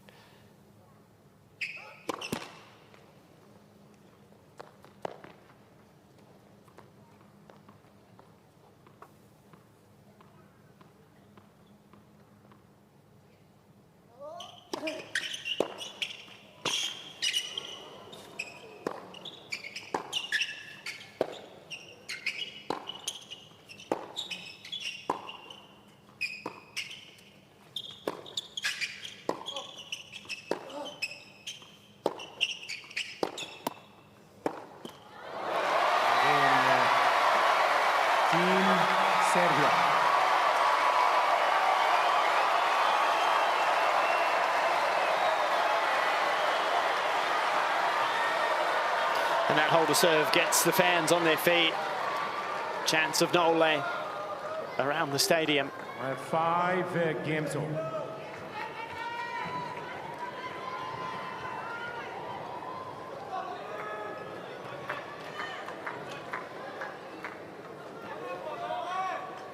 Can Lehecka maintain his levels?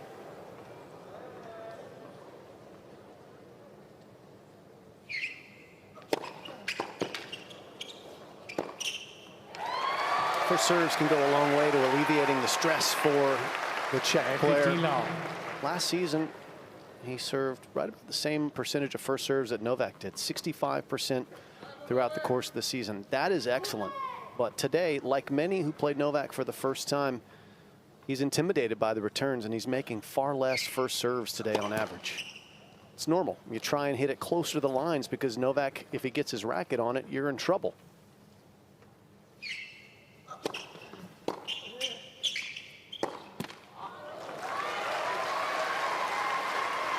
forehand's gone missing in action, though.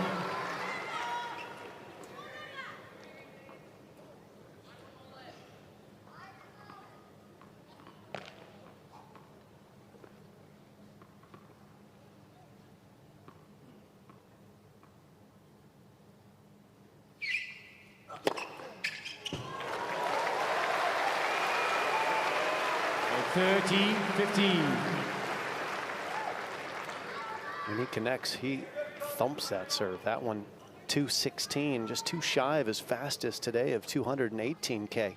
That's big heat.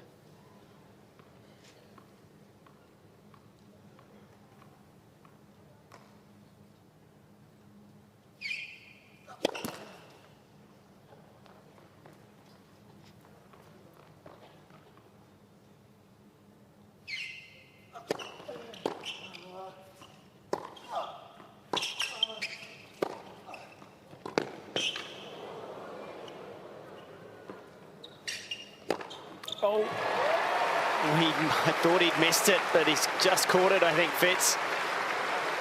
Gee, Todd, you sound like you've got the yips up there. That was 15. Yeah, no, he just caught it. He's got a strong overhead, a lot better there than he is on the volley, actually. He really generates a lot of pace with that, too.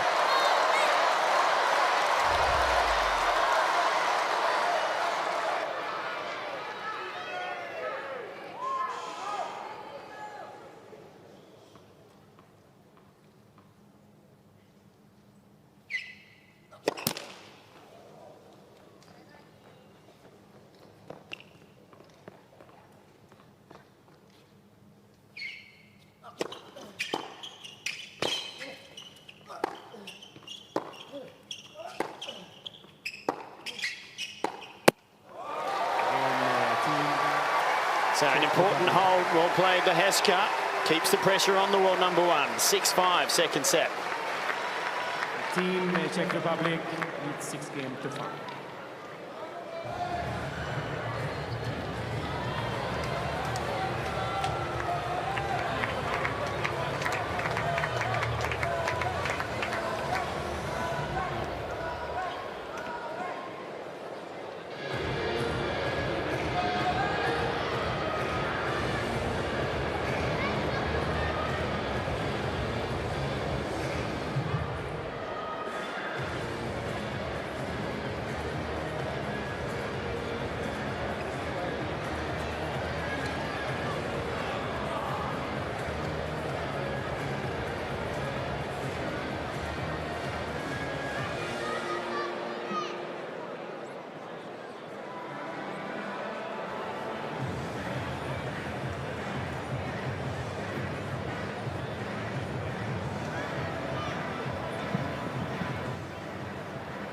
It's day 5 of the United Cup here in Perth. The tournament being played simultaneously in 2 of Australia's biggest and best cities. We're over in Perth on the west, and Sydney is the host over on the east coast. This is the only match left of the group stage to be played here today. No evening session in Perth. Tomorrow we have the quarterfinals. There'll be a day and evening session. Poland and Australia have won their group here. Serbia trying to see if they can win their group. But for Novak Djokovic, he needs to level this match and win a mixed for that to happen.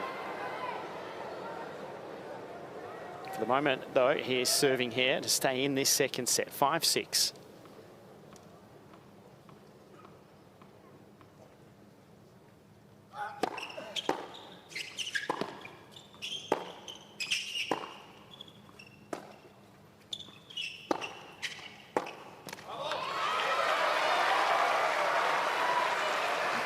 Love.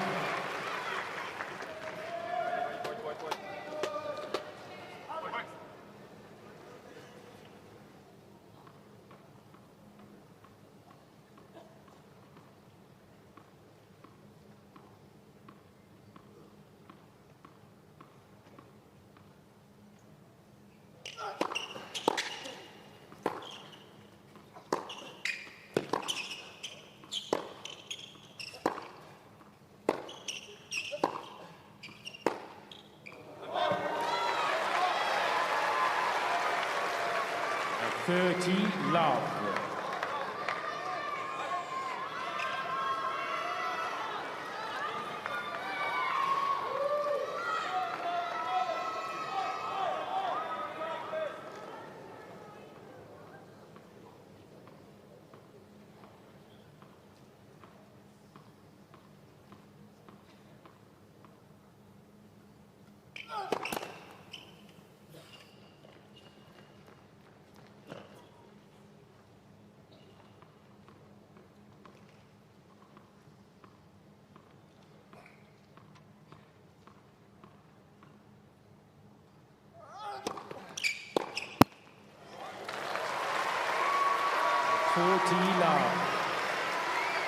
So you want to take into a tiebreak a little momentum, don't you? So this is not a great couple of points from Lehecka here. He kind of needs to get, even if he loses this game to love, but somehow needs to have something positive to take into the opening points.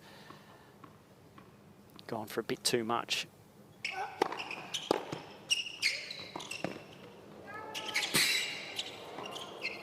Okay, that helps. Nicely done. 40-15.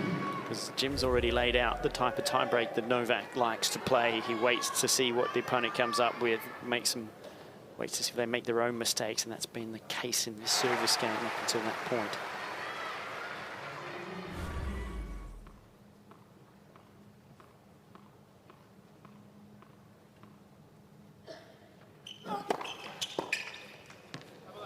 And it will be a tiebreak to decide this second set.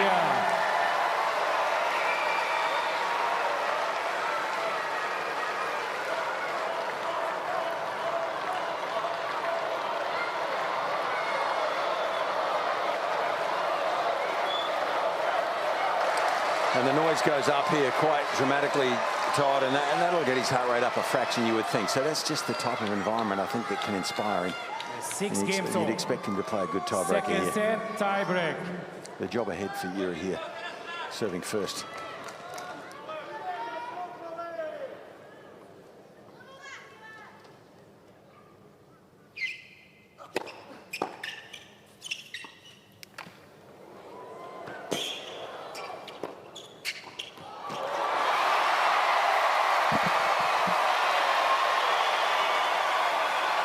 Going for a cheap point, Jim?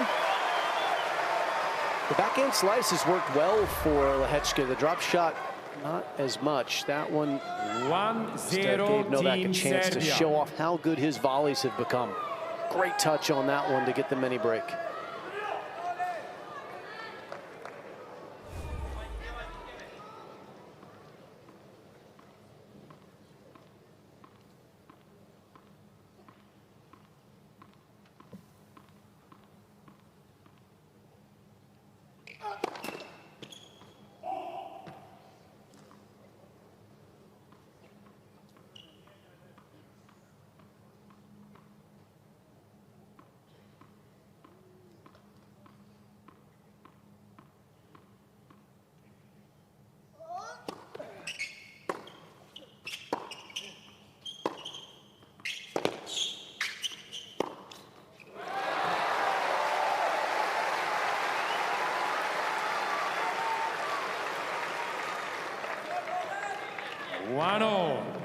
That's better. It's a wonderful bounce back, isn't it? Surprised Novak with that down the line backhand, then took risk and got reward with the forehand. Very Djokovic structured point, wasn't it? That's why he wins a lot of his own.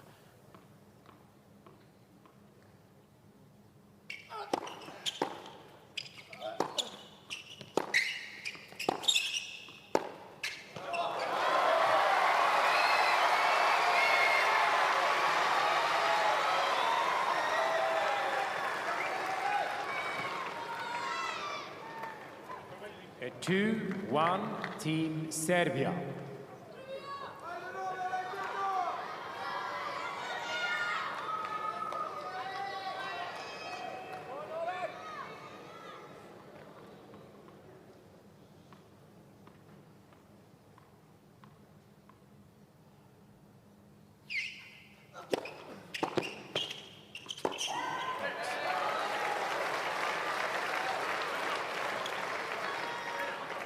2-all.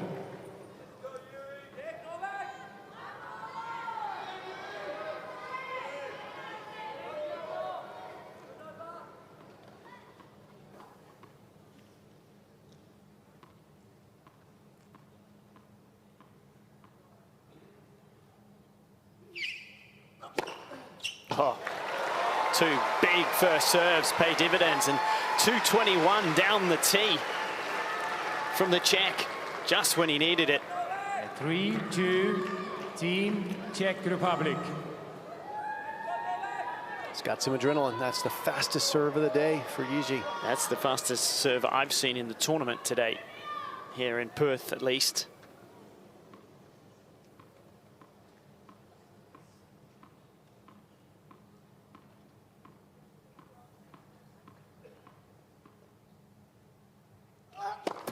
Let.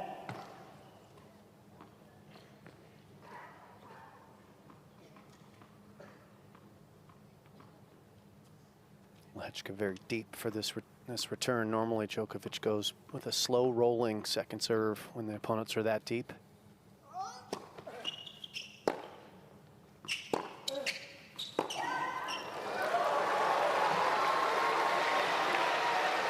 Not out by much. Doesn't have to be, does it? There's the close call picture. 4-2, Team Czech Republic. So players changing ends after 6 points.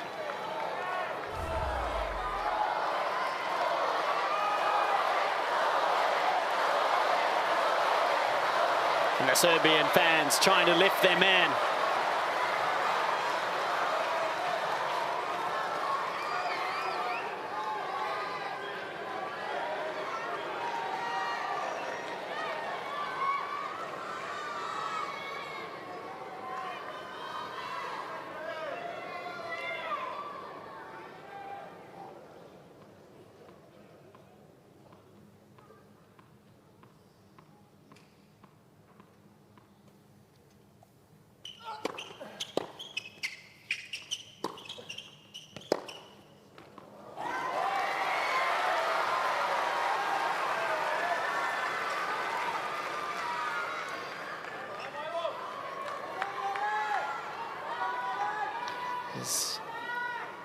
Just that 4-3 moment in time where the forehand lets him down occasionally. Lehecka, it's a weapon, but there's an unforced one hanging in there a little too often.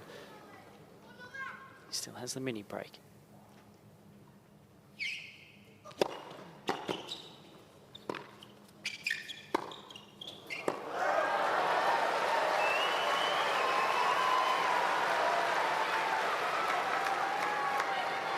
A 5-3, Team Czech Republic. Gets given an unforced error off the slice again, Jim, from Djokovic this time.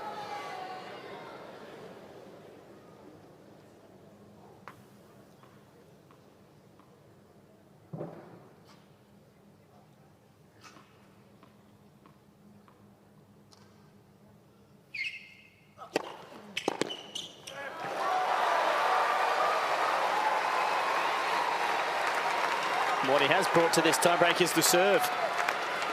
Yeah, he's made more first serves than Novak has, and that's been a big difference.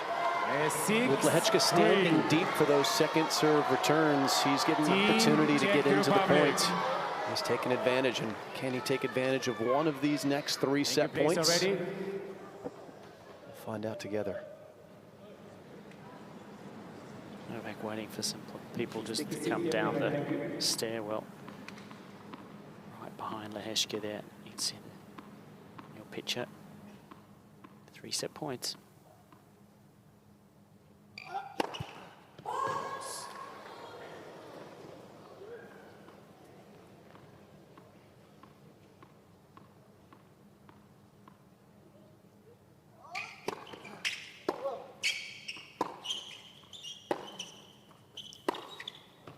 That's wide. And second set. And we've got a third set coming our way. Lehecka for Team Czech Republic takes that second set in 66 minutes. 7 points to 3 in the tiebreak.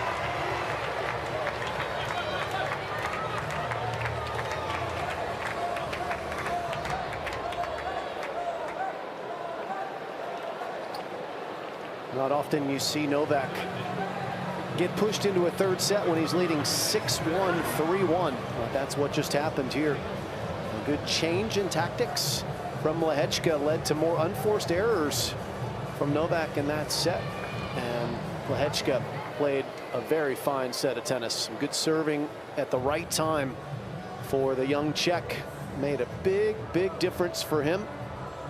And able to play a tidier tiebreak. So on we go to a final set. Jiri Lehecka, a 22-year-old, ranked 31 in the world. In his maiden voyage against Novak Djokovic, gets a third set. Can he get a win? That's another question to be answered shortly. But the Czechs, having won the women's singles, feeling a lot better about themselves than they were about 40 minutes ago when they were down a set and 3-1. Djokovic going to receive treatment here. It looks like a medical timeout will just begin right now.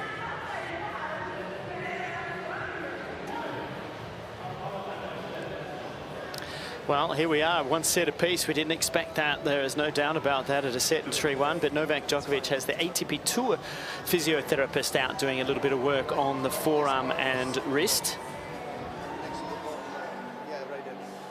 Listen in a little bit. Team Serbia is now receiving a medical timeout. Okay, there you have it from Mohamed Leani. So we're in a medical timeout as he really gets that the muscle that leads into the joint worked out. It's obviously a fair bit of tension that's muscular, that's pulling on the joints, Jim. He's going to get it massaged. Probably be a little bit of analgesic in that cream that'll just hopefully give him some pain relief. It's a 3-minute opportunity to receive the treatment. He can receive more treatment in another change of ends. It's gone pretty deep, that thumb, isn't it? Yeah.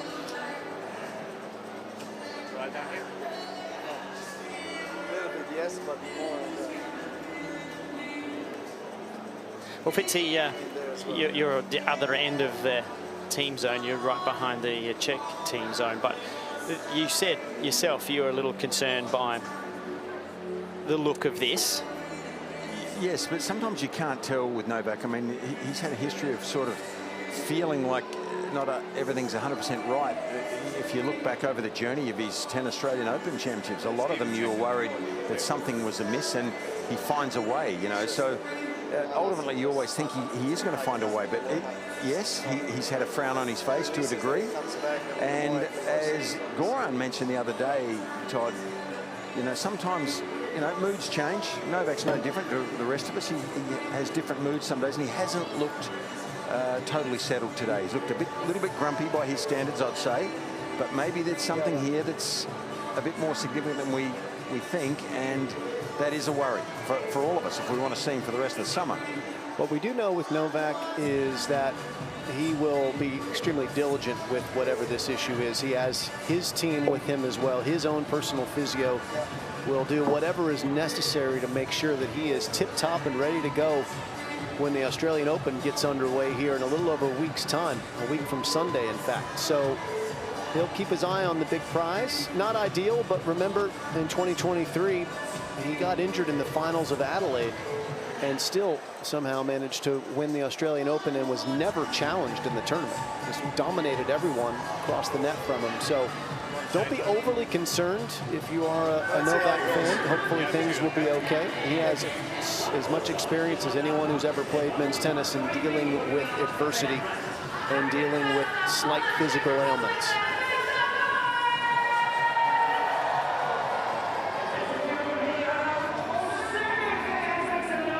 Okay, so we're focused up that end of the court. What about the other end of the court? What about for Lehecka here? Time. He's got to maintain the level and intensity. Fitzy? Well, it's always the thing, isn't it? It's such a relief to finally get a set against a great player. And, yeah, you better not drop off, though. You better be switched on straight away again. We'll see whether he can bring it It'll be Djokovic to start things here. First game of the third set. Serbia to serve.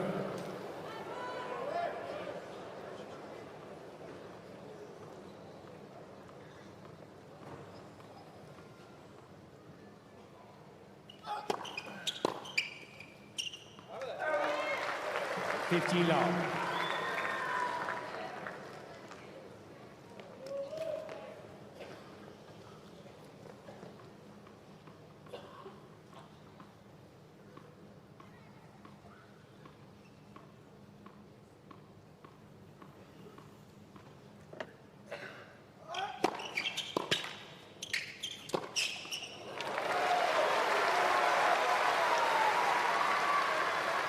A 30 love.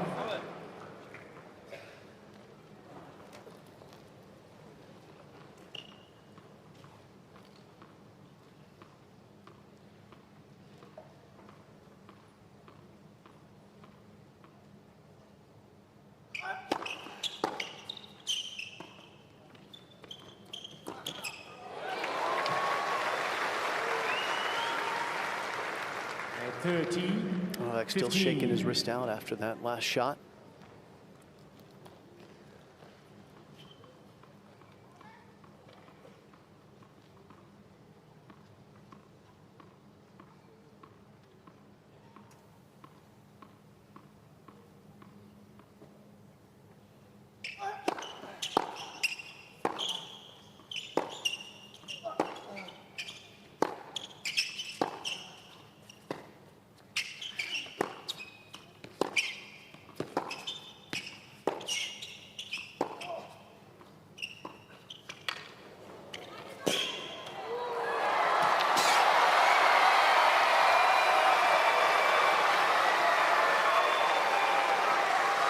My feeling would be do away with the drop shot, hit the slice down the line instead. Yeah, that was sort of telegraphed, wasn't it? It was easy to pick that shot was coming for Novak. He had options what to play.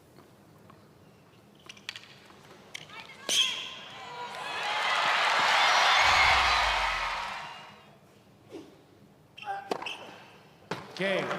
With that ace, he seals the opening game of this third set.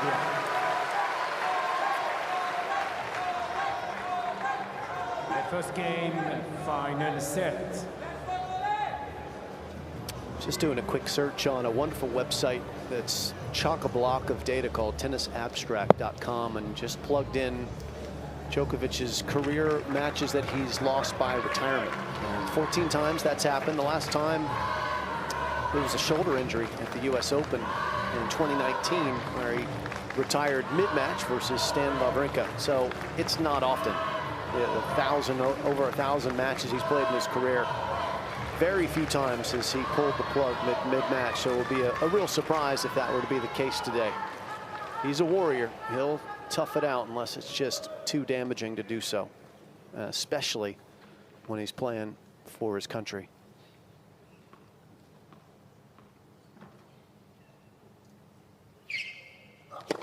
Left for service.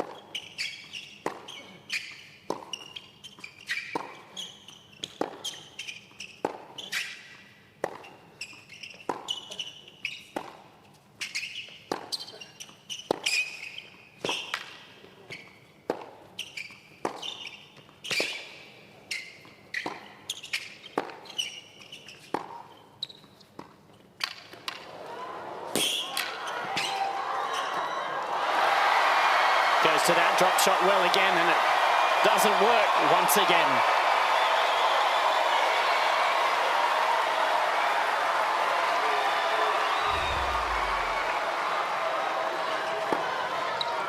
One of the longer rallies of the match. Love 15.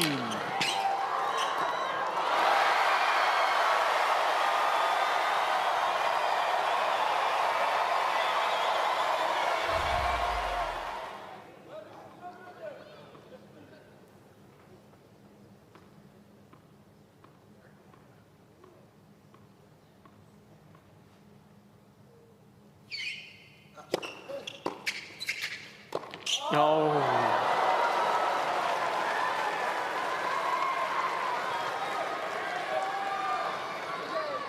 Love 30. Novak made him take his eye off the ball. He was going to go cross-court with it. He could see he was on his way there, try to take it down the line, catches it late. Now he's got an enormous amount of pressure on himself, Lehecka.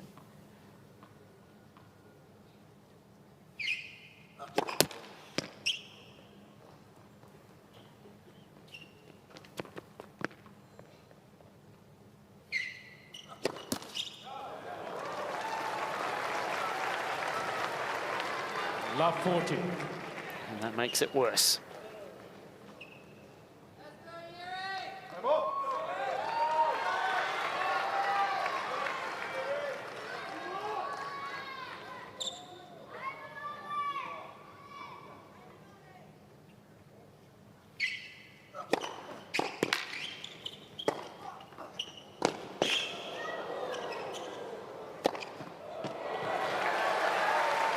That is some smash. My goodness, that was a tremendous lob. Very difficult to judge that one. So much hang time, and Lehecka just pummels it into a perfect location.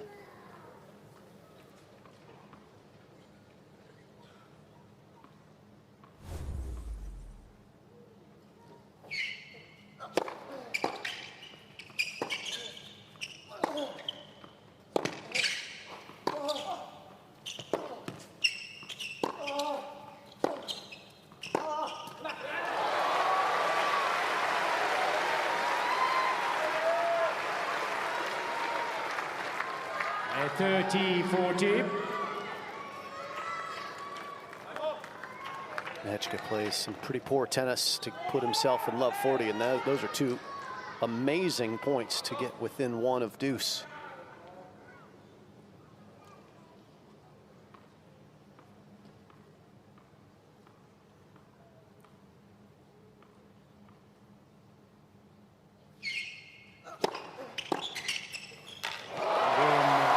There is the break, though, with a magnificent return from Djokovic.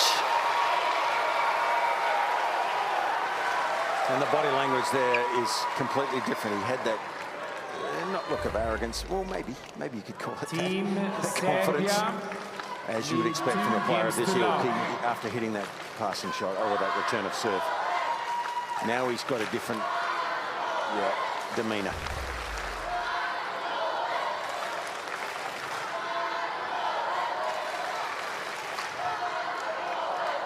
The age-old problem of a lower-ranked player going against the higher-ranked player. You play well for one set, but you have to maintain it because the big guys, they'll play at that level for long periods of time.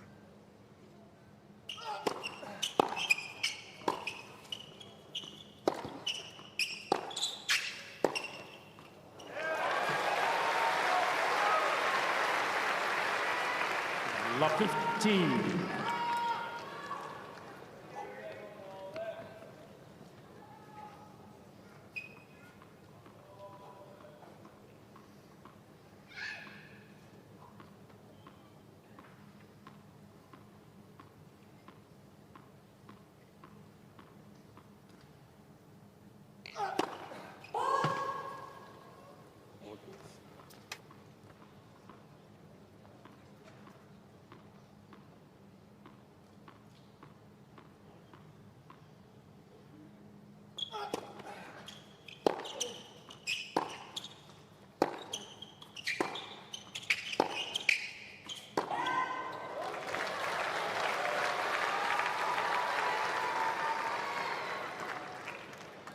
$15 all.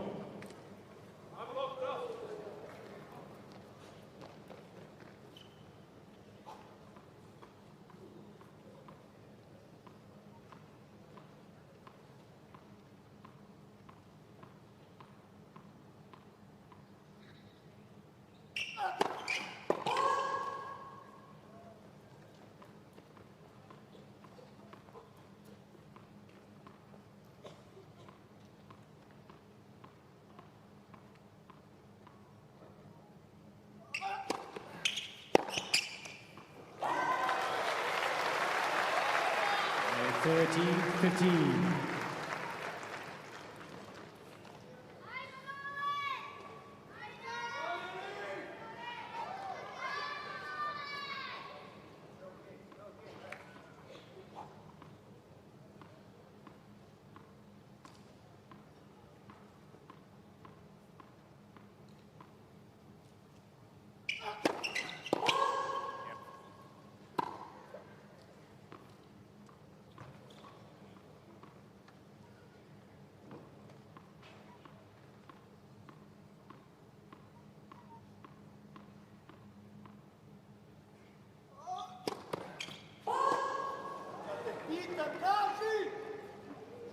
30-all.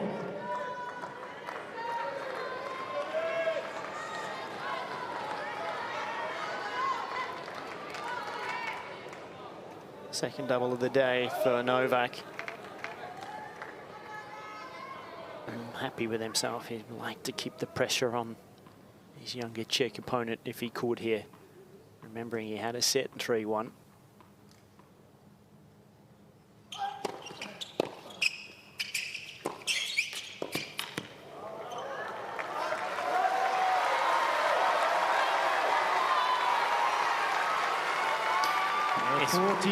Asking Goran Ivanisevic for what am I doing on my serve?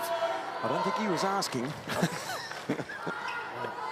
Before the cameras got on to Goran, he was indicating throw the ball up higher. Ball toss.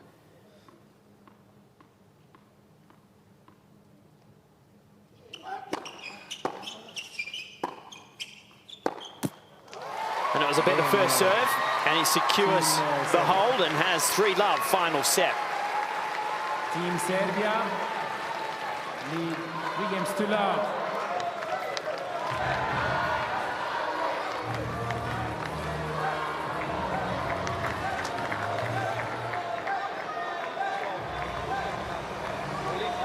Brate, ali kad pitam, nije sve okej, šta je se, ako te pitam, nije sve okej. Ne mogu ti ništa reći kad je dobar servis, jebe u materalu, 2 Samo si drugi pao, drugi si pao i za njom si gurao. Jedino i drugi smio se spustiti. Sve ostalo... Dobar servis, mali ja, samo ovaj na 15 situacija premislio. Ovo drugo je sve super bilo. Odlično bacanje, odlično serviranje. Ajmo. They're a passionate bunch. Yes, dinner could be interesting some evenings, couldn't it, if you get into a bit of a debate amongst them all.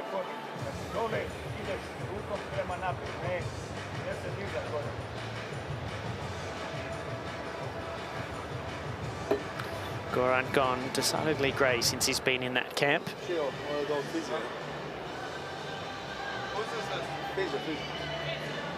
The one thing of Novak Djokovic that stands out with me is he expects perfection from himself and everybody else around him.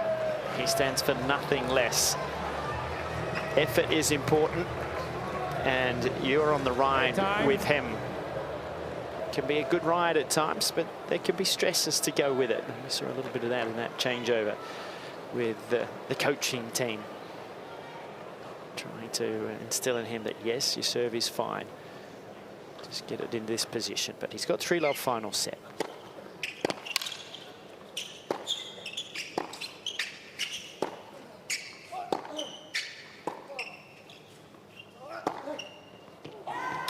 It's amazing, right? I mean, I think most people, when you would look at an athlete of his stature, you know, the greatest in his sport, he's achieved more than any man has and still achieving. And yet he still is seeking perfection. He still needs people around him to tell him what's going wrong.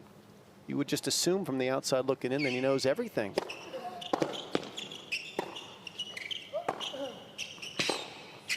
I remember thinking the same thing about some of the world's great musicians, and you understand this, Todd, with your son pursuing perfection vocally in his life.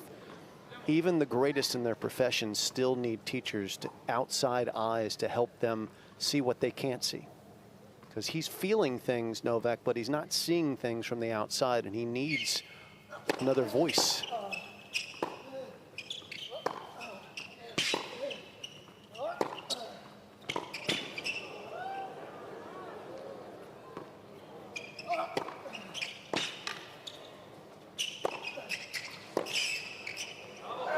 Well, from my knowledge of the people that have worked with him, he asks a lot of questions, 15-30. and he seeks the best advice to get an answer to that. But then you need to prove it to him. And so you may think you have the answer, but he also then will ask you why.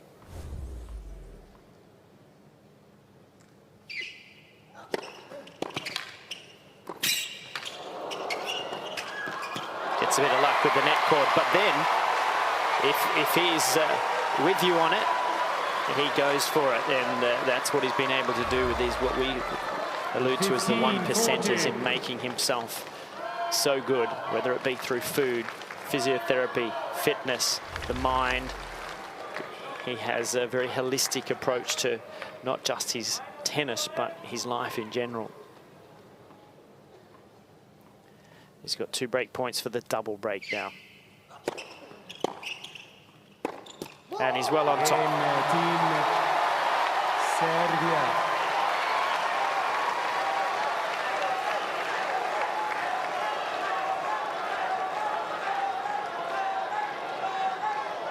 This is the thing, isn't it?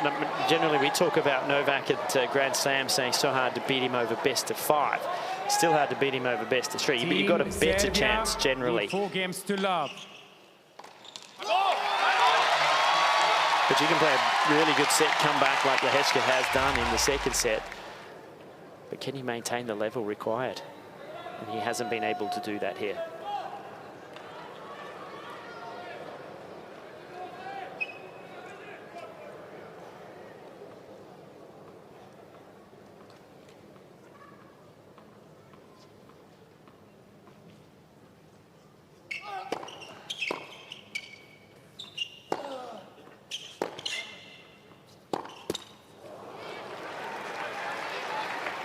Love 15. Novak's last service game, he was not happy with his serve. Threw in a double fault, didn't like that. Asked for some input from his team. They gave it to him, but the reality is he's serving better in this set for serves made than he has all match. Still wants perfection. But if you do have a wrist problem, and I've had them over the course of my career, sometimes hitting the flat serve is actually easier on the wrist than having to snap it to create the topspin on this kick serve. That can be more painful.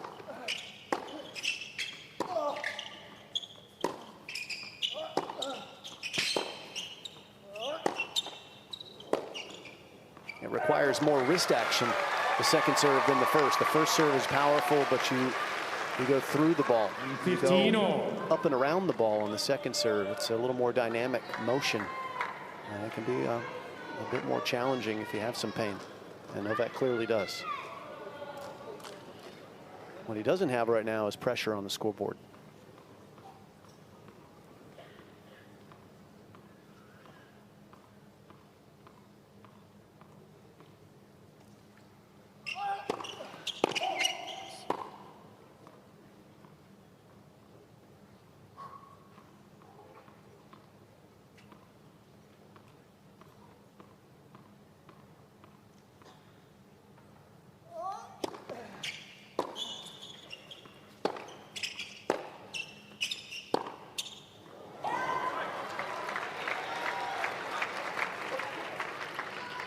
At 15-30.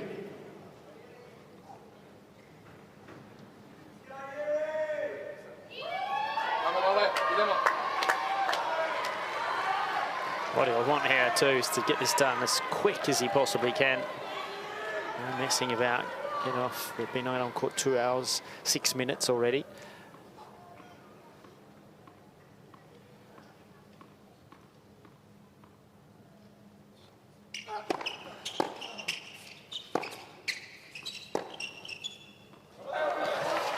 And I'm betting that he's not coming out for the mix today. What do you feel? I'd say it's a coin flip. They have a capable player behind him on the team. There's a young rising Serbian player named Hamad Medjedovic, who Djokovic has not only supported from a cheerleading standpoint, he's also financially supported his development. He's good. He's really good.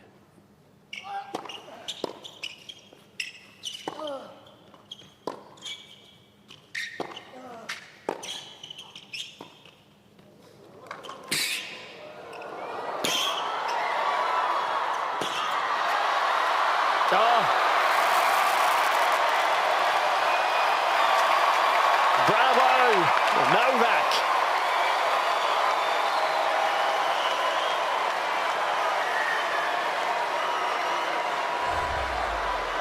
At 40-30. This was a good little shot from Lehecka. Fitzy Well, he actually showed some good feel there, didn't he, on the return drop shot, and it made it awkward for Novak. But yeah, he knows how to stay balanced, doesn't he? Even when most players would lose their balance there on that wide forehand volley.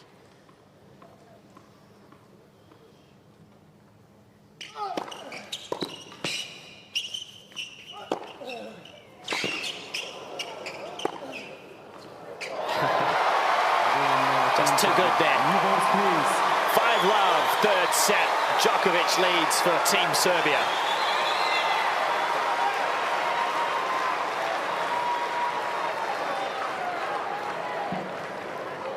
Appears that Novak wants the physio one last time. This is going to be just on the change of end, so he's hustling onto the court, entering the team zone just now. But he wants one more little splash of treatment to finish this thing off.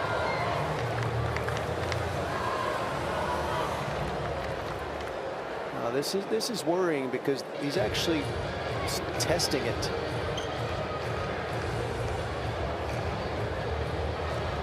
And normally at this point of it, in a match like this, you've got a fair bit of adrenaline going through your body. You don't feel those as much as you will when you get off the court and start to cool down, or when you come back for the next day. So to be feeling it like he is here, little issue. Come on. Da?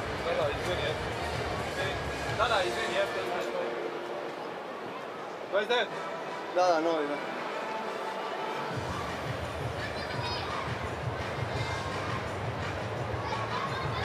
You're watching the United Cup 2024 edition. Got underway at the back of 2023, but of course we're now into the new year. First matches of the season for all of the players that have come down under. Yeah, I'm trying to relax it. Yeah, it's okay. And Novak with a second bit of treatment from the ATP physio on his wrist.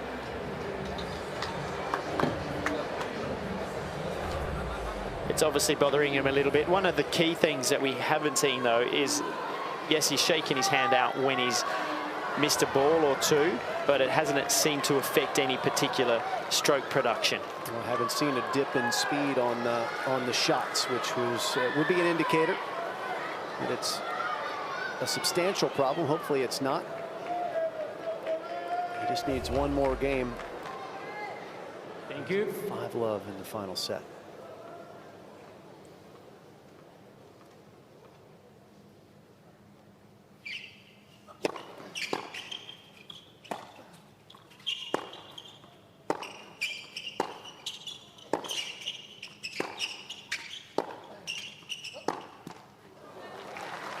At 15-love.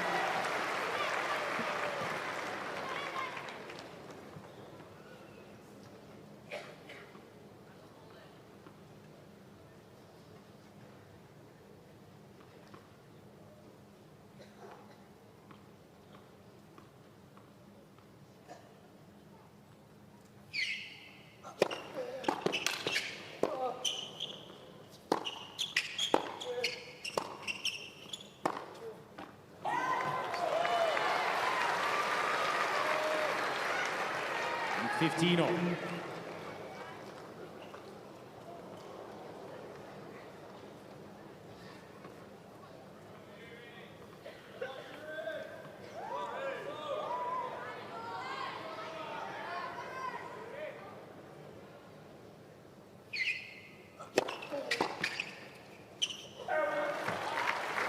At 13-15.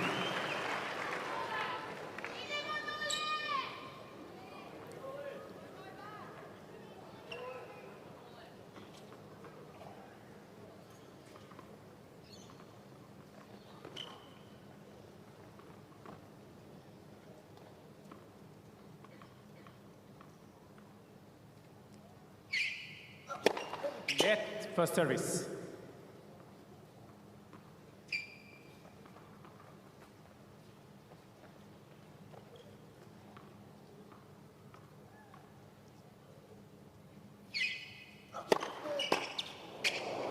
Oh, huge body serve. It was never in complete danger. Novak got a racket on it comfortably, but no way to control the ball. 217 kilometers an hour Fastest of the day for Lehecka is 221.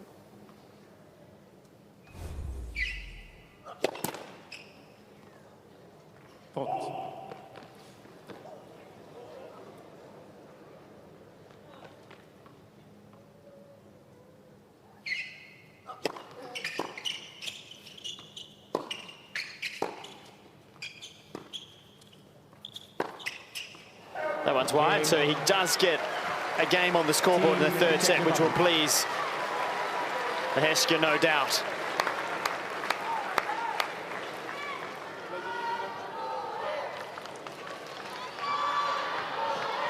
And so it'll be Novak Djokovic to serve here at 5-1 to level this tie between Team Serbia and Team Czech Republic. Team Serbia is 5 games to 1. The Wimbledon champion Marketa Vondrousova defeating Olga Danilovic in the first match here today.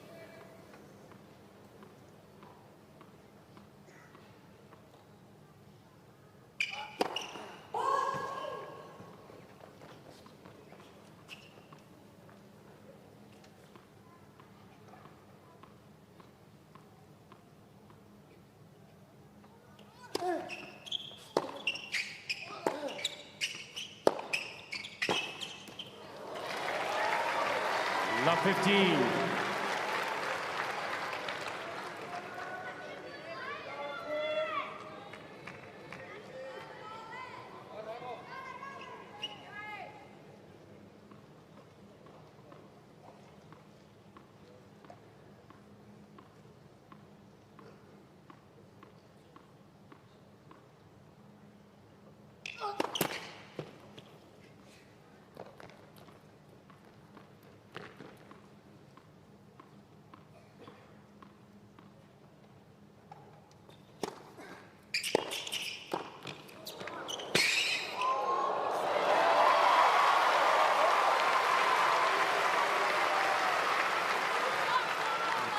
All.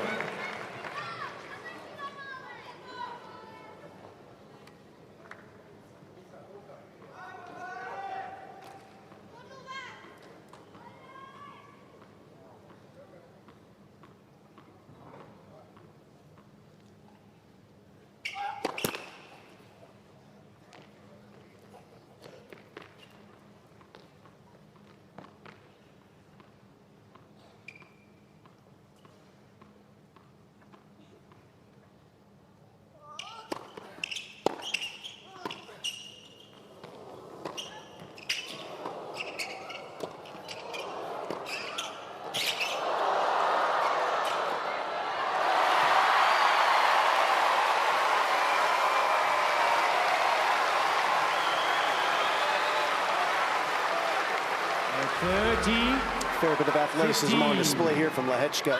Goes up here, pirouette, and then lays out for that one. Well, easy pickings for the world #1, and he's 2 points away from victory.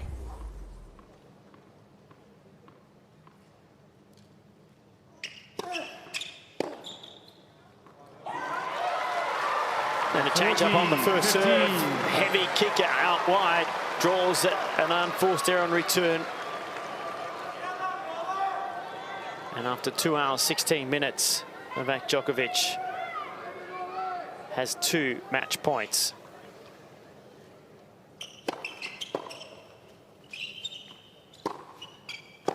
He only needs the one. And Djokovic levels this tie for Team Serbia. 6-7, 6-1.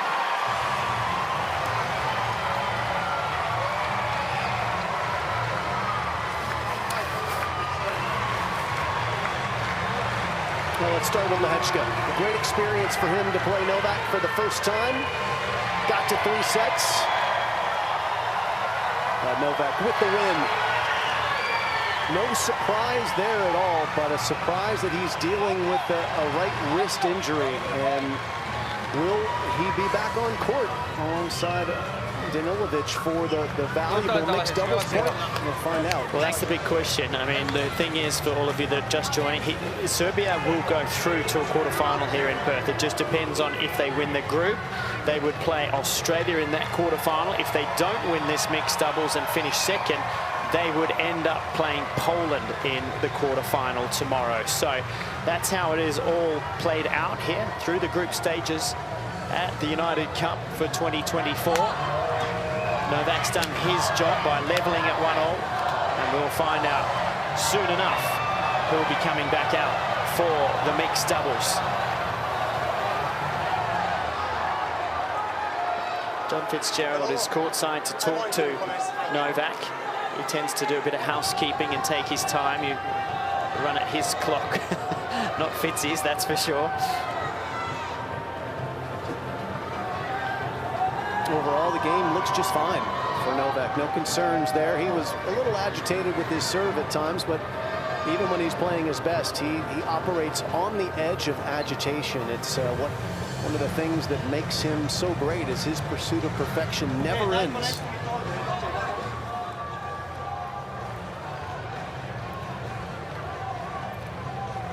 And the crowd have got their money's worth here today. 2 3-set singles clashes that have been of very, very good quality. Perfect day for tennis, weather-wise, just an overcast sky here in the west today. Nice temperatures. And there's still more tennis to come here at RAC Arena in Perth. United Cup on in Sydney as well. 3 groups over there, but Novak is just about ready to talk to our very own John Fitzgerald. And here he is. Oh, man, it's nice to see you. Thank you, Novak. Well, look, there's a lot of love here, obviously, as you'd expect in Perth for you. They helped you a little bit today, maybe? Happy New Year, everyone. Thank you for choosing to come, the first days of the new year to watch tennis. We appreciate that very much. Obviously, Australia loves their sports and loves tennis, and Perth has always been a great place to play tennis. This is one of the nicest arenas that I've ever played on, definitely. So thank you very much for coming out and supporting both players. Novak, you obviously love to play for your home colours, for your home country too. It helps a lot to have all of these boys and girls on the bench, doesn't it? You seem to thrive even more sometimes. Yes, I do. I mean, it's also more responsibility. I think a bigger burden as well. Especially, if you're playing in this kind of format. If you're playing second match and you're playing 0-1, obviously even more pressure that you have to win. So we're still in the tournament. If we win the mixed doubles, we'll get into the quarters, and we'll try to do that. It's a great team spirit. We're building a great chemistry these days. We're giving it all. It's always the greatest honor to represent your country. And I want to thank, of course, all the Serbian people who came out today as well, who live here in Australia to support. Hvala vam puno. Hvala vam na podršci. I know you want to go quickly, mate, so thank you for talking to us. I need to ask you about the wrist. It looked a little bit sore. Yeah, it did, but, I kind of managed to play it through, and it's not the first, neither the last time. These things happen. You just have to manage. You have to find a solution, and yeah, thankfully I managed to finish the match, and let's see what happens now. Well done, mate. You coming out for the mixed? Thank you. Maybe. I don't know. Thank you, Novak.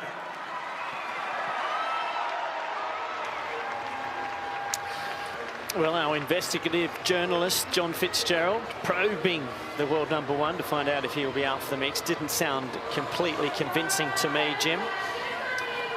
Well, time will tell. Won't be too long before both teams reassemble on the court for the decider. Novak's going to send some love up into the crowd. A couple of signed tennis balls, which will be of great value. Happy to throw them up with the right hand. We'll see if he's happy to come back out and play and try and secure the victory for Serbia today. I'm with you. Not too convinced he will. The good news is they do have a good option with the youngster Medjedovic available as needed. Now, Todd, take us through the stats, please. Well, let's have a look. I mean, serving always is key, and you've been tracking Novak Djokovic's serve statistics for years and years, and he always sits in and around that mark, just above the 60% mark. But what he does well is when he gets that serve in, he wins almost 3/4 of the time, and that was what he was able to do today. We know he doesn't give points up for free very often at all, and the unforced error count, as it sort of always is with him, he's lower than his opponent, 36-20, and that's a significant difference. Forehand is one of the great strengths of Novak, 10 winners to 4 off the backhand. But he would have liked to have got that match done quicker today, remembering that he was up a set and 3-1. Regardless, though, the champion that he is, he found a way to get it done in 3 sets. 6-1, 6-7, 6-1. And Team Serbia are tied at 1-1 here at the United Cup.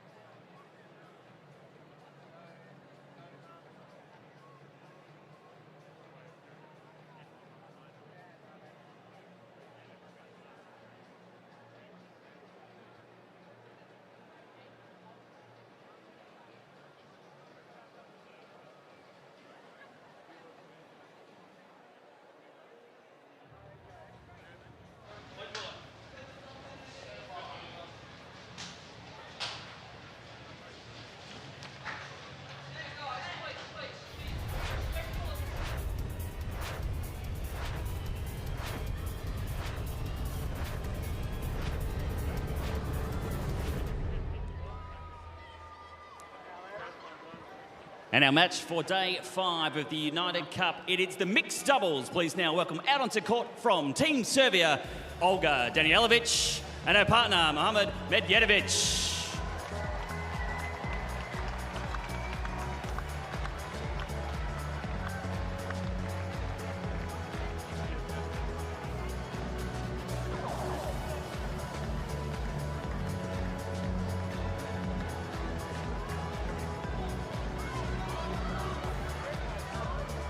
And their opponents from the Czech Republic, please welcome back out onto court, Miriam Gladiova and Petra Nusa.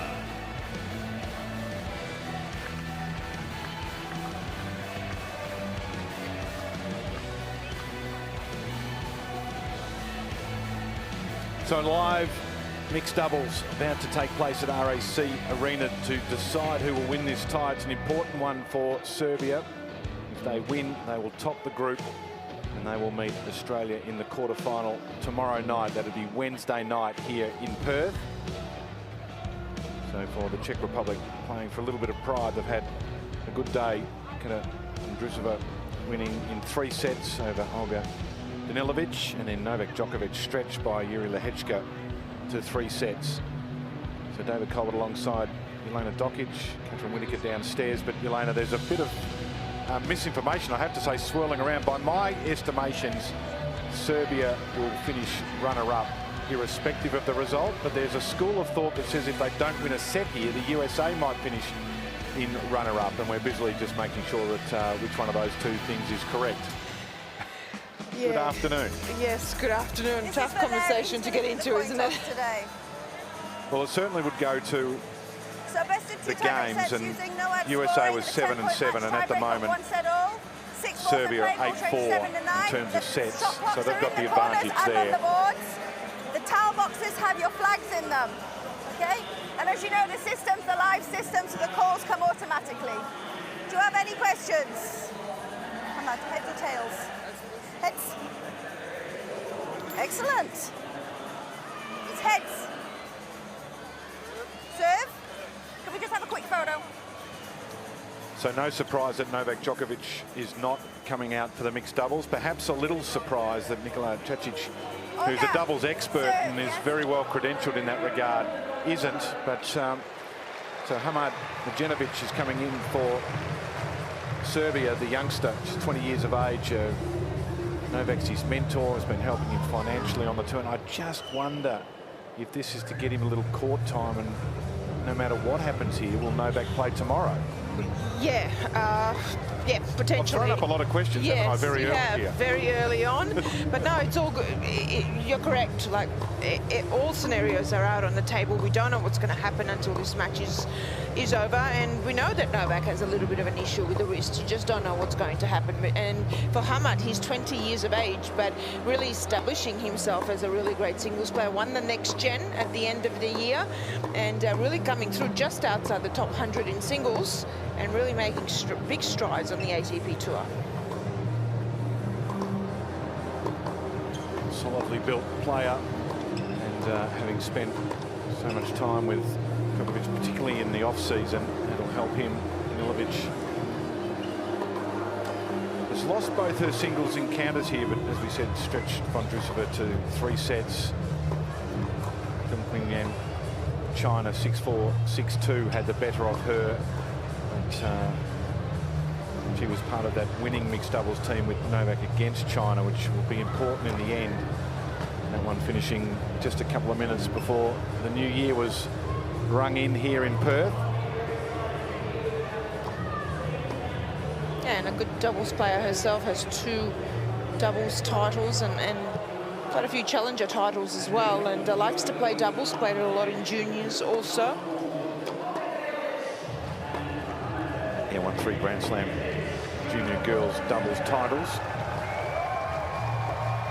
And at the other end of the court, it's a fresh pairing for the Czech Republic as well. Miriam Hologic. She's won 7 ITF singles titles. As we look at Peter Nusa, so he's 25 years of age. Doubles ranking in and around the 100. Currently 99, top of 96. He's got a challenger doubles title, so he's In fact, 6 Challenger events in 2023. Played a lot of tennis, 30 tournaments he played last year, so he likes to be on the road. Hologic will be his partner, 26 years of age. And like Danilovic, a couple of Grand Slam girls doubles titles, the Australian Open and the French Open with Marketa Vondrousova. Made the 3rd round in Wimbledon and the Australian Open in doubles last year. So if you look at it from the game style and experience, you would go with the Czech pair, saying they're kind of the more established in doubles and perhaps play a little bit more of that double style, whereas on the other side you've got a little bit more, let's say, singles players and play a lot more singles also, especially Hamad, who is younger and just coming through, hasn't played a lot of doubles. But sometimes, yeah, doesn't mean much, does it? Well, it's the combination, isn't it? Yeah. Of coming together like this, who can gel quickly, because the way the teams play, the way the international circuit works, even though they're on the same countries, it's rare that they play, you know, mixed doubles at all, but rare that they join forces in a major championship. And we saw that with the Australians, with Matt Ebden and Storm Hunter, you know, 2 of the world's best doubles players, but don't play that much mixed doubles together. No, yeah, it's all about communication. It's all about how well you gel together. You're going to be in sync as well. And look, there is a lot on the line here as well for a lot of these players as well when it comes to points and prize money, and when you play for your country as well. And this here as well, there's a lot on the line here for Serbia also, and you've got 2 young players playing for them. Will pressure play a part, and how you come out there and deal with those situations? Well, we were very nervous about working out the scoring last night when we were definitive that Australia were through, and not everyone seemed to share that opinion. Catherine Whitaker's courtside. Catherine, you've been sniffing around down there, or at least I hope you have. Have you got a definitive answer for us? What a stitch up that question is, Dave. I don't know. I thought I did this morning. We all thought that we were all over it. We had the scenarios, but we're all doubting ourselves now, aren't we? What I thought was the case was that if Serbia win this, no matter how, they play Australia tomorrow night. That's correct. They don't, no matter how, then they play Poland tomorrow morning and afternoon. And I think you're right. I think that's right. But all of a sudden, someone's just thrown a little spanner into the works just to keep us on our toes. And until I'm told definitively that that is the case, I'm working on the basis that it's who they play in the quarterfinals that's up for grabs here. But one thing we do know, if they win, they will play Australia, they'll win the tie, and we'll all be happy. And we're just about ready.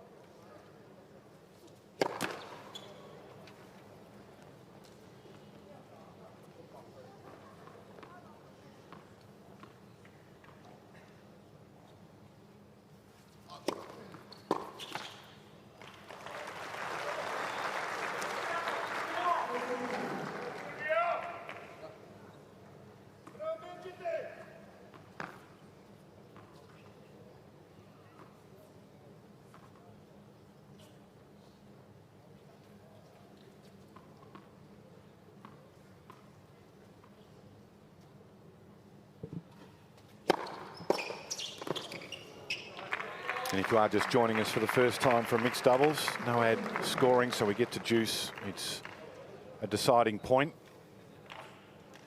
gender to gender, in terms of the play. And if it goes to a 3rd set, we play a match tiebreaker first to 10.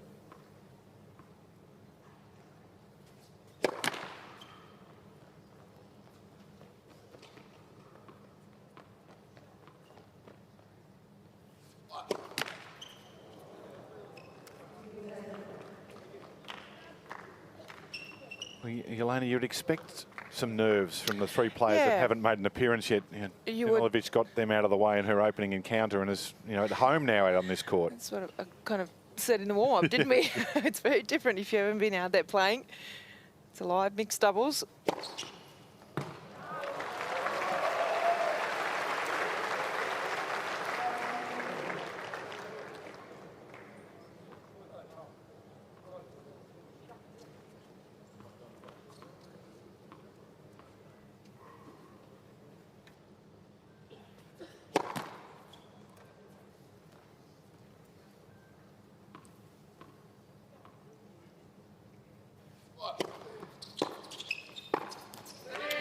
return through the middle, but Danilovic maybe they're protecting her down the line a little bit too much. That was perhaps a ball for her. That volley there came back with interest, though.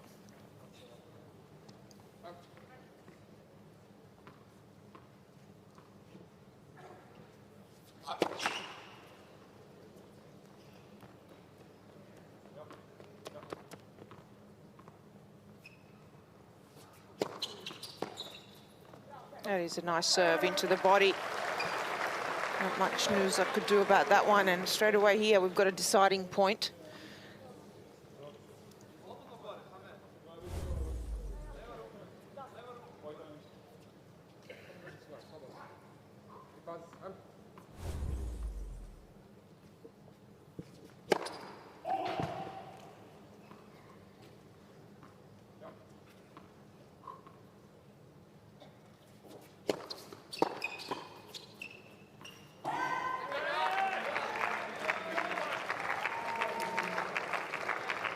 So the opening service game goes to the Czech Republic.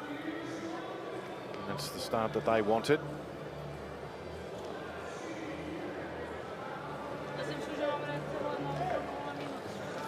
Ty do ty řídasky, ne? Podle mě to je, jo, pojď. Tak už jsem ho neplácla.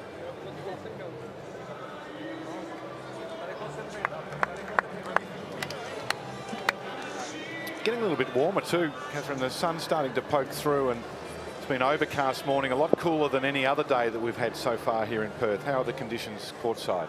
Yeah, it's not so much the temperature. It definitely just feels a bit stuffier than it has on previous days. I think the humidity's up a little bit. Look, it's basically lovely. I know it can get stifling here in Western Australia, but just that bit more humidity, I think. Playing havoc with my hair, that humidity's gone all frizzy.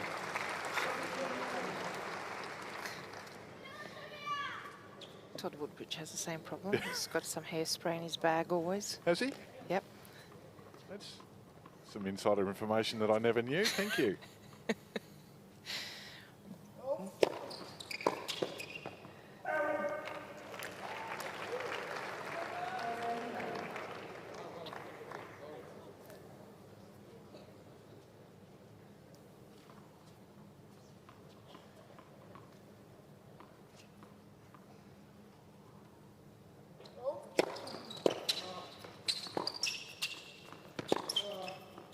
That's nice.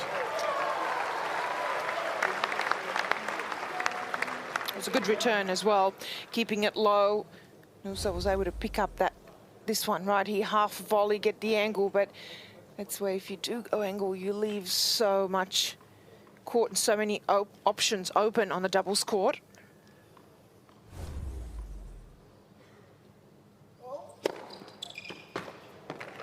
He's throwing down some big serves already. Moves out with that one, but it was excellent placement. Slider down the tee.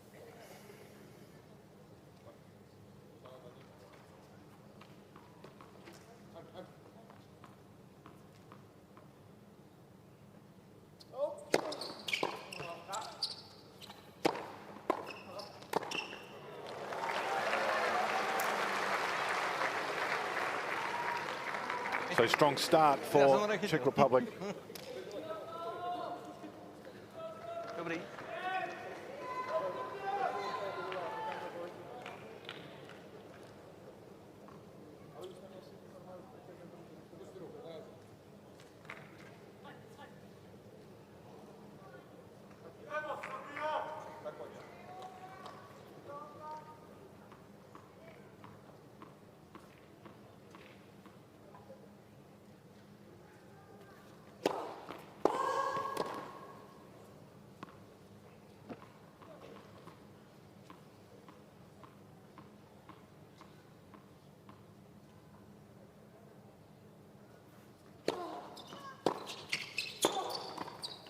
Oh, that's good. What they're trying to do, though, the Czech pair, what I really like is straight away on the returns. They did it to Medjedovic as well, especially if they have an opportunity to second serve. They're attacking right here.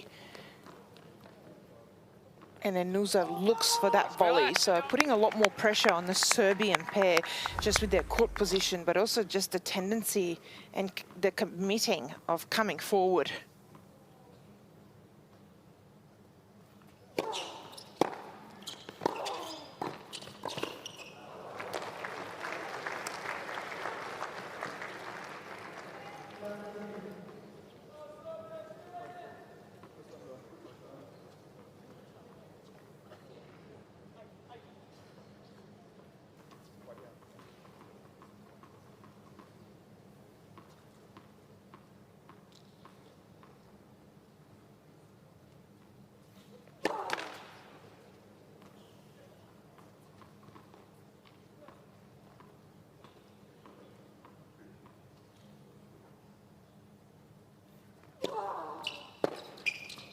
Oh, it's a big return.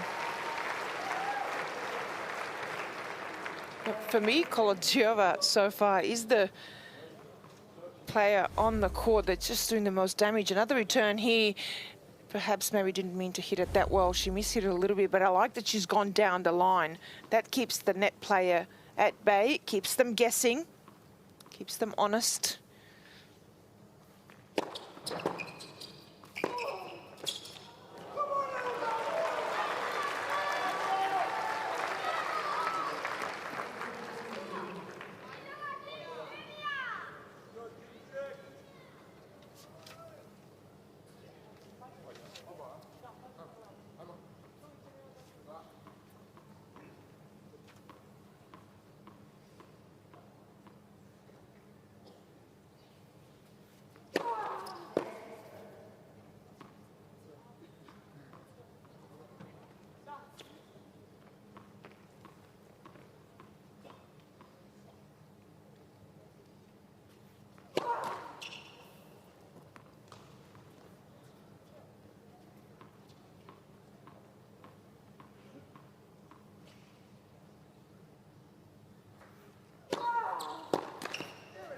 Oh, she did it again.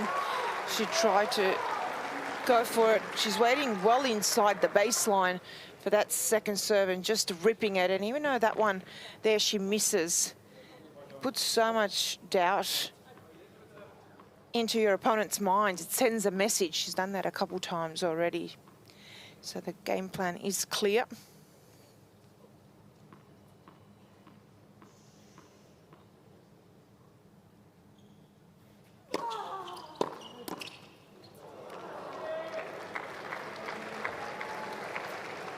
So a very fast start for Team Czech Republic.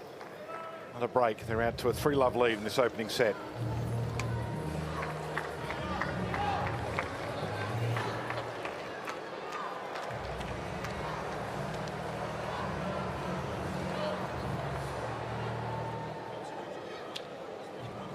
Kolikrát, když bude na tebe sedět ta holka druhý servis, tak teď je to zase do něj, ona to na ně ready úplně. Stojí hrozně blízko. Napadá.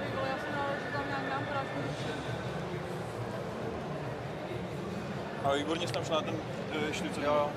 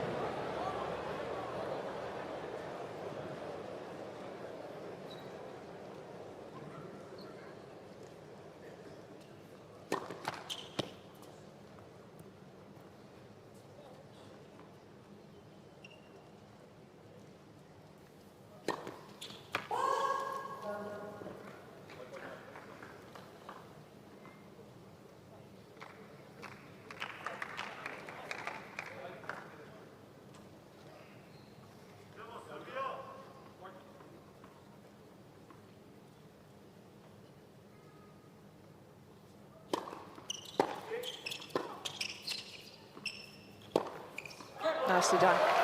Big return, the depth. And there Vondrousova just moved a little too early. But Danilovic, though, held it long enough and goes down the line here in the opening. Vondrousova, he leaves way too early. Good point from Serbia.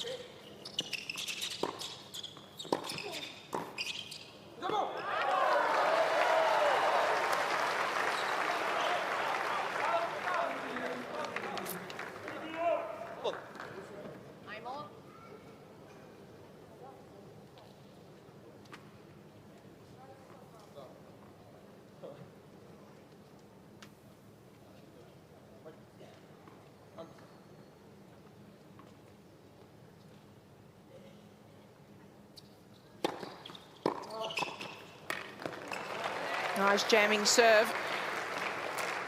Medjedovic couldn't do much with that return, goes straight through the middle, and like Nuzan, how active he is at the net here.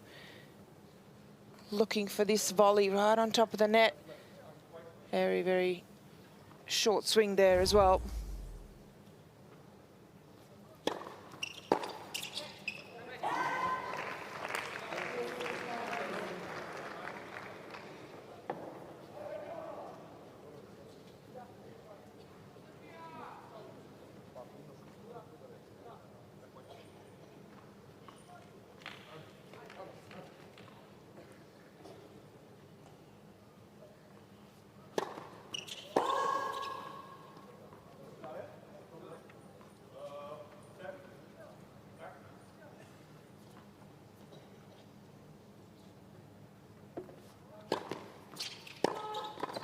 And again, didn't move too early there. In fact, did a bit of a fake where Danilovic thought Vondrousova was going to stay there. Look at this one here, and then he moves. He went to the right a little bit, half a step first. She thought he was going to stay, and then he closes the net on that return. One-way traffic at the moment. One-way traffic at the moment.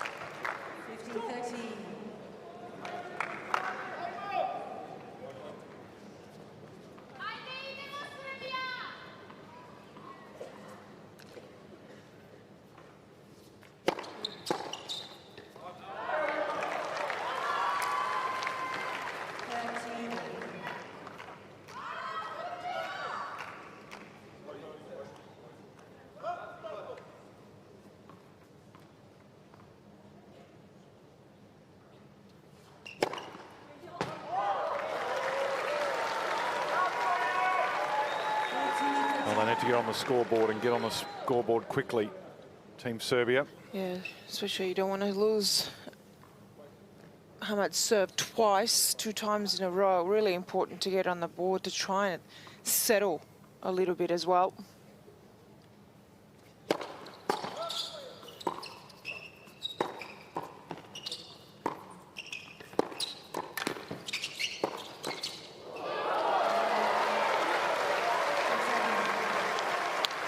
So an important moment, potentially, at least they're on the board.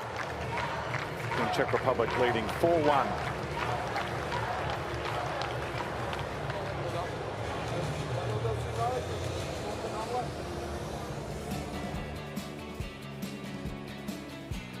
Cottesloe Beach is a magnificent part of Perth, not too far away from the central business district, so it's such a popular place for Perth locals and visitors to go to. Little wave there as well. Team Poland went for a serve earlier in the week. Long stretch of the coastline, which is a magnet for locals and for visitors.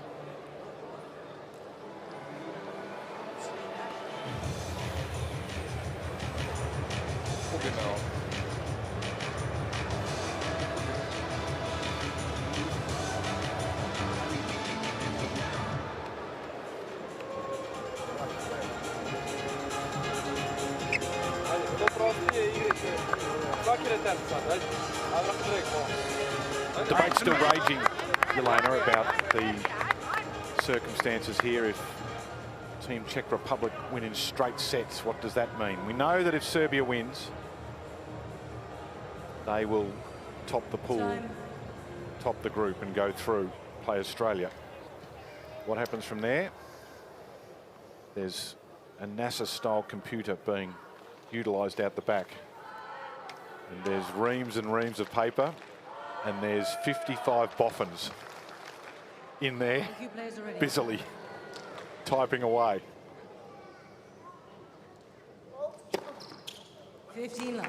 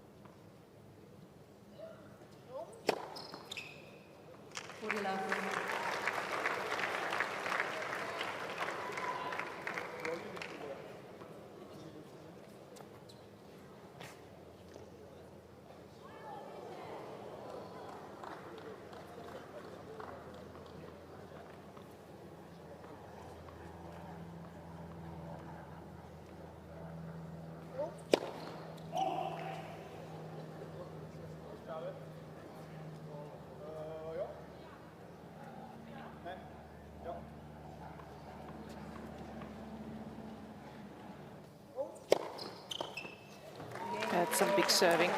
At the moment, Team Serbia has a really big issue of just even figuring out how to hold serve at the moment. But Nusa, I've got to say, he's been impressive on serve also.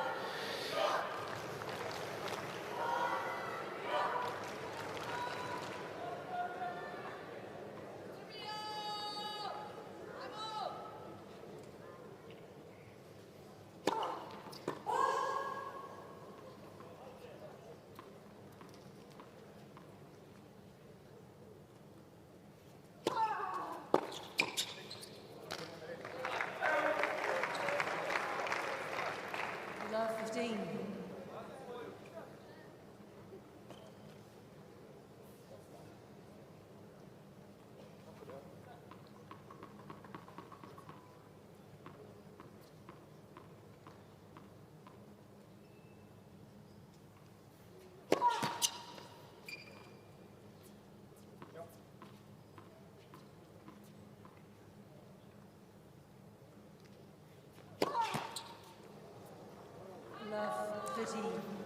And that's purely the pressure coming from the other side of the court, the way that they've returned and just stepped in, and the depth of the return, the pace, but also you could see both Nusa and Hologic just consistently trying to make their way forward to the net.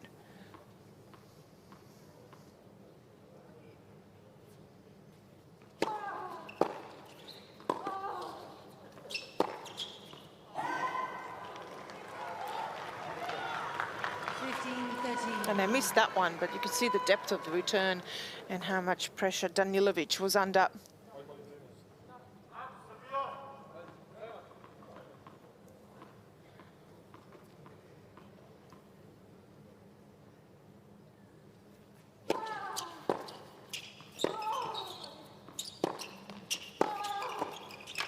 It's good effort.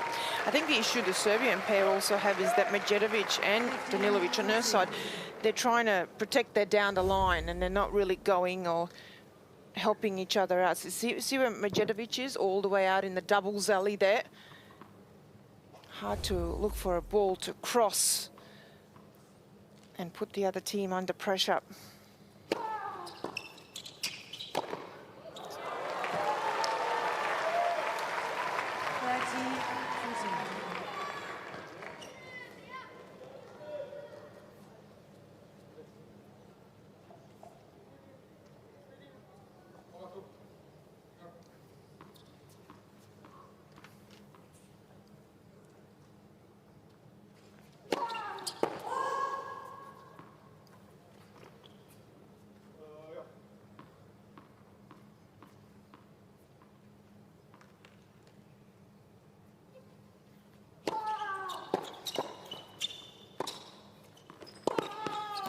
Oh, excellent. A great volley from Medjedovic. Bit of a block volley there, but Danilovic, this pass. Look at where she is as well. It was a great volley there. Outside the court, 2 meters back behind the baseline, and finds that beautiful angle. Cross-scored, great racket work.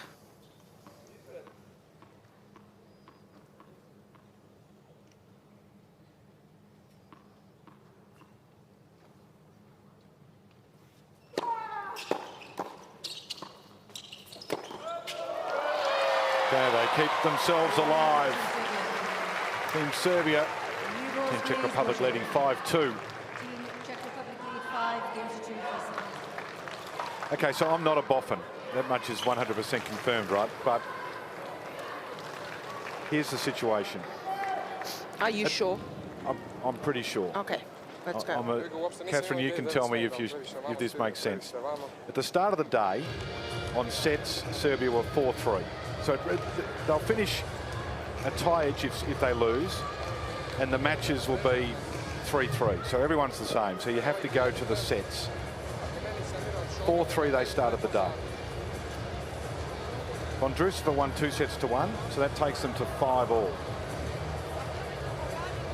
Djokovic won 2-1, that takes them to 7-6. So if the Czech Republic win here, 2-0, Serbia stay on 7, Czech Republic move to 8. So 7-8 is the score. So now we only need to think about 7 and 8. Okay. 7-8. USA is 7-7. Okay. So they've got a 50% set ratio, and that will be better than Serbia's percentage. So USA would be the ones that are the runner-up. Catherine, does that make sense? Is that what you're hearing? That is exactly what I was hearing. You said it with a lot more maths than I was going to. Well, it's hard to follow. That was very good showing of your workings. If that had been a school exam, you'd... I was no good at maths, can I just tell you that? But I might have got half a mark for workings. Basically, Serbia need a set. Yeah.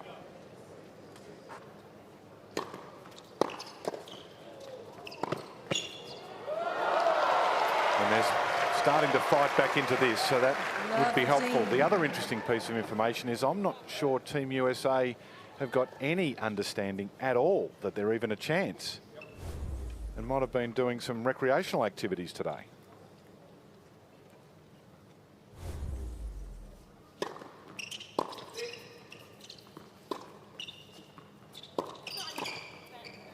There's been a lot of debate about having four groups, so we just have winners through, and at the moment I'm vigorously supporting that. Yeah. So for future because editions, you've been working so hard on the math the last few hours. it's been distracting. I apologise to the audience.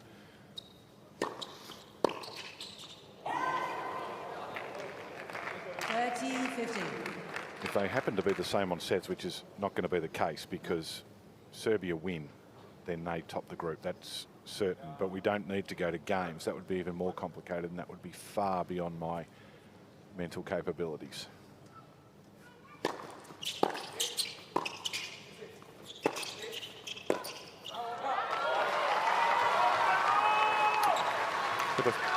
Bit of a fight back here from Team Serbia, and they're just starting to, after a very slow start, training 1-5.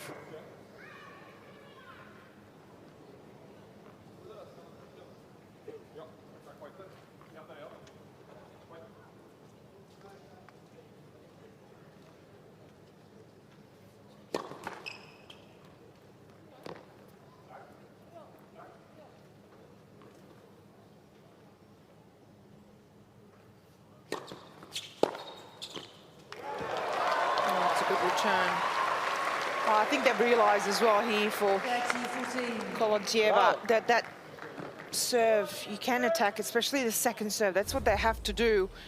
Look at where Medjedovic is standing. That's a good return through the middle. I think they have to take on some of these returns.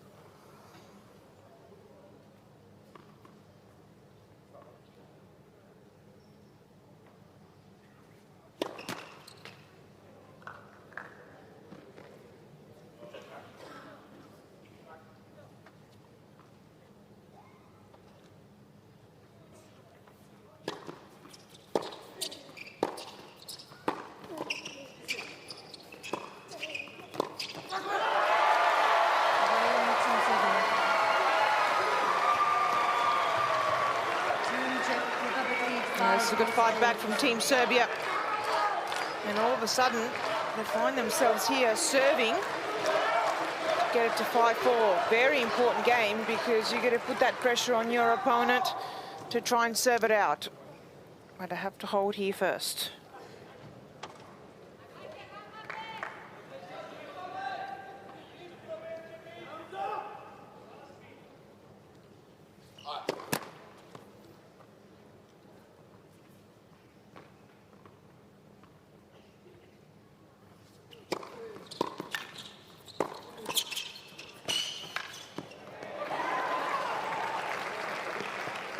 And that's that distraction that the net player can create. Vondrousova there, he went on the first volley, wasn't going to go on the second one, but when someone moves that much at the net, just closes that gap, makes the court smaller. It's very hard to consistently have to guess and improvise where you're going to hit.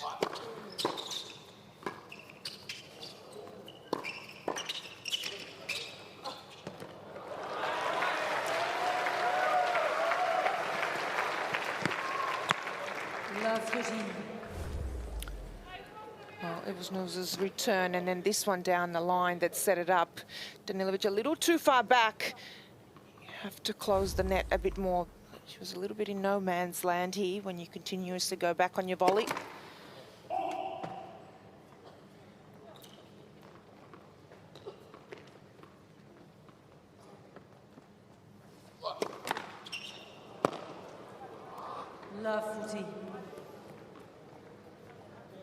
So that brings up the string of set points, 3, and then of course the deciding point, so you can add an extra one to that.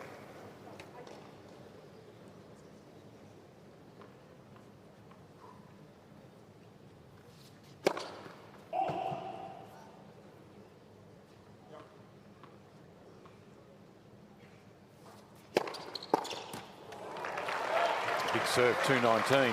I was almost letting a little bit of frustration out there because he's been struggling on his serve, but for me, it's more the ball toss. It's a very low ball toss, not giving himself the opportunity to use his legs and leg drive and go up after the ball.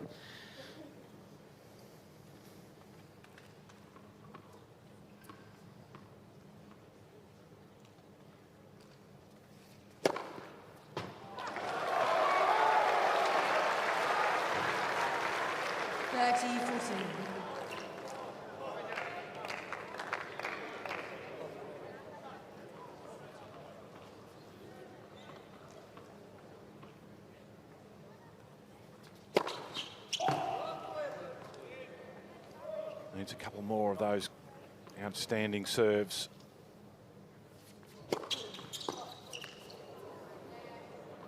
Oh, good effort. So we've got a...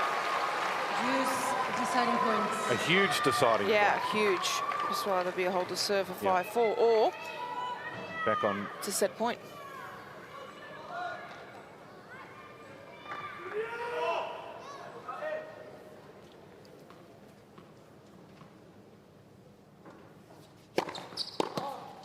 Well, some big serving, and he's going to gain in confidence from that because he keeps Team Serbia alive in this opening set.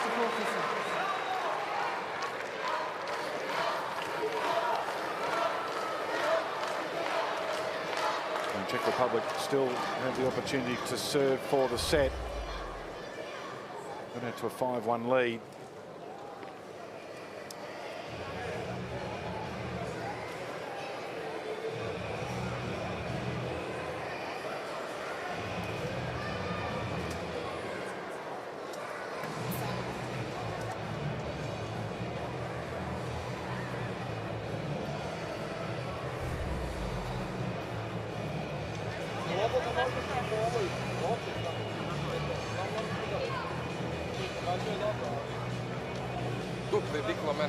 Well, the Serbian fans in the crowd, of course. I was actually out in the concourse before, and I heard two guys talking about their experience the other night, midnight, how Novak went the whole way around the court afterwards and was signing autographs, and the kids had photos, got their T-shirts signed, etc. And going to take that memory away with them for a long time. Love their team to make it through to the quarterfinals here. Done well to fight back, trailing 1-5. Musa, who will serve for the Czech Republic, set on his racket.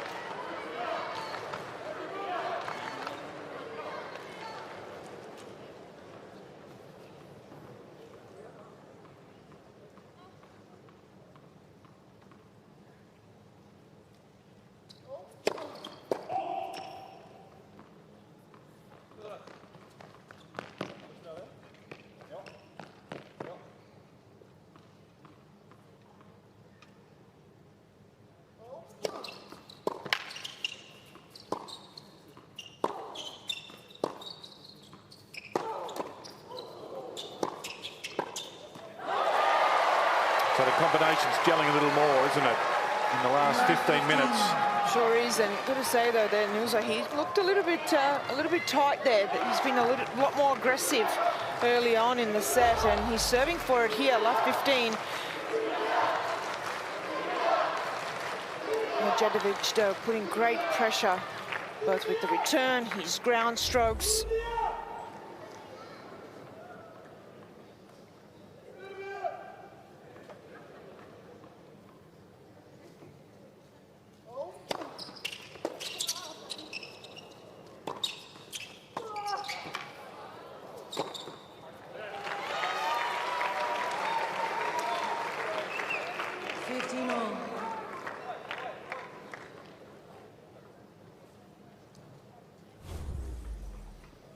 So an important fight back here, keeping in mind that if Serbia can win a set, then that changes that situation against the USA for the runner-up spot.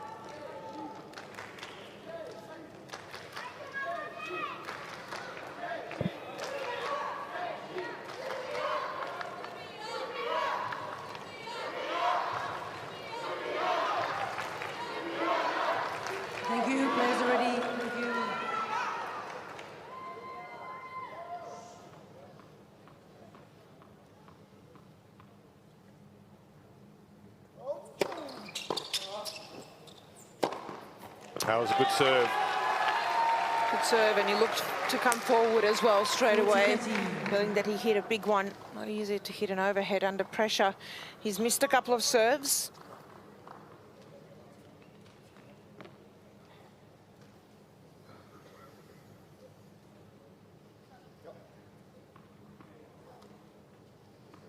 So 2 more set points.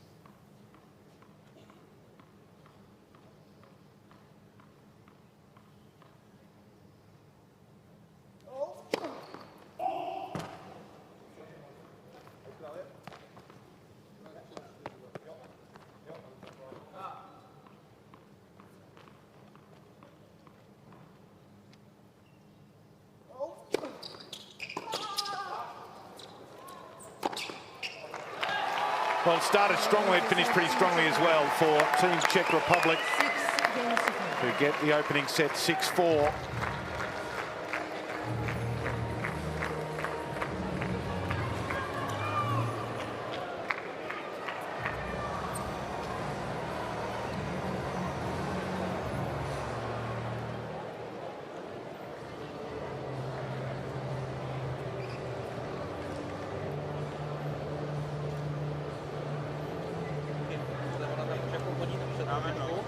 They made hard work of it in the end after getting out to that 5-1 lead. The service breaks. Team Serbia back in, growing confidence. Vondrousova and Vondrousova fought their way back into it after giving away that advantage and closed out the set.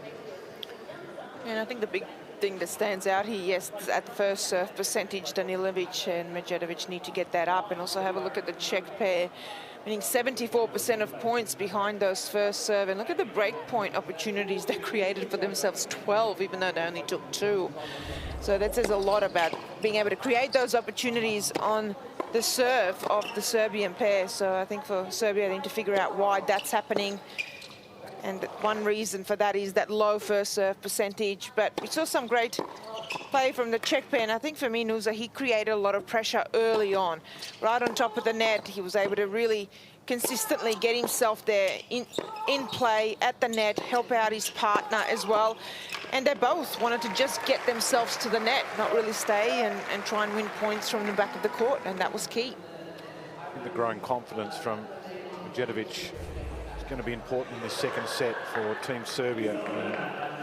Finished pretty strongly, had that big service game after getting themselves into trouble and then finding a way out above 40. Was able to win that 9th game. His ground strokes also on the improve. So it's Team Czech Republic in the opening set. Serbia looking to get on the board.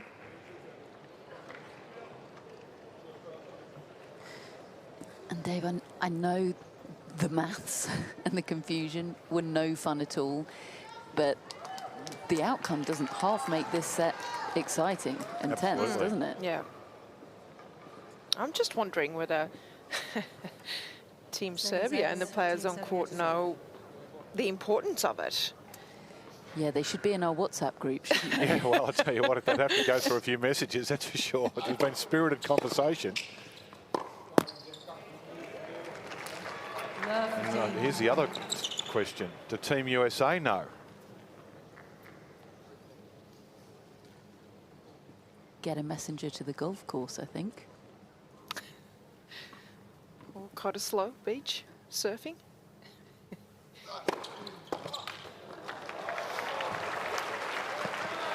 Good day for golf, pretty flat. Courses around Perth.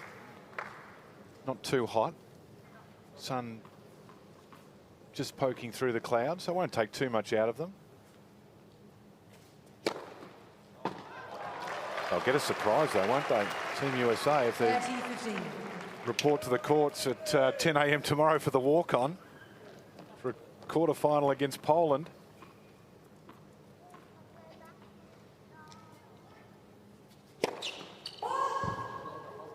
Not yet that though.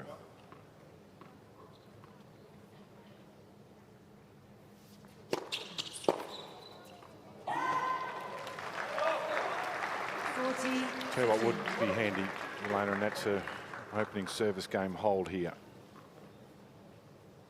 This is where Team Serbia got in trouble a little bit early on in the first set because Medjedovic lost his serve and it kind of rattled them, set the tone for the first set. So hold here would be really handy for Team Serbia.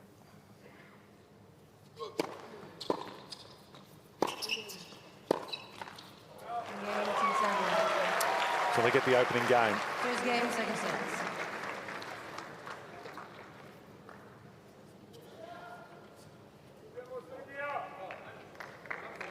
Catherine, I think if the crowd knew what the situation was definitively, it would alter their engagement and the volume of their voices as well. Yes, I feel like maybe I should raise my voice when running through the scenarios so word can get around here. I mean, it's kind of fun to have a situation where you just need to win this set, you know?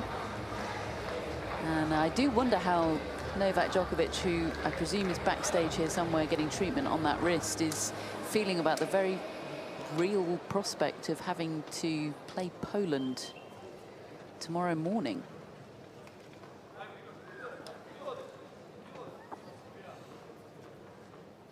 I think it's not just about the opposition, it's about the recovery time as well at this point. Yeah, and of course, if they win, then it's a match-up with Australia tomorrow night. So either way, it's an encounter, Hurkacz or de Minaur, if that was the situation. There's so many permutations now. My head is, I actually have a headache.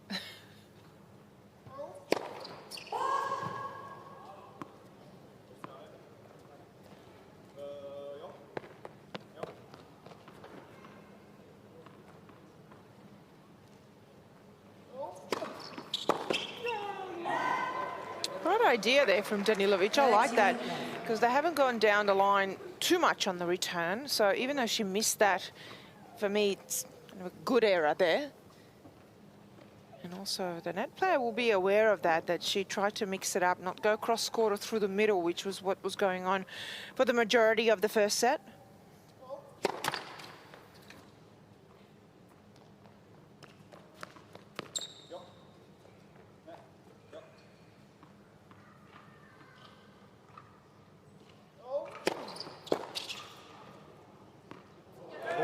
Dropped in, was off the frame. 1% string, 99% frame.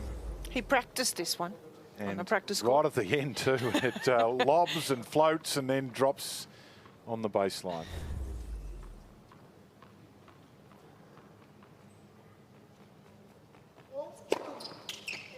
That's too good.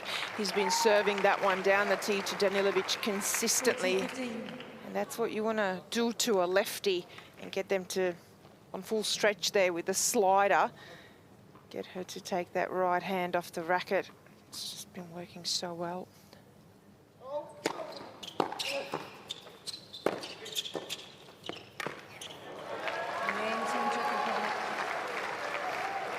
One game more, second sets.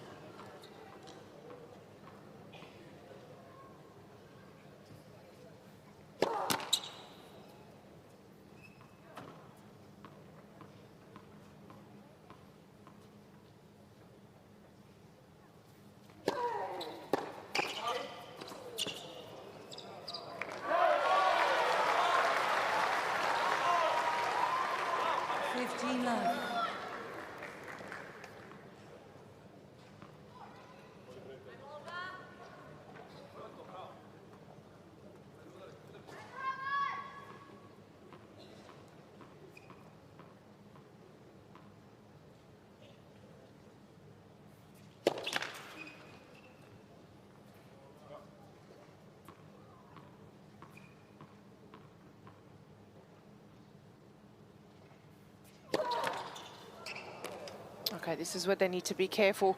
15 all. Got to find a way to hold Danilovic's serve, and she's feeling the pressure because of those returns, especially off the second serve. Nothing wrong with the serve. It's just as she's really pressing and going for more. Because that second serve has been attacked. The Czechs have taken it early, come forward. It's an enormous amount of pressure on you as a player.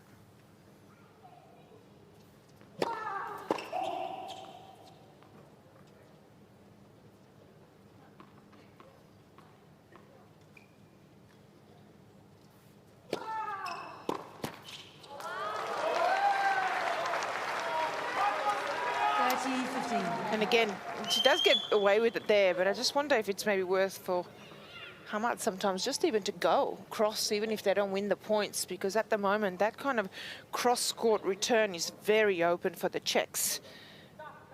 Not even feeling like they have to overplay at all. As long as they get the return cross, they'll be in the point.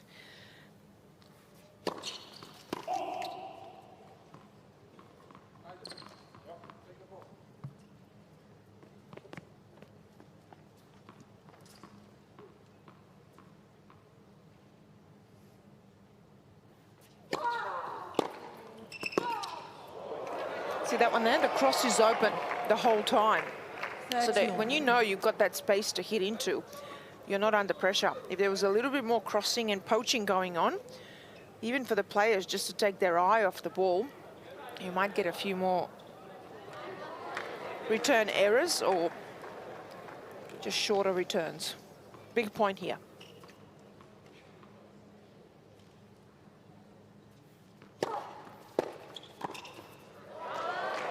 Like that, for example. Better serve as well. 40-13.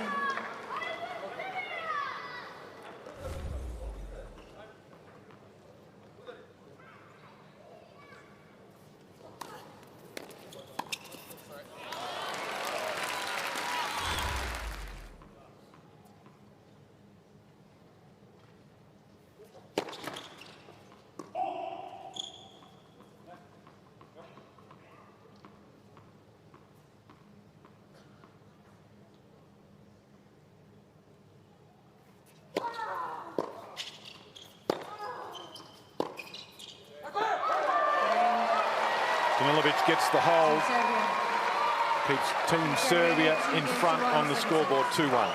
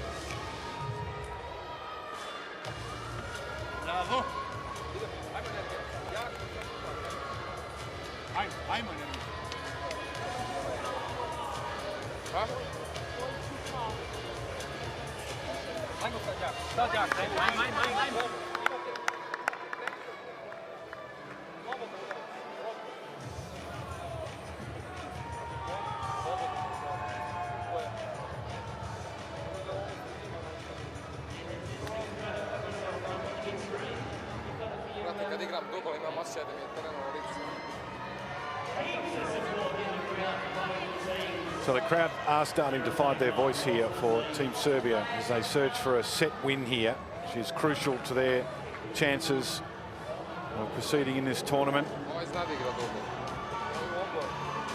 Czech Republic got off to a very fast start. That's a 5-1 in the opening set. Serbians fought back, but Musa was able to finish the final game of that first set off 6-4. And we're on serve so far in the second.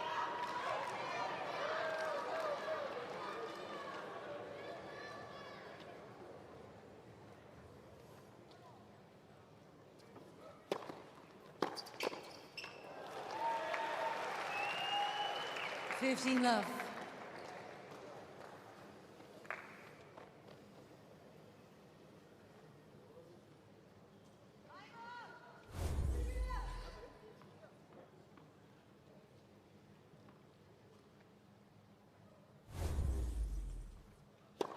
Let's for serve.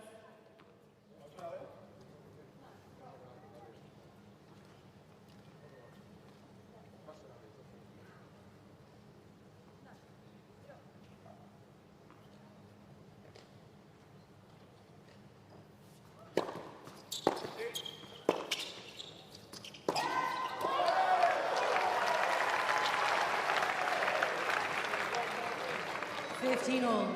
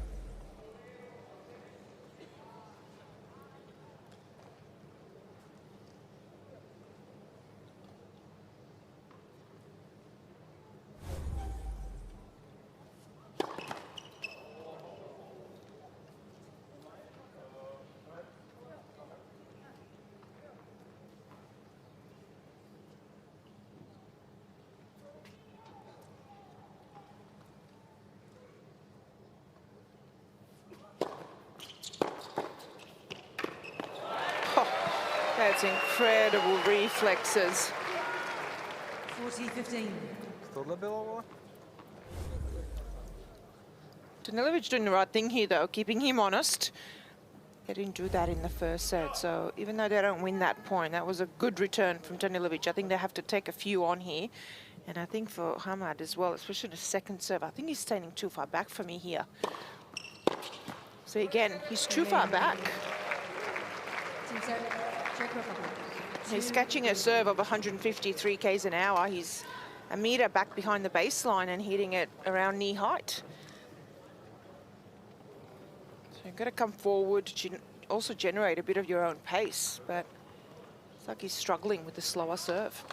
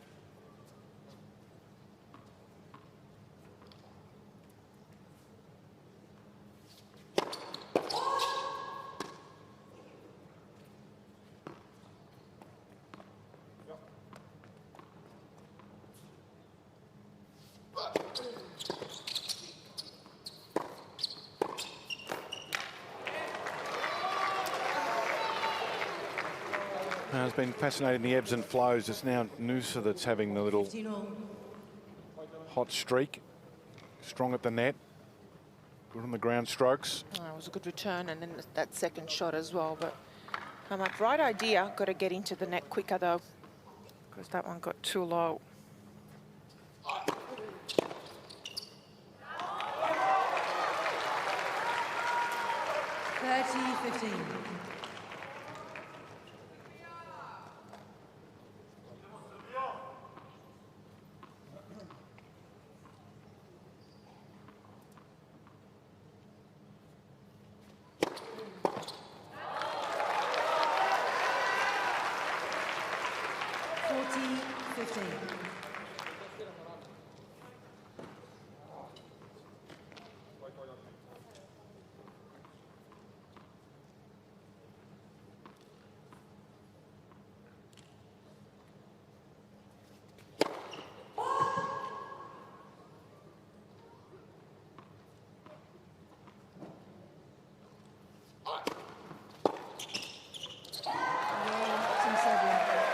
Janovic holds serve.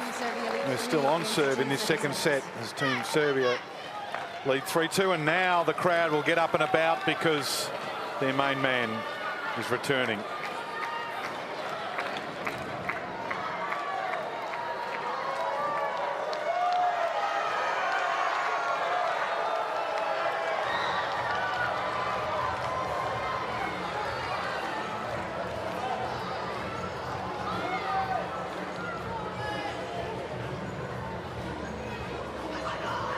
Sjećam se stvarno.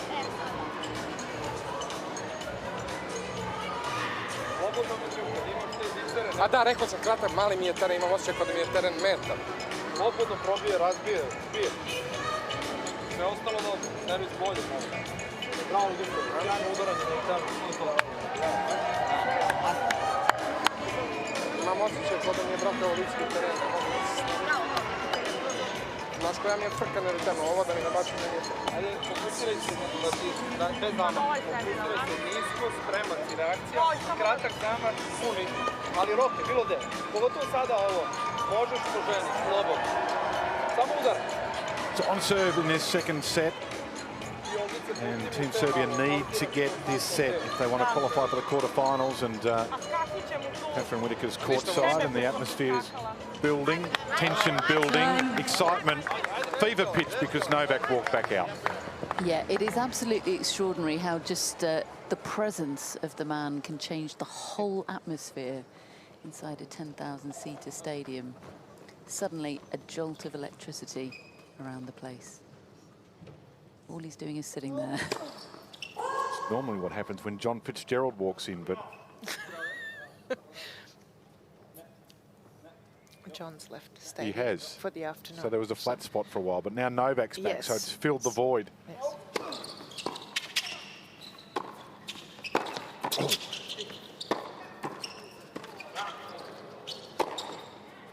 So it was interesting to hear the conversation actually, because Hamad said there on the change of ends to Tritsky, saying the court feels and looks so small to me, even on her slower serve, which you met Hologic.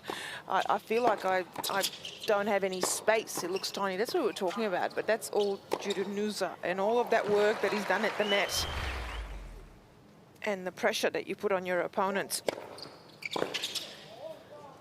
So you end up feeling like you have no space to hit into. That's what we were talking about. That's what you're going to create early on in a match by doing a lot of work at the net, especially the male player. And if you're tall, you create that aura.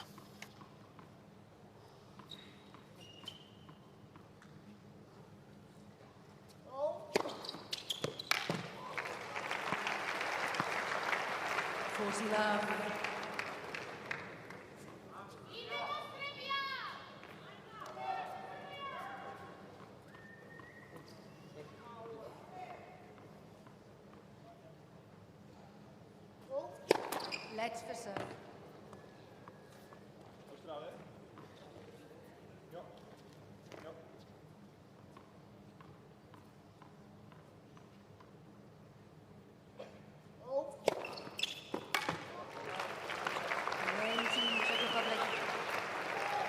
New balls, please, ball change. 3 games, all second sets. Impressive service game. Ties it up at 3 apiece.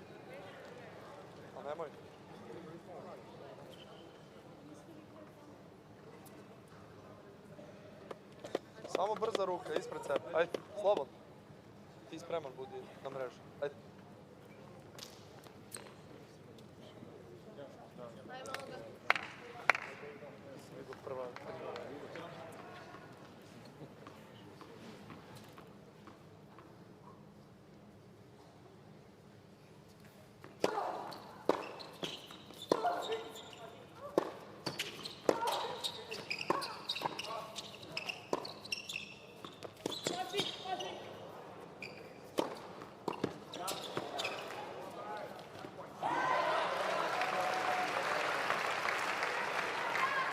Love 15. It's a very well played point by the Czech pair. Nusa again, even that overhead, that was difficult. Just moving backwards, going towards the baseline, still able to control that.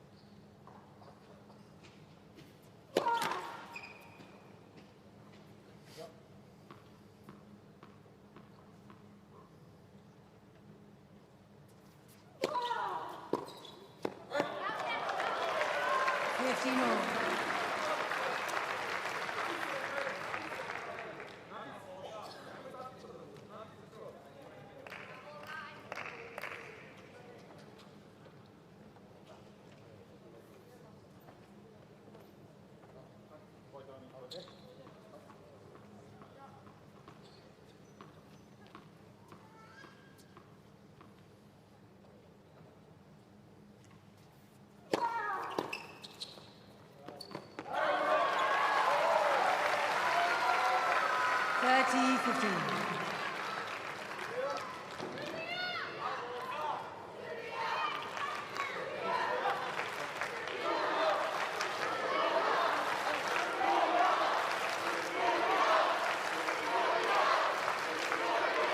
Thank you, players are ready. Thank you.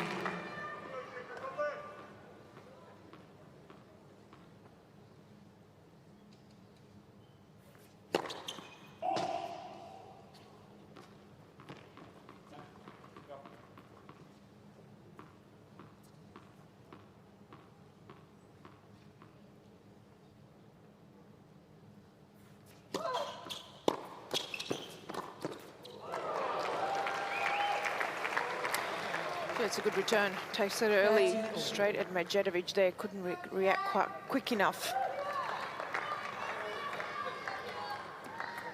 I think they've done that so well today, the Czech pair. The variation on the return, it's gone everywhere, cross through the middle, down the line. Hard to pick it.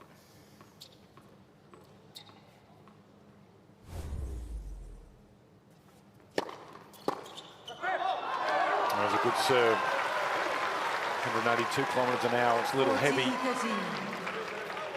Vondrousova almost got hit in the head there. Some big points at this stage of the match with what's at stake for Team Serbia. Of course, Team Czech Republic will be ruining their effort against China at this point, because for them, they would be in a similar situation. Could be them that are fighting for a spot in the quarterfinal. They lost that opening encounter 3-0,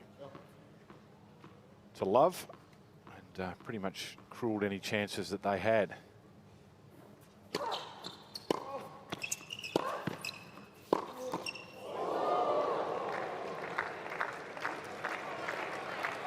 Juice deciding points. So deciding point.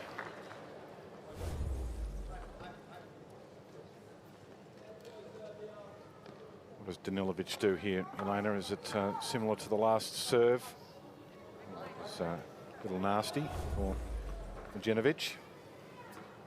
Yeah, I think you've got to go down the tee, take the angle out of it, get the sliding serve. And that's exactly what she did. So it was a big serve, wasn't it? Straight towards the body. Team Serbia bench getting involved. Crowd now starting to get raucous.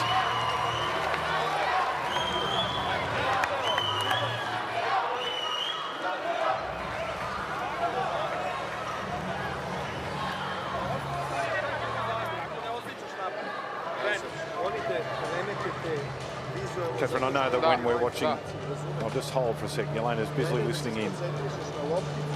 Koja dolazi, pogotovo na drugi servis, pogotovo na njen servis, idi ako ne osjećaš po paraleli, udari je kroz sredinu. Jer imaš jak udarac. Sredinu ovaj pokriva stalno. Okej. Sada na njen servis gledaj ti po paraleli, zvekne i šta, ne može onda završi tvoj udarac, razumeš? Može da izblokira nazad. Da. Znači, bitno je da se znaš, ne moraš ti da je stavljaš nešto precizno. Slobodno udaraj, nastavi da udaraš. Slobodno. Bravo, to je to. To je to. Jasno, okej, razumeš. Nema veze, okej, znači bolje i to nego razumeš da se nešto pasira. Ako kažeš ideš u kroz, pucaj u kroz, ideš u pucaj. Gore te, razmišljam, bukvalno ne razmišljam. Stvari je leta, kratak zamah, ovo se ovo dolaze do vas. Animated discussion in the Team Serbia team zone, and Novak leading the way. It's the discussion that we had on Hologic's serve, and she's serving now, whereas Novak said to Hamad, because he said, oh, the court seems really small, and he said that's because of the pressure of the volleyer, which is Nusa, but he said step in more, go a meter in closer, and just pick your spot and hit it. And in fact, he said go down the line. You don't have to go for the lines, but change it up and go down the line here. See how he's still standing far for me, Medjedovic? Look at where he's waiting for a second serve.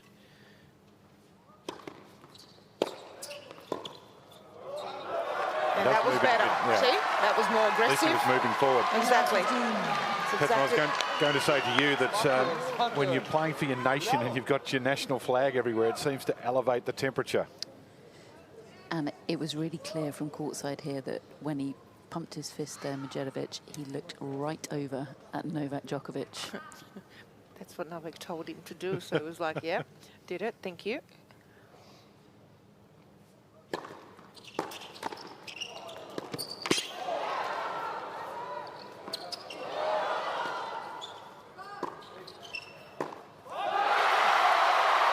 Two big points open this service game. Have a look, everyone's involved. There's a lot of arm waving. Even Novak's arm waving, but what do you guys think? Did they all of a sudden also start playing better and get a bit of energy since Novak came into the stadium? Coincidence or not? I think the scoreline helps as well. I think this crowd know, you know. I don't know whether they've got word, but I think they know that Serbia just need a set. A little lucky that one. Evens the frame scoreline. I think Novak knows the situation that they need a set, to be honest. He looks like he does.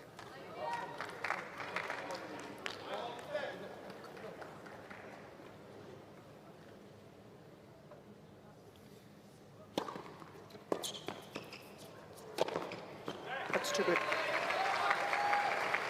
And just a reminder of that situation. 30. Team Serbia win the match here. They win the tie. They play Australia in the quarterfinal.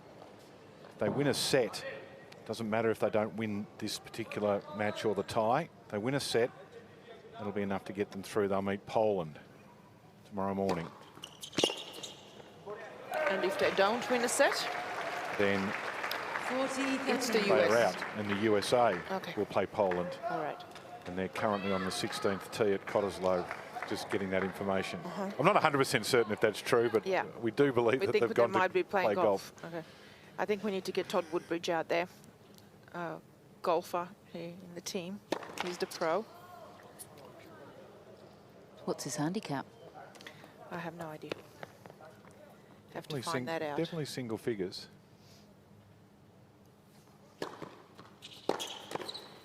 Gee, that's a good volley. Yeah, and it's a good comeback too, because they're under a bit of pressure. 4 games all, second set. 4-all. That was crisp, close to the net. Just blocked it right here because quite a bit of pace came back. Have a look at how he's moving forward. Just a block. Wow.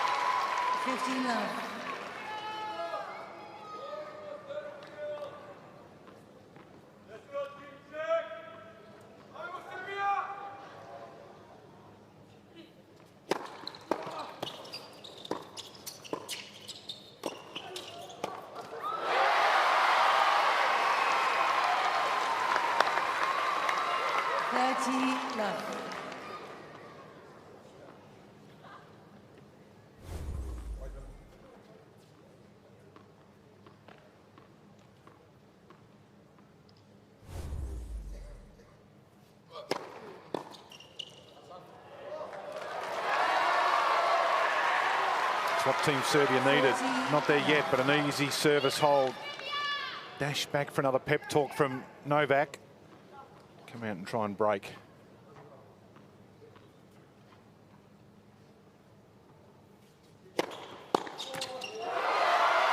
Strong work. Team Serbia. Team Serbia 5-4. 5 against the 4 second set.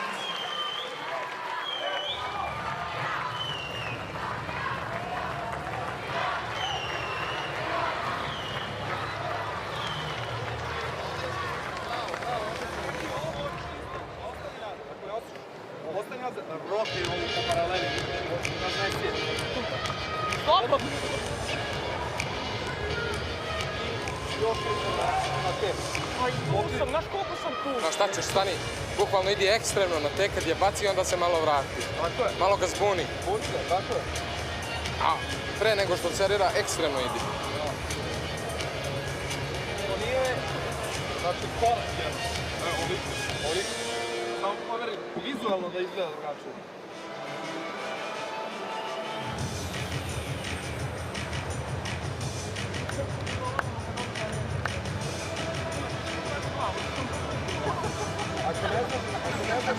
To mi kažu, čovjek pazi glavu. Ne znaš šta je za tema.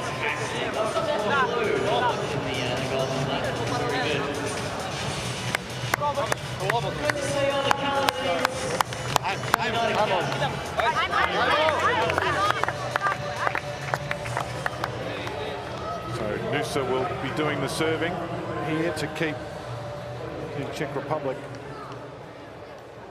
in this set.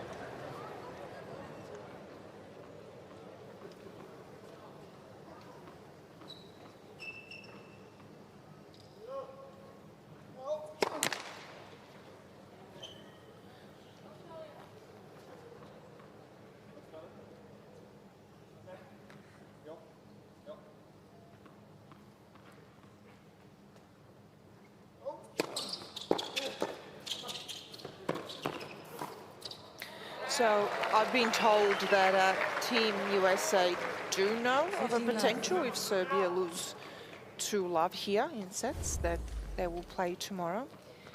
But they are playing a bit of golf today.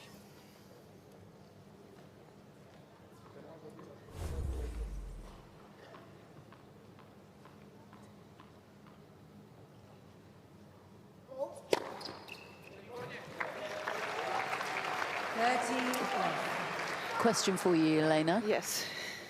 Who do you think Team Australia would rather play? USA or Serbia? Well, it'll be China. It'll be China or Serbia. So they played China or Serbia? Not the US. Oh, crikey. It is. I told you I had a headache. Strong service game from Noosa. So USA will only play Poland. Serbia, if they win, will play Australia. If they win just one set but lose the match, they play Poland. Oh, I was so sure You I need had to it. write that down, Catherine.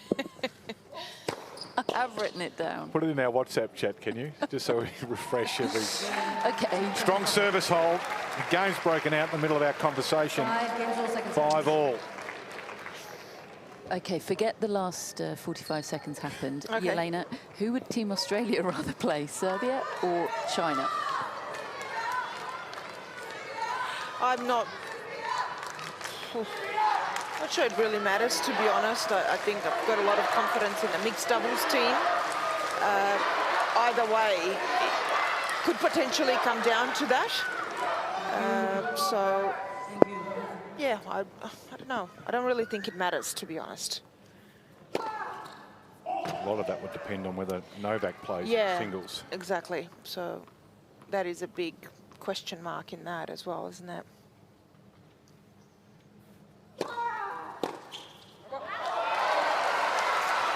So an important couple of early points here for Team Serbia.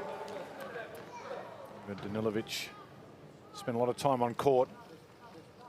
Down in her 2 singles encounters, but put up a good display earlier today against Vondrousova.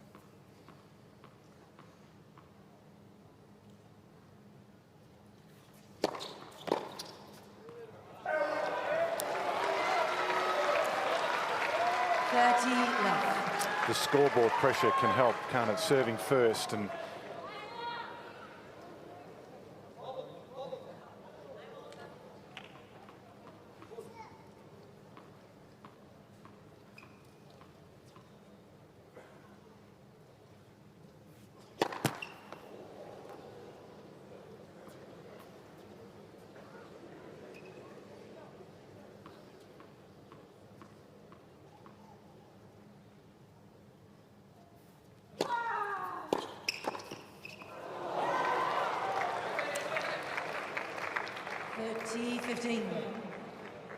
Čvrst stomak I samo koristi reke. So Novak said there, just keep your core and your stomach really strong and just turn a little bit your upper body. Stay really firm with your racket as well.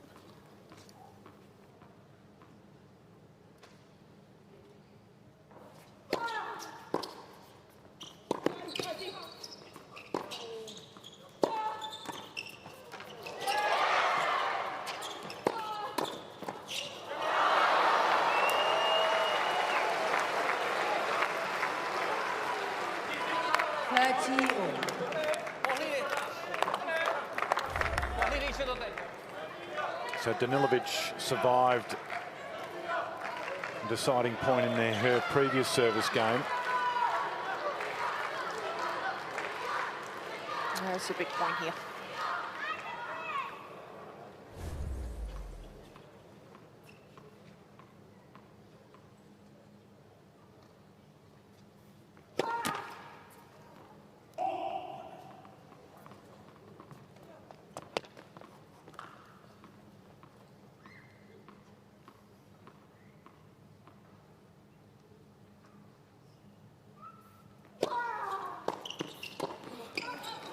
It was a very deep serve, wasn't it? It was very deep. That was a gutsy second serve because Hologic there, she was inside the base and waiting to try and really step in on the return, and then got jammed into the body, but it was more the depth of the serve as well.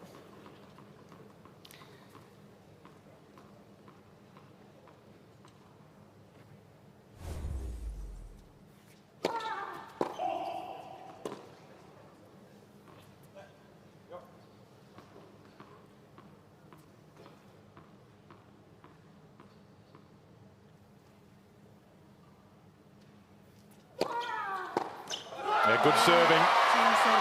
Gets Serbia to 6-5. Serbia needs 6 games to 5 7 sets.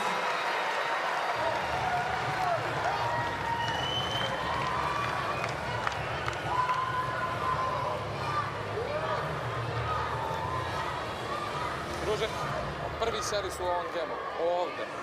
Osjećam, znači, kosu kako ide.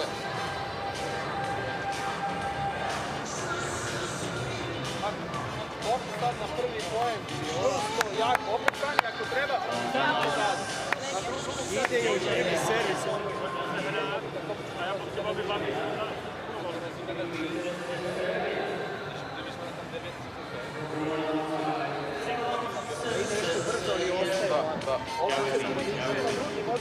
Po paralelu, stalno ti se kreni ranije, sekund nisu krene ranije. Pogledaj gdje. Na drugi imaš vremena da ga pogledaš, da. Samo odlučno, udarate ajmo. Skakućite na returnu, sada pokažite im da ste spremni. Prvi servis na forehand paralela, da. Skakući na returnu, pokazuje malo.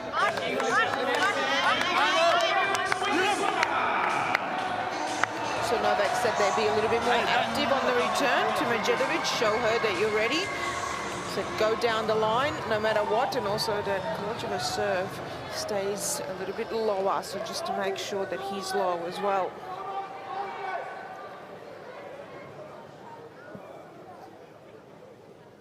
Coach Novak on the side.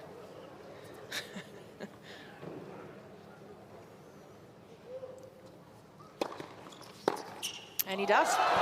Listens. Goes down the line there. And that was a fist pump to Novak. That's exactly that.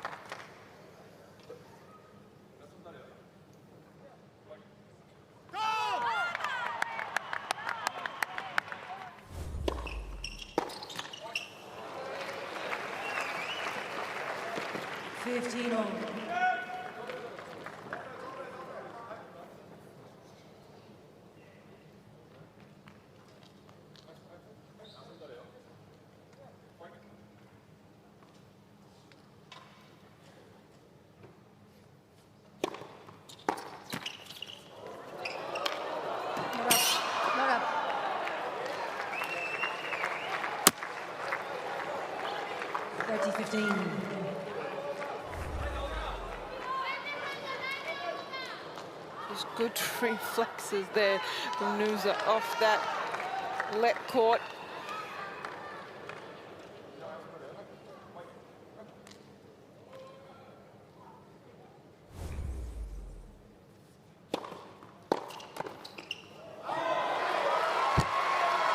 Just wide.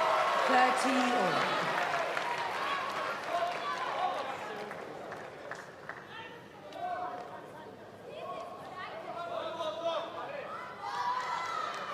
Lehecka. Where does the serve go and what does Djokovic do? He's been encouraged by Novak to come forward. I wouldn't go to the forehand. Body or backhand. No, that's what she tried. Gets a look at a second serve.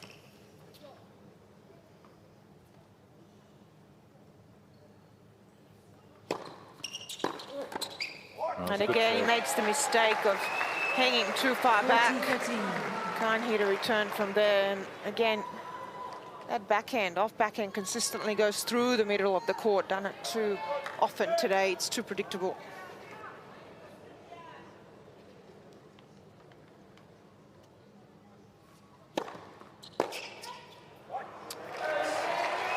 They're off to tie break. 6 games all, second set tiebreak.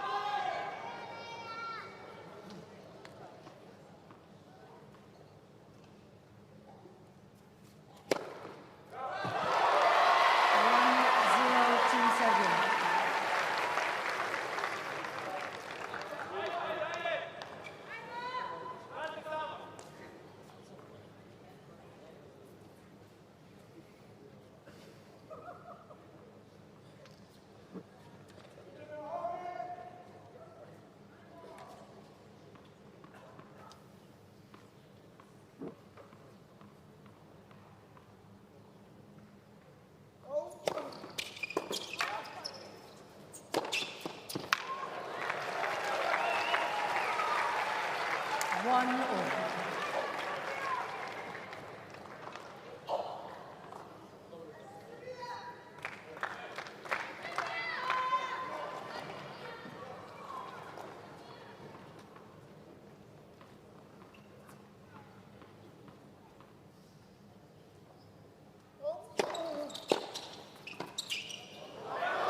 It's a good return. 2-1. Kept that low at the feet of Nusa. Didn't allow him to get in. Hard to hit that half volley, but stuck with the feet.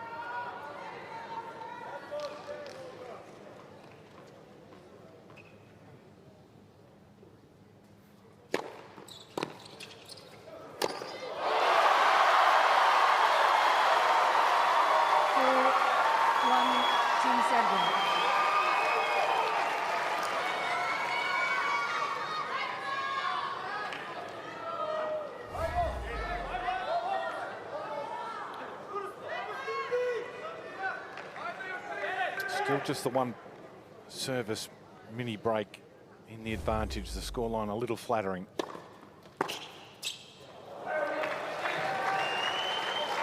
Looks good when you look it up at the screen and see the 4-1 to 4-2. Better off to be in front though, Elena. Especially when you have to win a couple of points here. They're literally a couple of points away from getting to the quarterfinals tomorrow.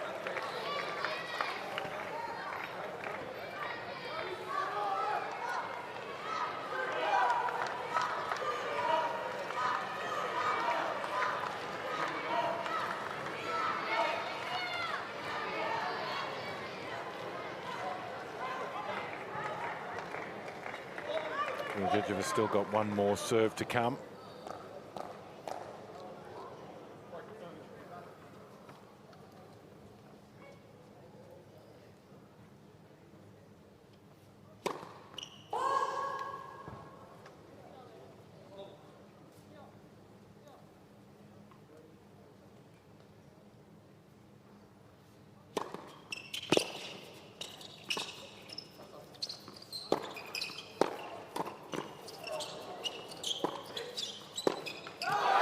So it's big.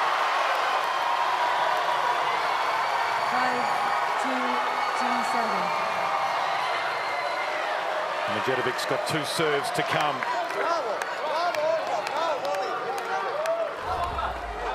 Some great play and aggressive, firm.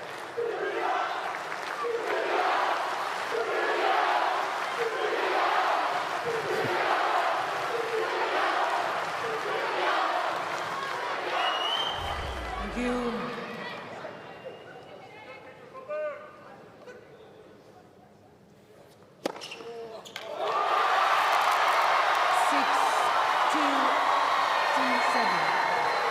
So it's set point, but importantly, it's also off to the quarter-final point.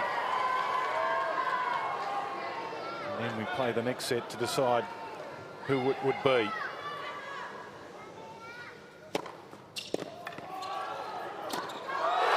there it is. Team know. They're up off their seats. Players know. There's a celebration. Team captain saying, OK, we've still got another job to do. We want to win the tie, but for now, Ladies and gentlemen, this match shall be decided by a 10-point set match tie. apiece. Team Serbia have qualified for the quarterfinals. Team USA, enjoy your golf.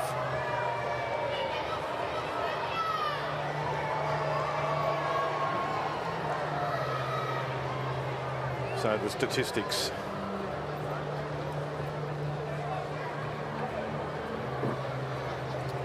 First serve percentage from Team Czech Republic. Not sure it really matters that much, does it, Ilona? In the outcome, really, the stats here. I know that they're there, and aficionados are like looking at them. But at the end of the result day, it's the scoreline that was the most important. It is, but look at the unforced errors. A lot less there from Danilovic and Medjedovic compared to the first set.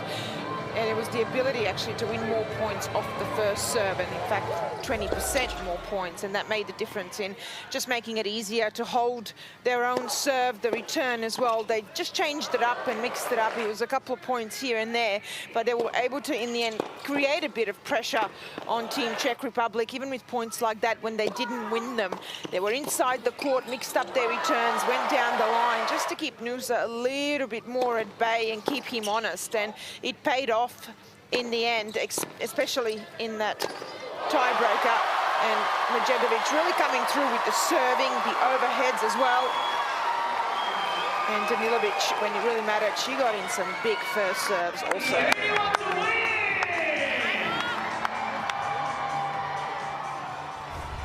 And I think with that reaction with Novak and captain Viktor Troitsky, I think they know they're through. Match tiebreak, Team Czech Republic to serve. So off to a 10-point match tiebreaker here to decide this tie.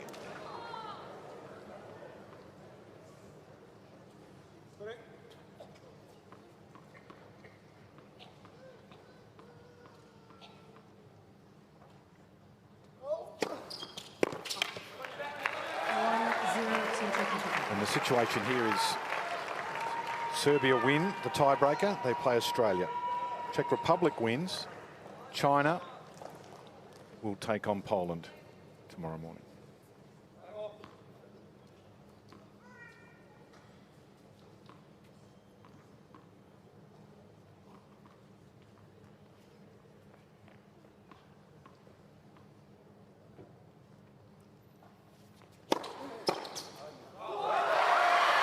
Have I got that right, or have I got it around the wrong way? I've confused myself potentially. Stand by. Well, speaking of somebody with absolutely no credibility left in this department, I think if the Czech Republic win this tie-break, then Serbia play Poland tomorrow. Yes. Is that not what that's what I meant, but clearly not what I said. Thank you. Absolute minefield. 2-1, Team Serbia.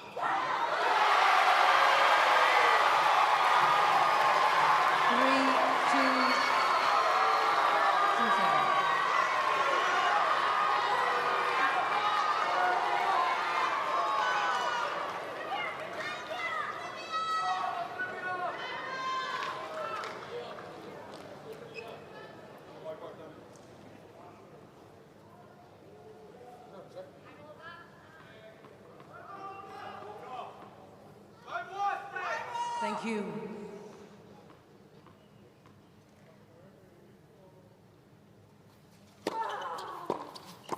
Gee, that's a good move. We haven't seen that from him a lot. Team Serbia. Knew exactly what he wanted to do and a lot closer to the net that time around. At times he's been too far. And what a time to do it as well. Crisp volley. Look at this, it closes the net, keeps it simple, but he's moving forward and cutting off the angle instead of just moving horizontally.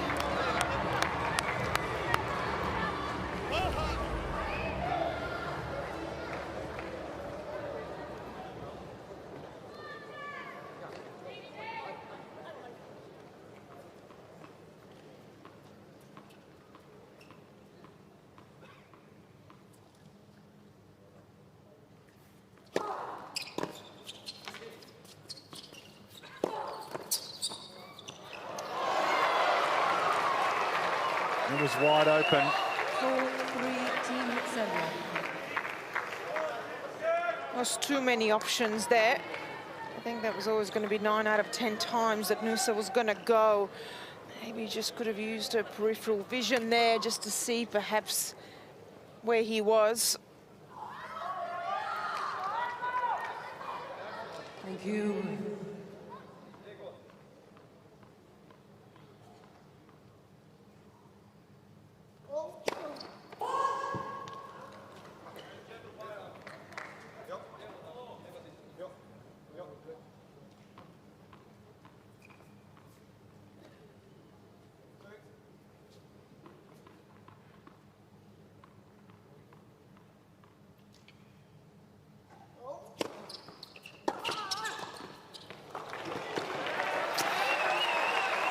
Good second serve. It's been serving that one down the tee tremendously well today. You see it really sliding away from Danilovic.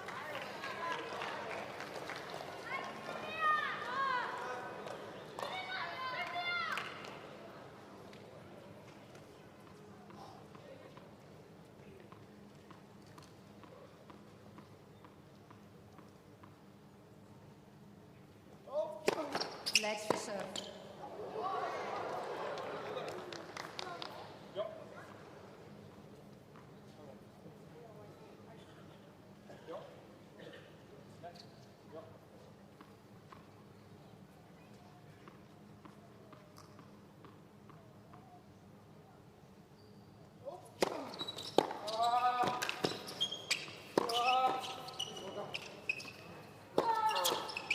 Nicely done. Big hitting.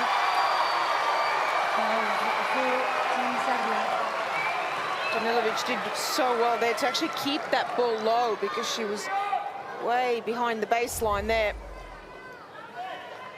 Have a look here, she had to move back. Got enough topspin to get under and over the ball to still make a dip.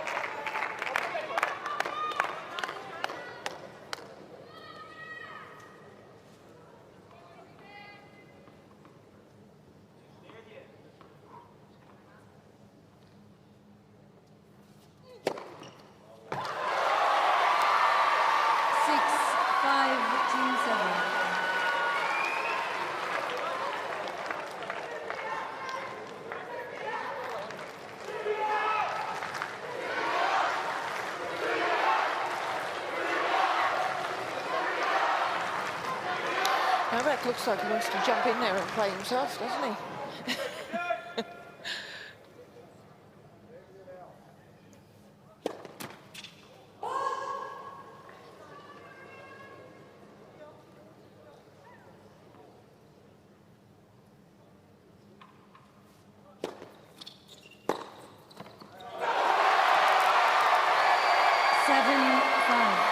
very short second serve, wasn't it? Wasn't easy to deal with though, because you have a lot of options and Nusa's moving. So do you go down line, cross? Do you even perhaps throw a lob off this one? And she held it long enough. It's a great angle. Too far even for Nusa to get that. He's been so good at doing that today at the net and crossing, but couldn't get to that one. Danilovic has had a good tie break here so far.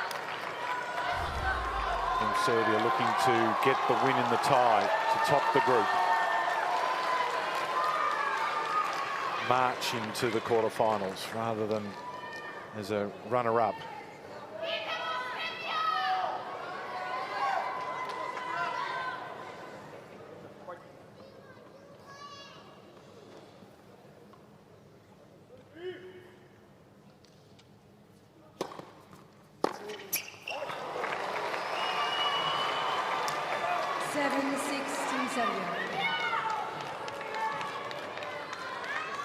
That's one of those returns Novak was saying, step in, don't go so far back, hit through the ball. He's getting further and further back on a 144 km an hour first serve. It's a bit of a let-off.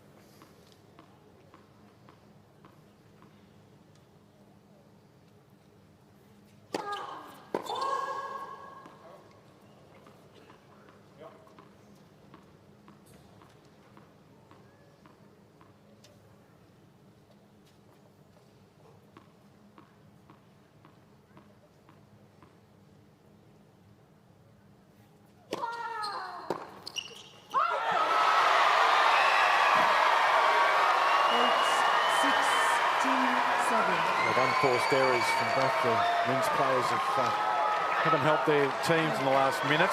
Got to give Danilovic a lot of credit. Made some credible serves, including second serves under pressure. Just making the Czech pair come up with returns. Please.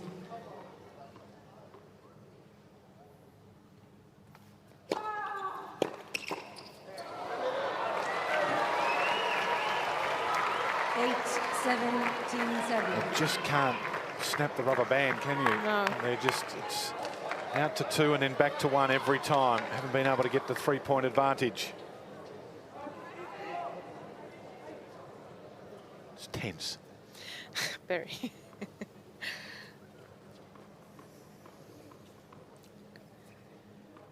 Novak's feeling it too. He can't watch.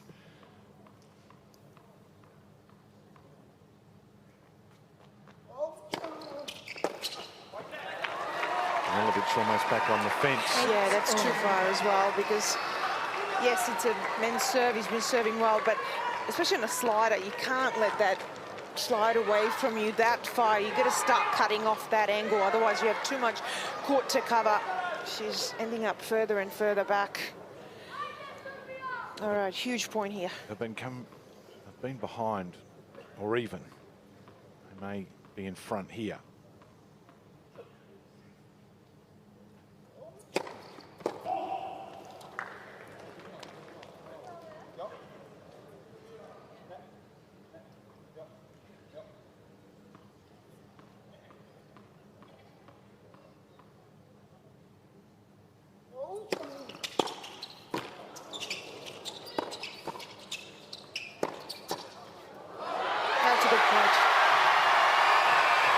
That was a good serve and good returning from Djokovic. He got the match point.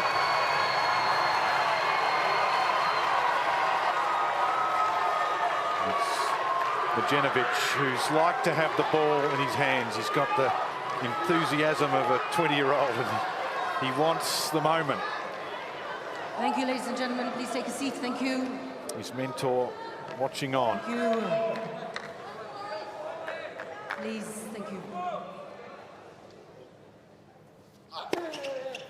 That's what he wanted to do. He wanted to win it for his country. And that's what he did. Team Serbia take the tie and march on. You just had the feeling that that was going to happen. He wanted the ball. He wanted to finish it off in style. And that is what he did. He went for it as well, didn't he? He's got a big serve. We've seen him hit some big ones today, and he was eager and ready for that one. Went for it, that was brave, and it paid off. Well, that was entertaining. It was tense. It had the emotional roller coaster. They got out of trouble to get the second set. It gave them a bit of breathing space. And they're celebrating, as they should.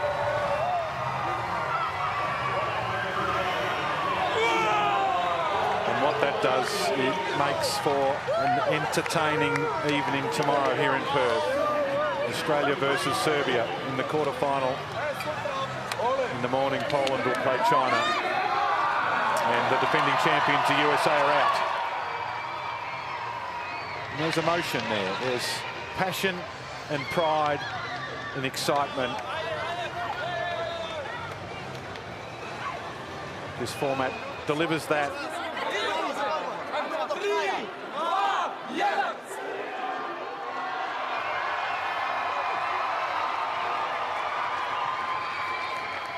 Let's not forget that other than Novak, there's a lot of young players in this team, like Medjedovic. Novak is his mentor. Danilovic as well, the 22-year-old.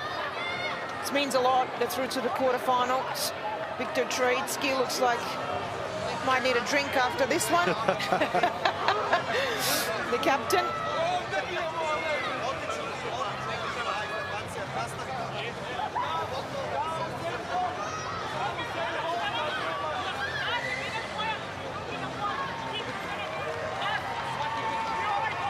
You think they're excited? Just a little bit. I don't think they know that there's an interview coming up here. Yeah, they do now. Well, there's the immediate reaction. We saw the cheer when they won the second set, but the emotion of winning the tie elevates that again. Let's go down to Catherine, who's with our winners. Olga, Hamad, congratulations on an incredible win, a win that qualifies Team Serbia for the United Cup quarterfinals. Olga, how does it feel? Feels amazing, honestly. Today I didn't have luck with my singles, but thank God we have Novak with us. And then Hamad and I, we played the first set. Well, not great, but I'm so happy that we came back. You know, we fought so hard, and yeah, thank you everyone for coming again. Hvala svima puno. Hvala što ste došli i vidimo se sutra. And I mean, yeah, just happy to have the win and to go for quarterfinals. Absolutely incredible crowd support. Hamad, speaking of Novak, he had some real words of wisdom for you, particularly in that second set. What's he like as a coach? For sure. I mean, we can talk, but it would be nice to have him as my coach. And yeah, I would like to thank Olga firstly, because I know how tired she was. You know, she was thinking if she can play or not, so she gave everything she could. She really did it for us. I want to thank my team for being here. Everyone, hvala ljudi svima što ste došli i vidimo se sutra. Now, I won't keep you too long. I'll let you go and celebrate. But do you know who you play in the quarterfinals? Aussie. Who is going to have the bigger crowd support tomorrow night when Serbia take on Australia? You can hear it. Come on. I mean, I hope we do. I mean, we have incredible support from the first day here, and then just it's an honor to play. Fancy taking on the Aussies in their backyard? I mean, we're ready. Yes, sir. We can't wait. Congratulations. Enjoy the moment. Thank you. Thanks. Well done, Catherine Whitaker, one-woman marketing machine, just firing up the Australians to say, okay, there you go, the challenge is there, because we know the Serbian fans will be in there, rushing off to the box office as we speak to be in at RAC Arena tomorrow night. It is quite a match, though, isn't it? Exciting as well, and I'm not sure that they're going to have more support than the Aussies out here, but nevertheless... Well, they'll go close, because there's at least, you know, we had probably close to 10,000 in the stadium today, and there's a lot of them from Team Serbia. Team Czech Republic had good following as well. So it's going to be interesting. They'll mobilise their forces. Let's have a look at the statistics. Yeah, in the end, it was Danilovic and Medjedovic with less unforced errors. And wasn't much in it either. But for the Czech pair, they only took those 2 break points out of 13. And that's where they lost some of their opportunities, especially in the second set as well. But got to give the Serbian pair a lot of credit. They had 3 times the amount of winners as well than the Czech pair, and deserved it. They played that match tiebreaker, 10-point tiebreaker, much better than their opponents and deserved to win. As they did in the second set tiebreaker as well. So that was the difference. It was tied on a number of occasions. And Danilovic, remember in the second set where she had those deciding points against her and came up with the big serves? They were important moments. So here's the result of the tie, with Team Serbia taking it 2-1. Vondrousova getting off to the strong start. Lehecka pushed Djokovic. We've seen that issue with the wrist, the forearm as well. Will we see him? That's still a question. And Novak found a way, and then that exciting mixed doubles to confirm Team Serbia's spot as the winner of their group and a spot in the quarterfinals when Team Australia waits. So here's confirmation of the groups. Poland, they've won their group. They'll play China as the best of the runner-ups. Australia, remember last night, that was USA won a set, they went through. It's been exciting with just the 3 teams in each group. Not much between them. Look at the 1-1, 3-3 in Team Serbia. Well, Poland have come in as the #1 seeds, and they're probably remaining the favourites to head to Sydney for the semi-final. So here we have it, 10 o'clock local time here in Perth, Australian, Western Australian time that is, and then in the evening 7 p.m. local time in Perth, Australia versus Serbia. Winners only march on to Sydney. Just as well they're playing tomorrow night, because Novak may not get out of here much before then. He'll be signing a lot of autographs. Elena, yes. Thank you. Thank you. It's been a Catherine, pleasure. Brilliant job from you. Hope you've enjoyed it. We're off to the quarterfinals here, the United Cup.